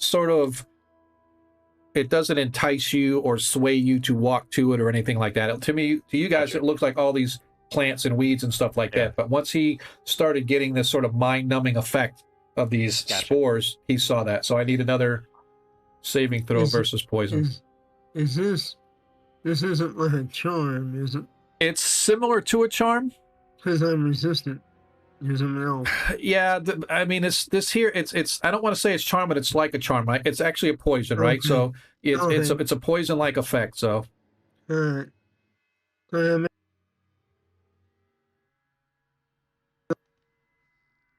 go ahead and. Did we lose you? Can I get out? With this Well, that's right. I need you to roll another saving throw versus poison because another set of spores went off. Jesus Christ. Sorry, brother. All right. You're in there fighting with the thing. 18. You managed to grab the sack of coins and the blade and This get is out. mine. Yep. As you manage to get out and rejoin your comrades, as you feel like vertigo overcoming you as you're standing there trying to shake off these spores and wash them off with water and stuff like that. So whatever it is, it's a mind-numbing effect, and you're able to tell your friends if you want to tell them. This is unholy, but I think the main plant is over to the west of the center of the room. But I claimed the items, and I resisted all of its spores. So I'm claiming these. Yeah, you're claiming. Yes, you're claiming them for your party. You know. Anyway, who has a crossbow or a longbow? Can we take a shot at this thing and see if we can incapacitate it? Uh, Use fire or something. Oh yes, let's burn down the entire forest. You like What fire. for the loot table? What did we get? We got a one sword. you got a and rusty. It looks like a rusty sword and a bag of 27 gold coins. 27 GP. All right, I'm writing that down on the loot table.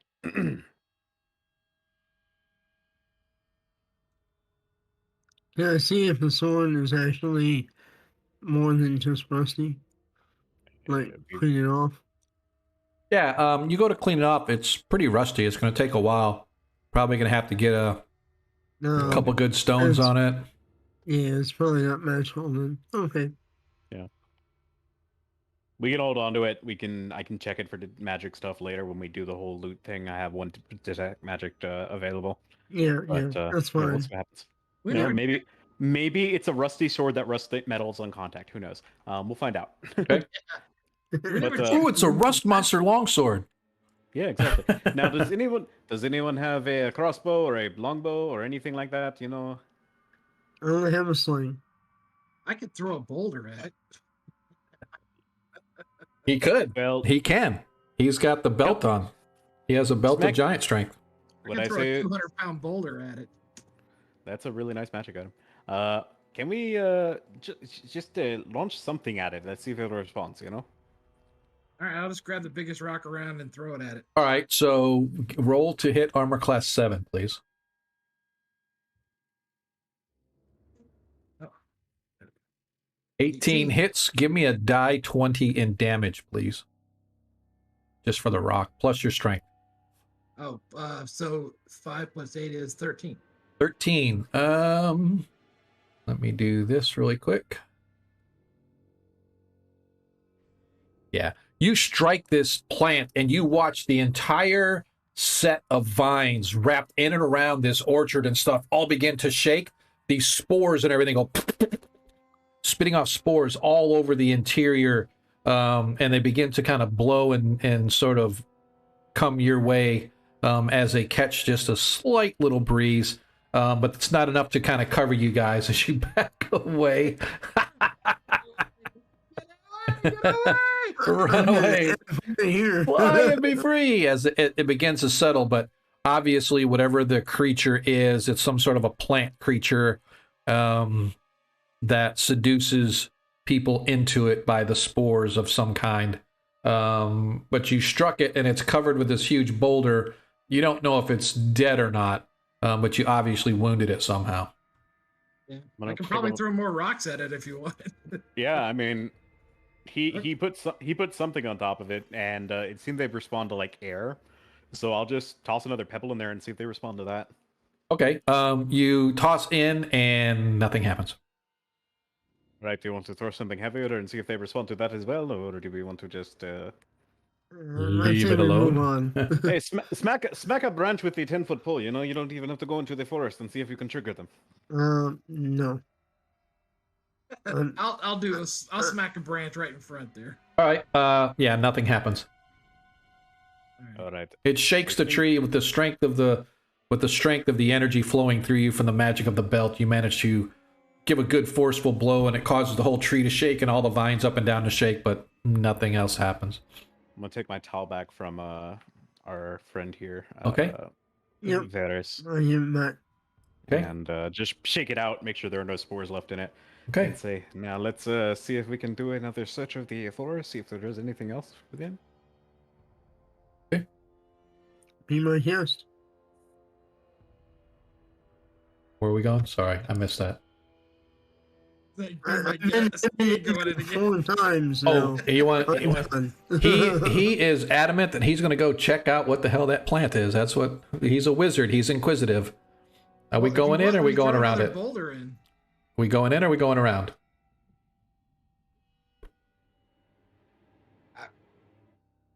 Arthur, did you want to go in?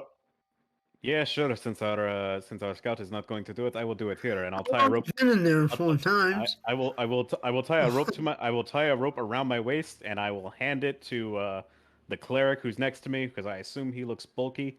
Yeah, I can do it. And I'll say, yes, if I seem to be entranced by something, you just pull me out, and we'll be fine. And Will do. I'm just I'm just gonna walk my way into the forest. Okay, you get right about to spot number 3, right about toward the Yeah. center, and suddenly a couple of the plants open.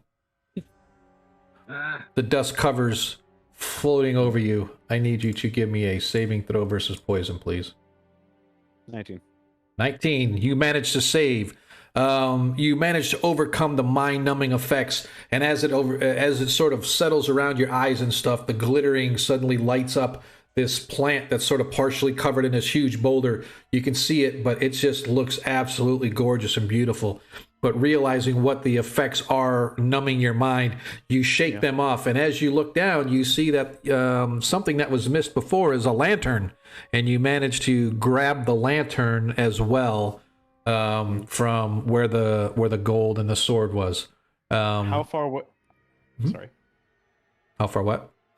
Sorry, I didn't mean to cut you off. No, it's right where you're at. You're seeing like right where you're at. You managed to pick up a lantern. How far is the glowy plant thing? It's probably 10 feet from you, like right here. Right. 10 or 15 feet. Because it's incapacitated under this boulder, can I sever the stem from the ground? No, it's pretty thick, and it's not incapacitated per se. It's just it got severely hurt by this big boulder that just landed on it. So it's not necessarily because it could. Gotcha. Yeah, the vines can still grow and all that stuff. So. Gotcha.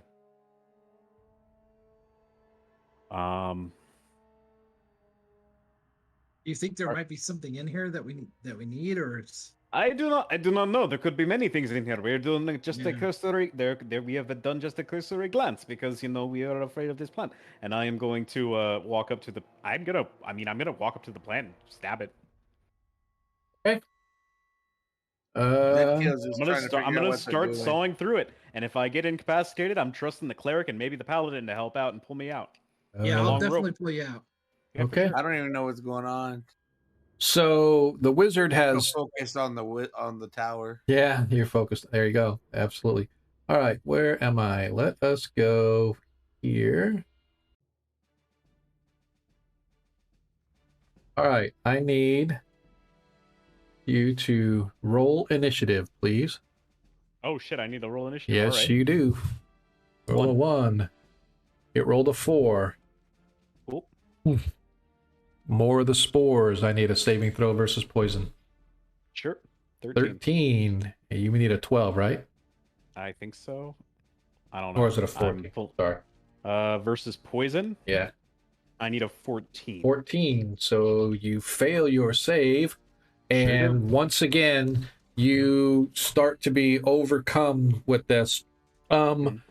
Deglin, you watch as the spores kind of settle over him. You see him walk forward with his dagger, and he looks like he's going to slice at it. And just as he walks up to it, he just sort of lays his dagger down, and you watch suddenly as the vines snap out and around, and you watch these series of vines wrap around his head. You feel this immense pain in your skull, Arthur, as the thorn-like vestiges on this thing sort of pierce into your head, and you can feel them start to drive into your brain. Oh wow! You are complete. All right, you're pulling. All right, Arthur, you are doing everything in your power to resist getting pulled back. So I need strength opposition checks. I need Arthur to give me a strength check. 19, and I need now Deglin to give me a strength check. I'd like to throw sling stones at the plant. Okay. I 12. rolled a 12. All right, so yeah, plus whatever your 3, I guess? yeah, it's a plus 3. Plus the 8 for damage. Yeah, so it's actually just going to be the plus 3, right? So it's not the damage part. So, however it happens, you're surprised, right? And the rope sort of slips through your hand, and you try to grip and jerk him back, but too late as these things begin to pierce into his skull. So this is round 1, and I need now go ahead and roll your sling attack against the creature armor class 7, Varus.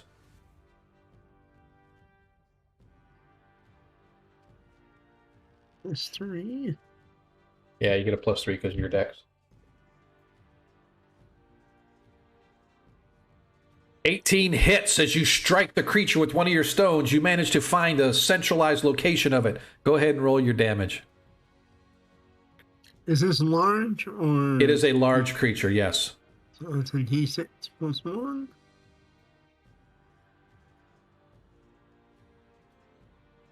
You do 5 hit points of damage. You manage to strike into the thing, and you can see it sort of shudder and shake. But once more, the creature still has a hold upon him. All right, I need an Paladin.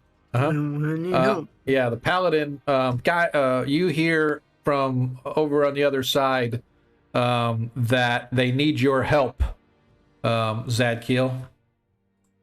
All right, I rush over there. Okay, where are you going? Charge in. You're gonna charge in. All right, go ahead and roll your. You're actually gonna be right here because that's where it's at. Go ahead and roll your attack with your longsword. You get a +2 on your attack because you charged. Armor class 7. 6. Oh, that's gonna be pretty close, isn't it? 10. So yeah, 6. Oh, you get a regular +2 because of your strength, right? Yeah. Yep. So you get a total of +10. So I mean a total of +4. So that's a 10 against armor class 7. You needed it an 11 as you miss. All right. Right. 11. All right. We are back to the top of the order. I need everybody's actions. I'm going to attack whatever I'm Okay. attack. Yep. Varus. Another sling. Varus sling. I'm gonna try to pull him out again. And you're trying to pull. And Arthur, you are pulling against him. So first of all, let us roll for initiative to see who gains the initiative. You guys lost last round, so Deglin, it's your turn to roll initiative. I rolled a 3. Party rolled a 5. Party goes first. So Arthur, I need you to give me a strength 16. Man, you're rolling good, dude. I have a 9 strength, by the way. I know, it's hilarious. I think it's crazy as hell. And you rolled an 8 plus your Plus 3 is an 3. 11, as you are unable to free him from the grasping things that are penetrating into his brain. Varus, go ahead and roll your sling attack. 11. Let's see. You're a 5th level. You needed a 12 or better to hit. You missed. Oh well. Zadkiel.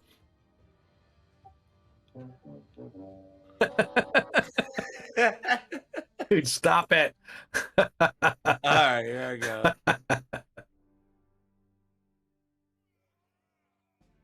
I probably just jinxed myself too. Right. Ah! Roll again to see if you hit Arthur. Oh no.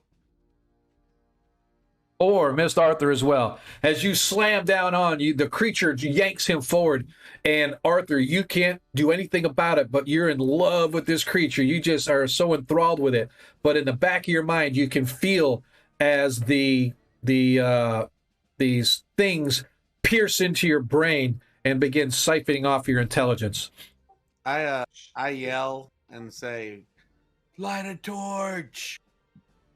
I'll kill both of you guys. As more spores poof go off, I need Zadkiel to give me a saving throw versus poison. Arthur, you're immune because you're already affected. Right. I don't get to add a +2 to my save now that Zadkiel's here, do I? You don't get the save anymore. Right. Got you. Because his aura, I would have saved if I had it. Yeah. Zadkiel gets a 10. So I got a question. My sheet says, hold on. It says I get +2 to all saves, and then under poison it says I get +2 toward poison. That's a total of +4. That's Yep. 12. Yep. So a 12, right? You needed a 13. Yeah. You need a 13. As you become enthralled by this creature as well. I thought a paladin needed an 11 at level 4 for poison. That's what Ostrich No. says.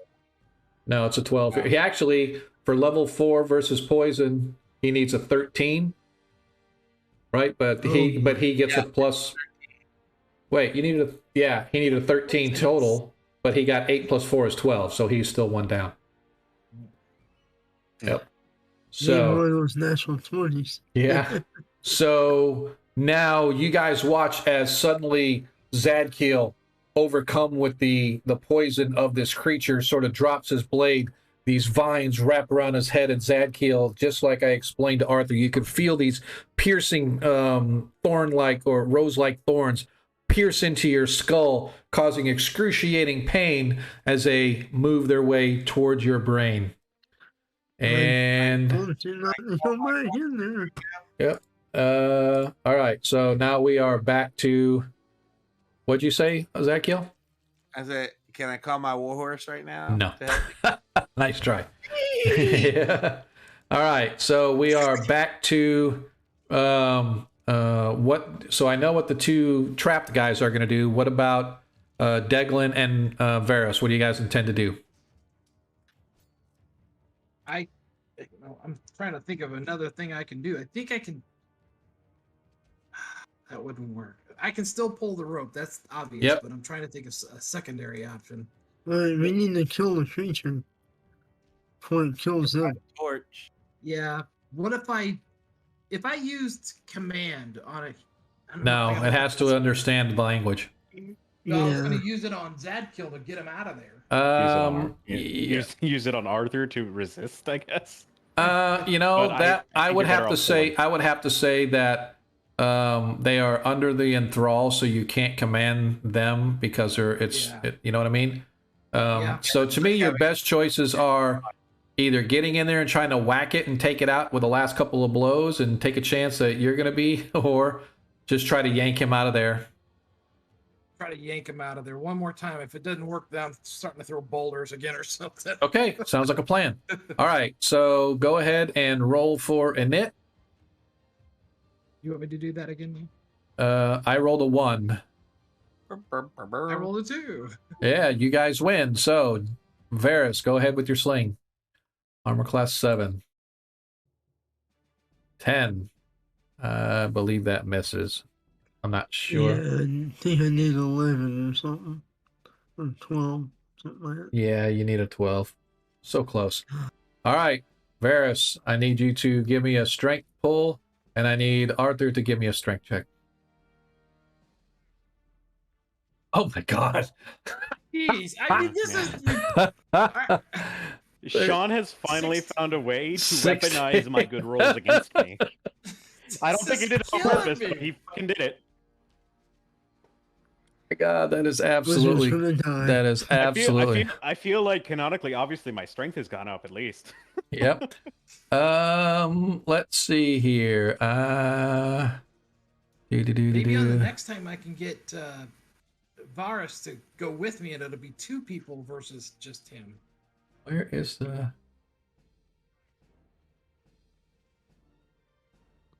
I'm looking to see. If I throw a boulder, it's too close to those 2. I could hit either one. Oh. Well, I mean, It's an attack roll, man. Like Zadkiel's All also right. can hit me. You know? All right. do you want the So- you want the plant creature to eat him? 2 rounds. 2 rounds. So it's been 2 rounds, and you still haven't got out. So now, for this round is Arthur. Starting next round, it will be Zadkiel. Arthur, you lose 4 points of intelligence as this Oh thing is my beginning to devour your brain. Oh, This is a permanent change. Maybe not. We'll see. Yeah, I think so. Okay. If it's your brain. Yeah. Well, I don't know how powerful healing magic is. in All this right. fantasy Well, I world, got so 6 intelligence now. No, not No. you. Not wrong you. person. I'm sorry, Arthur. Arthur suffers 4. You don't start till next Yeah. round. If they kill it this round, then you won't suffer anything next round, right? So Oh, we don't get to roll to get No. out or anything. nope, Nope. nope. Oh, You okay. are completely If they under don't its help us, enthrall. we're helpless, basically. Exactly. Oh, okay. All right. So that is that. So that was your attacks, and no more spores because you guys are already there. All The right. veterans are gonna die. Welcome to the lethality of first edition. All right. So back to initiative. But basically, what do you want to do, Varus? You're going to continue with the sling? You're going to try something else? Well, I'm not. I mean, if Yeah. I go in there and I fail a Gotcha. save, then we're really Yeah, screwed. gotcha. I'm gonna sling. Okay. Sling is all I can do All at right. the moment. All right, gotcha. Deglin, anything different, or are you going to continue to try to pull them out? Is there any boulders really near? Yeah, there's boulders all over the place. You can grab one. All right. So what if I held off the rope to Varus and picked up another boulder and chucked it in? No, that'd be totally. So here's the deal. He's not moving any farther. He only resists you when you try to pull him out, right? Ah. So you can drop the rope and throw your boulder, and same thing, Varus can still attack, and Arthur's not going anywhere. All right, I'll try that then. Okay. Go ahead and roll, and you get your +3 to your attack this time. Ah. 13. What did you need? Oh, I that's needed Varus. 12. Varus, Yeah, you sorry, I need. rolled ahead of time. All right. Yep. So Varus, you hit with your sling. Go ahead and roll your damage.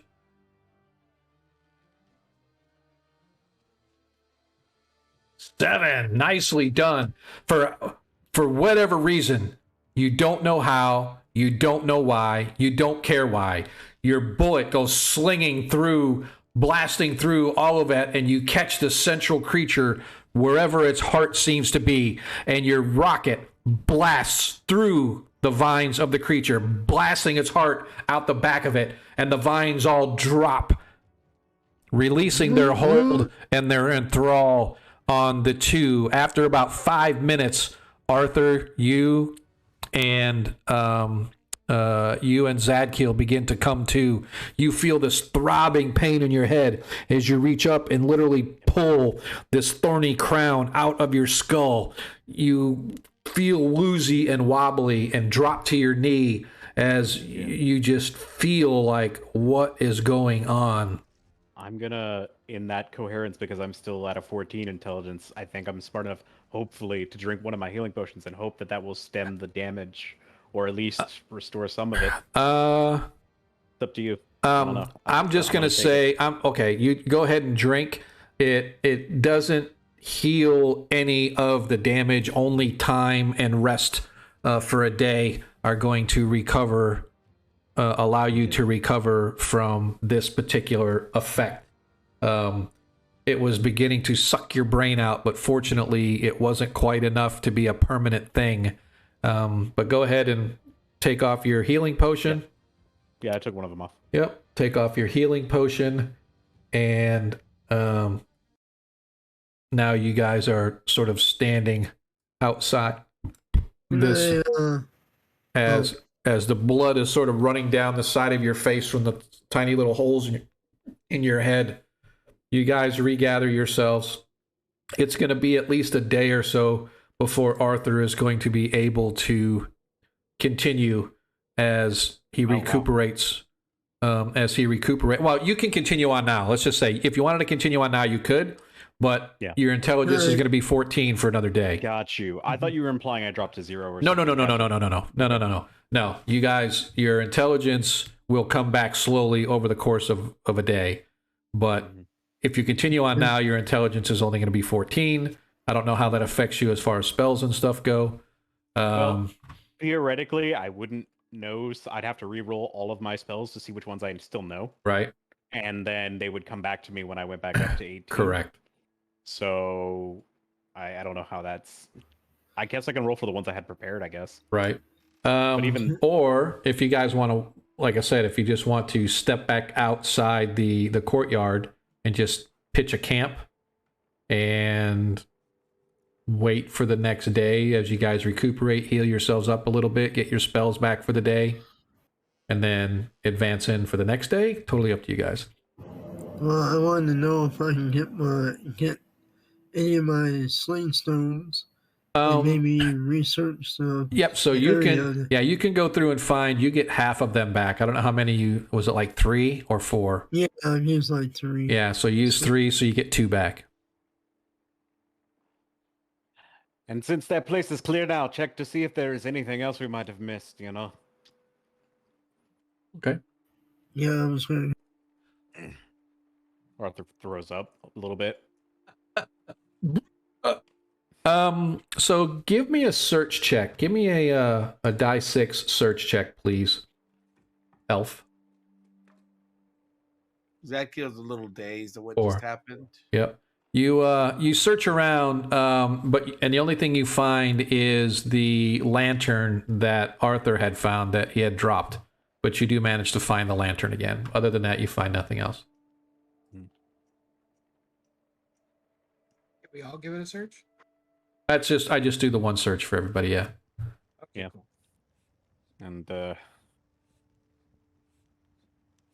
take a little bit of that plant root, put it in a bag, and Okay. just do that. Okay. Actually, if we can get the root or the powdery stuff that came out of it. Right. I think the powdery stuff is less a spread itself thing. Otherwise, it'd be all over this place. It's Right. More of a poison us thing. Right. Okay. All right. So you guys recover. We're making camp then? Okay. Or, Well, that's up to you guys, but we do need to end the stream, wrap it. right? So we're a few minutes over, but I appreciate everybody that's been hanging out with us that extra 15 minutes or so. But I was just going to say that this would be a good time to pitch camp and allow the party members to recuperate. Everybody can get 1 hit point back for a night's sleep, plus any healing that you want to do if you want to do that, however you guys want to do it. But I feel that we'll just go back. Oops. Let's bring everybody back outside where you can pitch camp outside here, wherever that may be. And that is where we will end tonight's stream.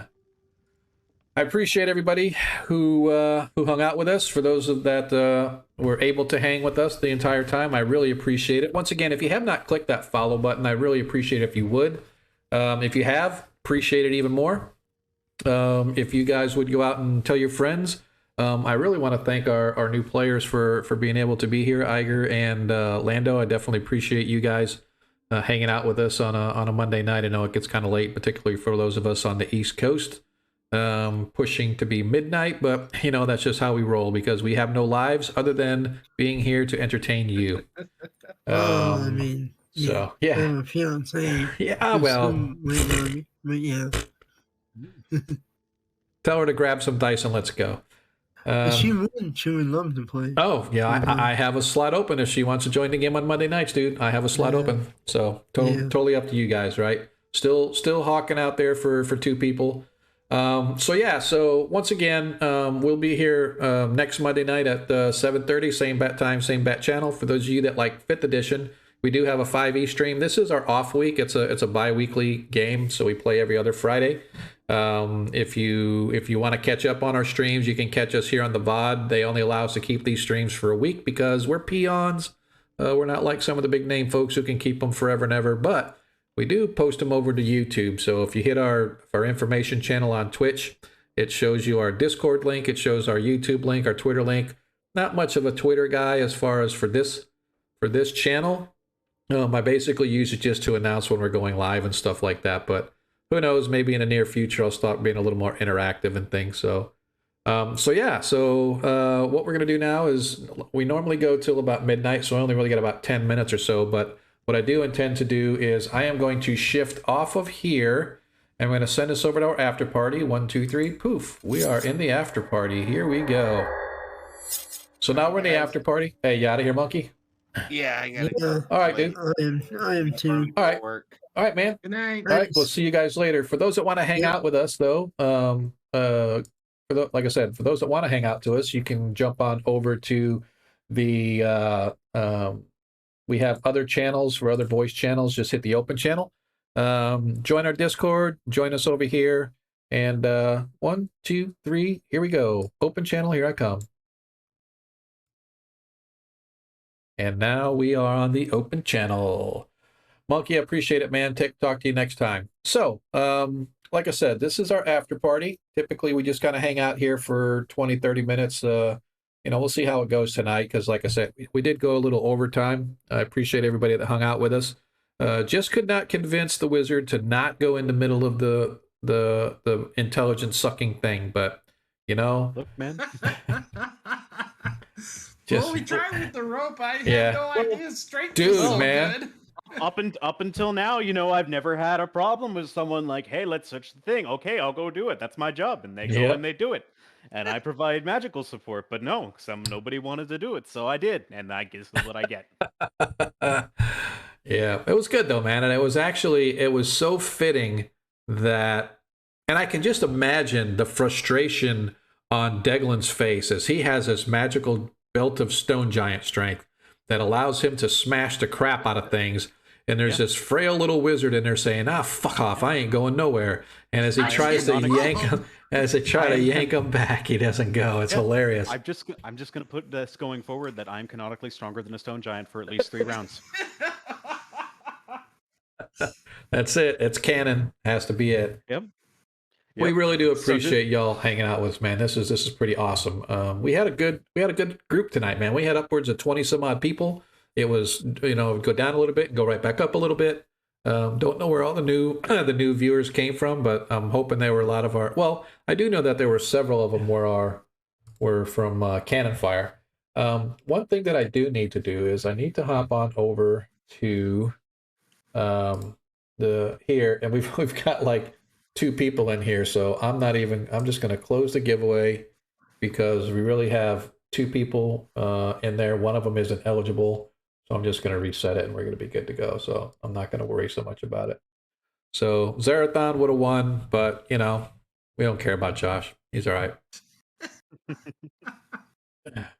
Anyway, so what'd you think, man? Good first game for you, or second game, I should say. Is that all right? Oh yeah, I thought it was great. Yeah. It was the dice roller's killing me though. Dude, man. I don't roll that bad on real dice. I'm like, what's going on? So you the saw problem isn't Yeah, go ahead. the Go ahead. You know you're gonna say it. Oh man. If it had been any other player who was rolling those dice against you, you would have won, I guarantee it. Mm-hmm. I get these stupid freaking streaks that Sean has finally turned against me. Where I'll just roll nothing lower than 15 and it'll just happen. He's like, he's seen it. Doesn't matter if it's regular, because Yep. Adam is a face-to-face game with me. Yep. We start out face-to-face gaming, and I used to dude, I want to check your dice. I want to see if they're loaded, because there is no freaking way somebody can roll that high every single time. And sure as shit, he would. So then we start playing online. Yep. I'm like, look, dude, how the fuck do you cheat? How do you do it? It's magic. He sold his soul to the dice gods. RN Jesus. Yes. Mm-hmm. Random be thy game. Yes, sir. That is correct. And it's Except when I roll. yeah, but I just think it's hilarious that you're right. I need to remember this. So now, anytime he's in trouble, you have to do opposition rolls. And if you win, you're going to. But yeah, that could have been deadly if that could have gone a couple more rounds and I would roll like a couple of 4s. You'd have had once you get down to a 1 or 2 intelligence, you die. Yeah. It's like it's not even a save. It's like you immediately become a zombie-like creature, and that's it. So what was the name of that creature? It's a yellow musk creeper. That's what I was thinking it was. I was like, The original adventure has like an assassin vine or something, but I like yellow musks better. The save versus poison is so much better than just hack and slash with things that grab around you. right. Speaking of assassin vines, I apparently have a trend with bad things happening around plants. I actually got hit by one of those the other day. Really? And with the DM, yes, literally the last session of my Wednesday game that I play, and it's bi-weekly, like your Friday game. Yeah. I got hit by an assassin vine, and the DM, this is her first campaign she's run, and so she didn't read the full stat block. And so she's like, oh, it down instantly. just done. Nice. Yeah, so apparently plants are my weakness. That's hilarious. Yeah, I guess I need to play a druid so I have the tools to combat them. Right. Mostly cursing at them and lighting them on fire, but you know what I mean. That's hilarious. Yes. I love it. If I had dice that rolled this bad, I would be cursing them and catching them on fire. Right. No dice jail. You go straight to the burn pit. Hmm. No dice jail. You go straight to the burn pit. Mhm. I was looking at see if we had anybody that I could raid, but I don't have anybody on here that I really follow, so You know, doesn't look like it. Oh well. What's up? Were you saying something, Adam? oh yeah, no, that's sorry. That actually wasn't directed at you. I apologize. Oh, my bad. Sorry. Don't worry Yep. about it. So anyway, yeah, it was a good game, man. So what do you think of the new adventure? Think it'll be okay? It's an interesting plot line, backstory, whatever the case may be. Yeah, it's definitely interesting. Yeah. I'm here to save my boy Artis. Arctis. Hopefully he's still alive. I know Arctis. Arctis. Yeah. I know. Yeah. I dropped 4 intelligence points, Sean. I'm not pronouncing names correctly.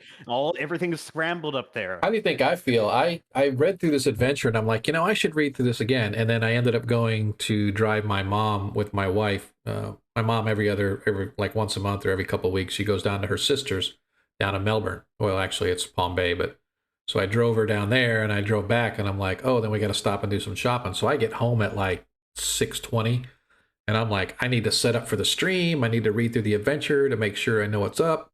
And then I'm like, oh crap, I forgot I have all these conversions to do for these monsters. So what I did was I had the original 5, well, I say 5e, but it's really more 3e, 3rd edition versions of these monsters on the module. And then I had my 1st edition online monster manual. And I go, okay, Bombardier Beetle. In which, by the way, when I was telling you the Bombardier Beetle, whenever they release their gas, it's like a loud explosion. It's like a concussion grenade going off. So not only do they spread the acid stuff all over you, but there's also a percentage chance that you are basically concussed and you're stunned for a round. But I didn't do the concussion. I didn't do the concussion stuff because there's only like 4 of you guys, and this is like most 1st and 2nd edition adventures are made for like 6 or 8 players. So I just, and plus it does say there's only a 50% chance they'll use it. So after they use it though, they can't use it for 3 rounds. So anyway. Well, what I'm hearing is all I hear is I need more hirelings. That's Is that what you're saying? Yeah. Yeah, I need more red shirts, Yep, exactly. This ship needs a Exactly. crew. Yep. I hear you. Well, like I was saying earlier, I definitely appreciate everybody that's hanging out there in the chat with us. I don't know. We got like 9 or 10 people still left out there. We definitely appreciate it. We're winding down in our after show here. You can catch us, like I was saying earlier, every Monday, 1st edition game we're here. Every Friday we are, or every other Friday, I mean, we're a 5th edition game. This particular adventure is called The Mysterious Tower. Our 1E1 shots is legitimately that. Just go from adventure to adventure. I just had some of an ad hoc way on why you need to get to the adventure, and we get you to the adventure, and lo and behold, that's it. So, yeah, so hopefully I think this one actually won't take that long. Like the Keep on the Borderland can be pretty extensive, especially if you do every set of caves. But even so, that was like 4 sessions that you guys went through, going through that whole thing. So that was still kind of lengthy.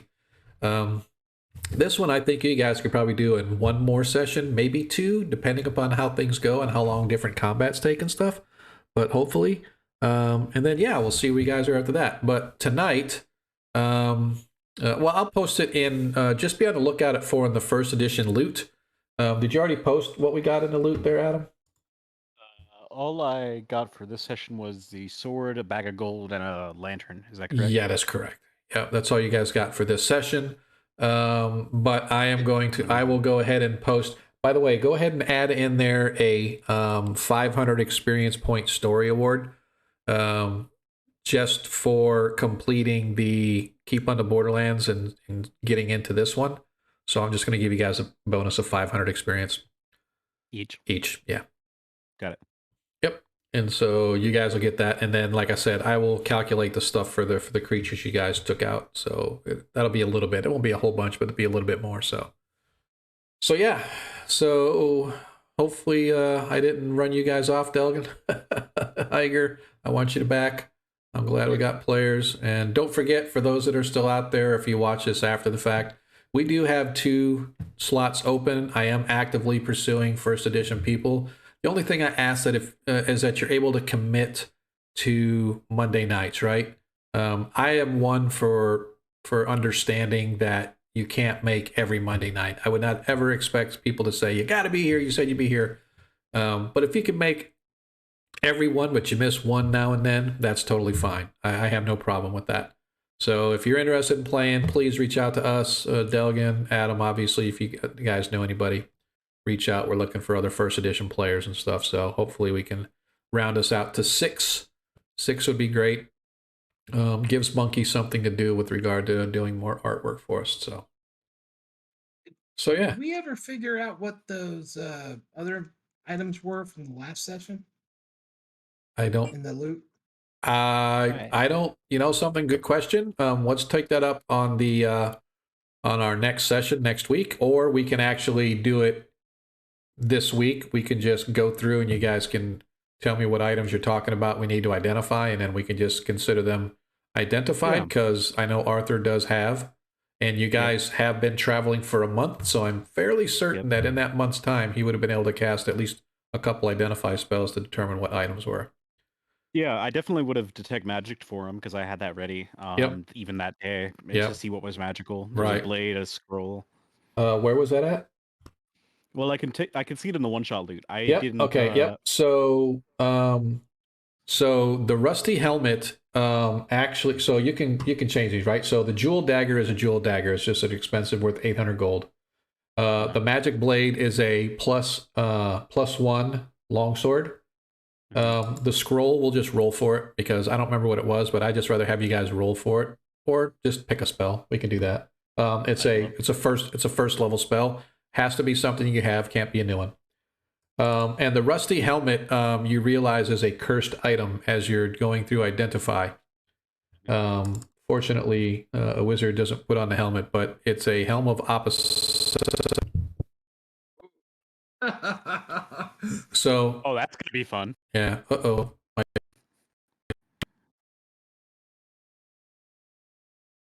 So what does it do? It swaps the alignment of someone you put it on?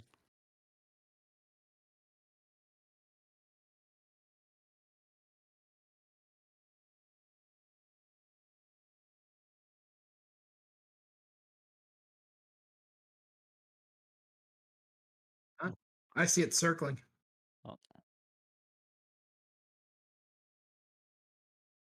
Using a Streamlabs bot, because I've noticed when I run them together, it just hogs my memory.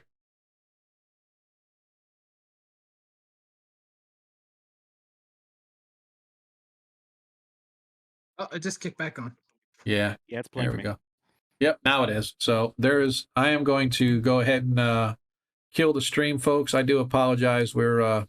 I don't know what the deal was going on there, but it looked to me like, yeah, see, I just got an alert because I couldn't get to it because my memory went to like 100%. 27% over the last 2 minutes. Yeah, so that was pretty high. But basically, one thing I've noticed is that if I run the Streamlabs chatbot and OBS together, after a while, I just got like 100% memory. Poof, gone. And so I'm just going to stop using it. They have a web-based version that I think works just as good, so I think I'm just going to stick with that. But anyway, we are way overdue for getting off here. I really, really, really appreciate every single one of you guys that joined us tonight. Again, tell your friends, tell your lovers, tell your family. Reach out to us, follow the stream. Hopefully you guys will be back every Monday because we have a blast. We really do. And if you don't, 1E's not your thing, that's fine. We still have a 5E game too. So that's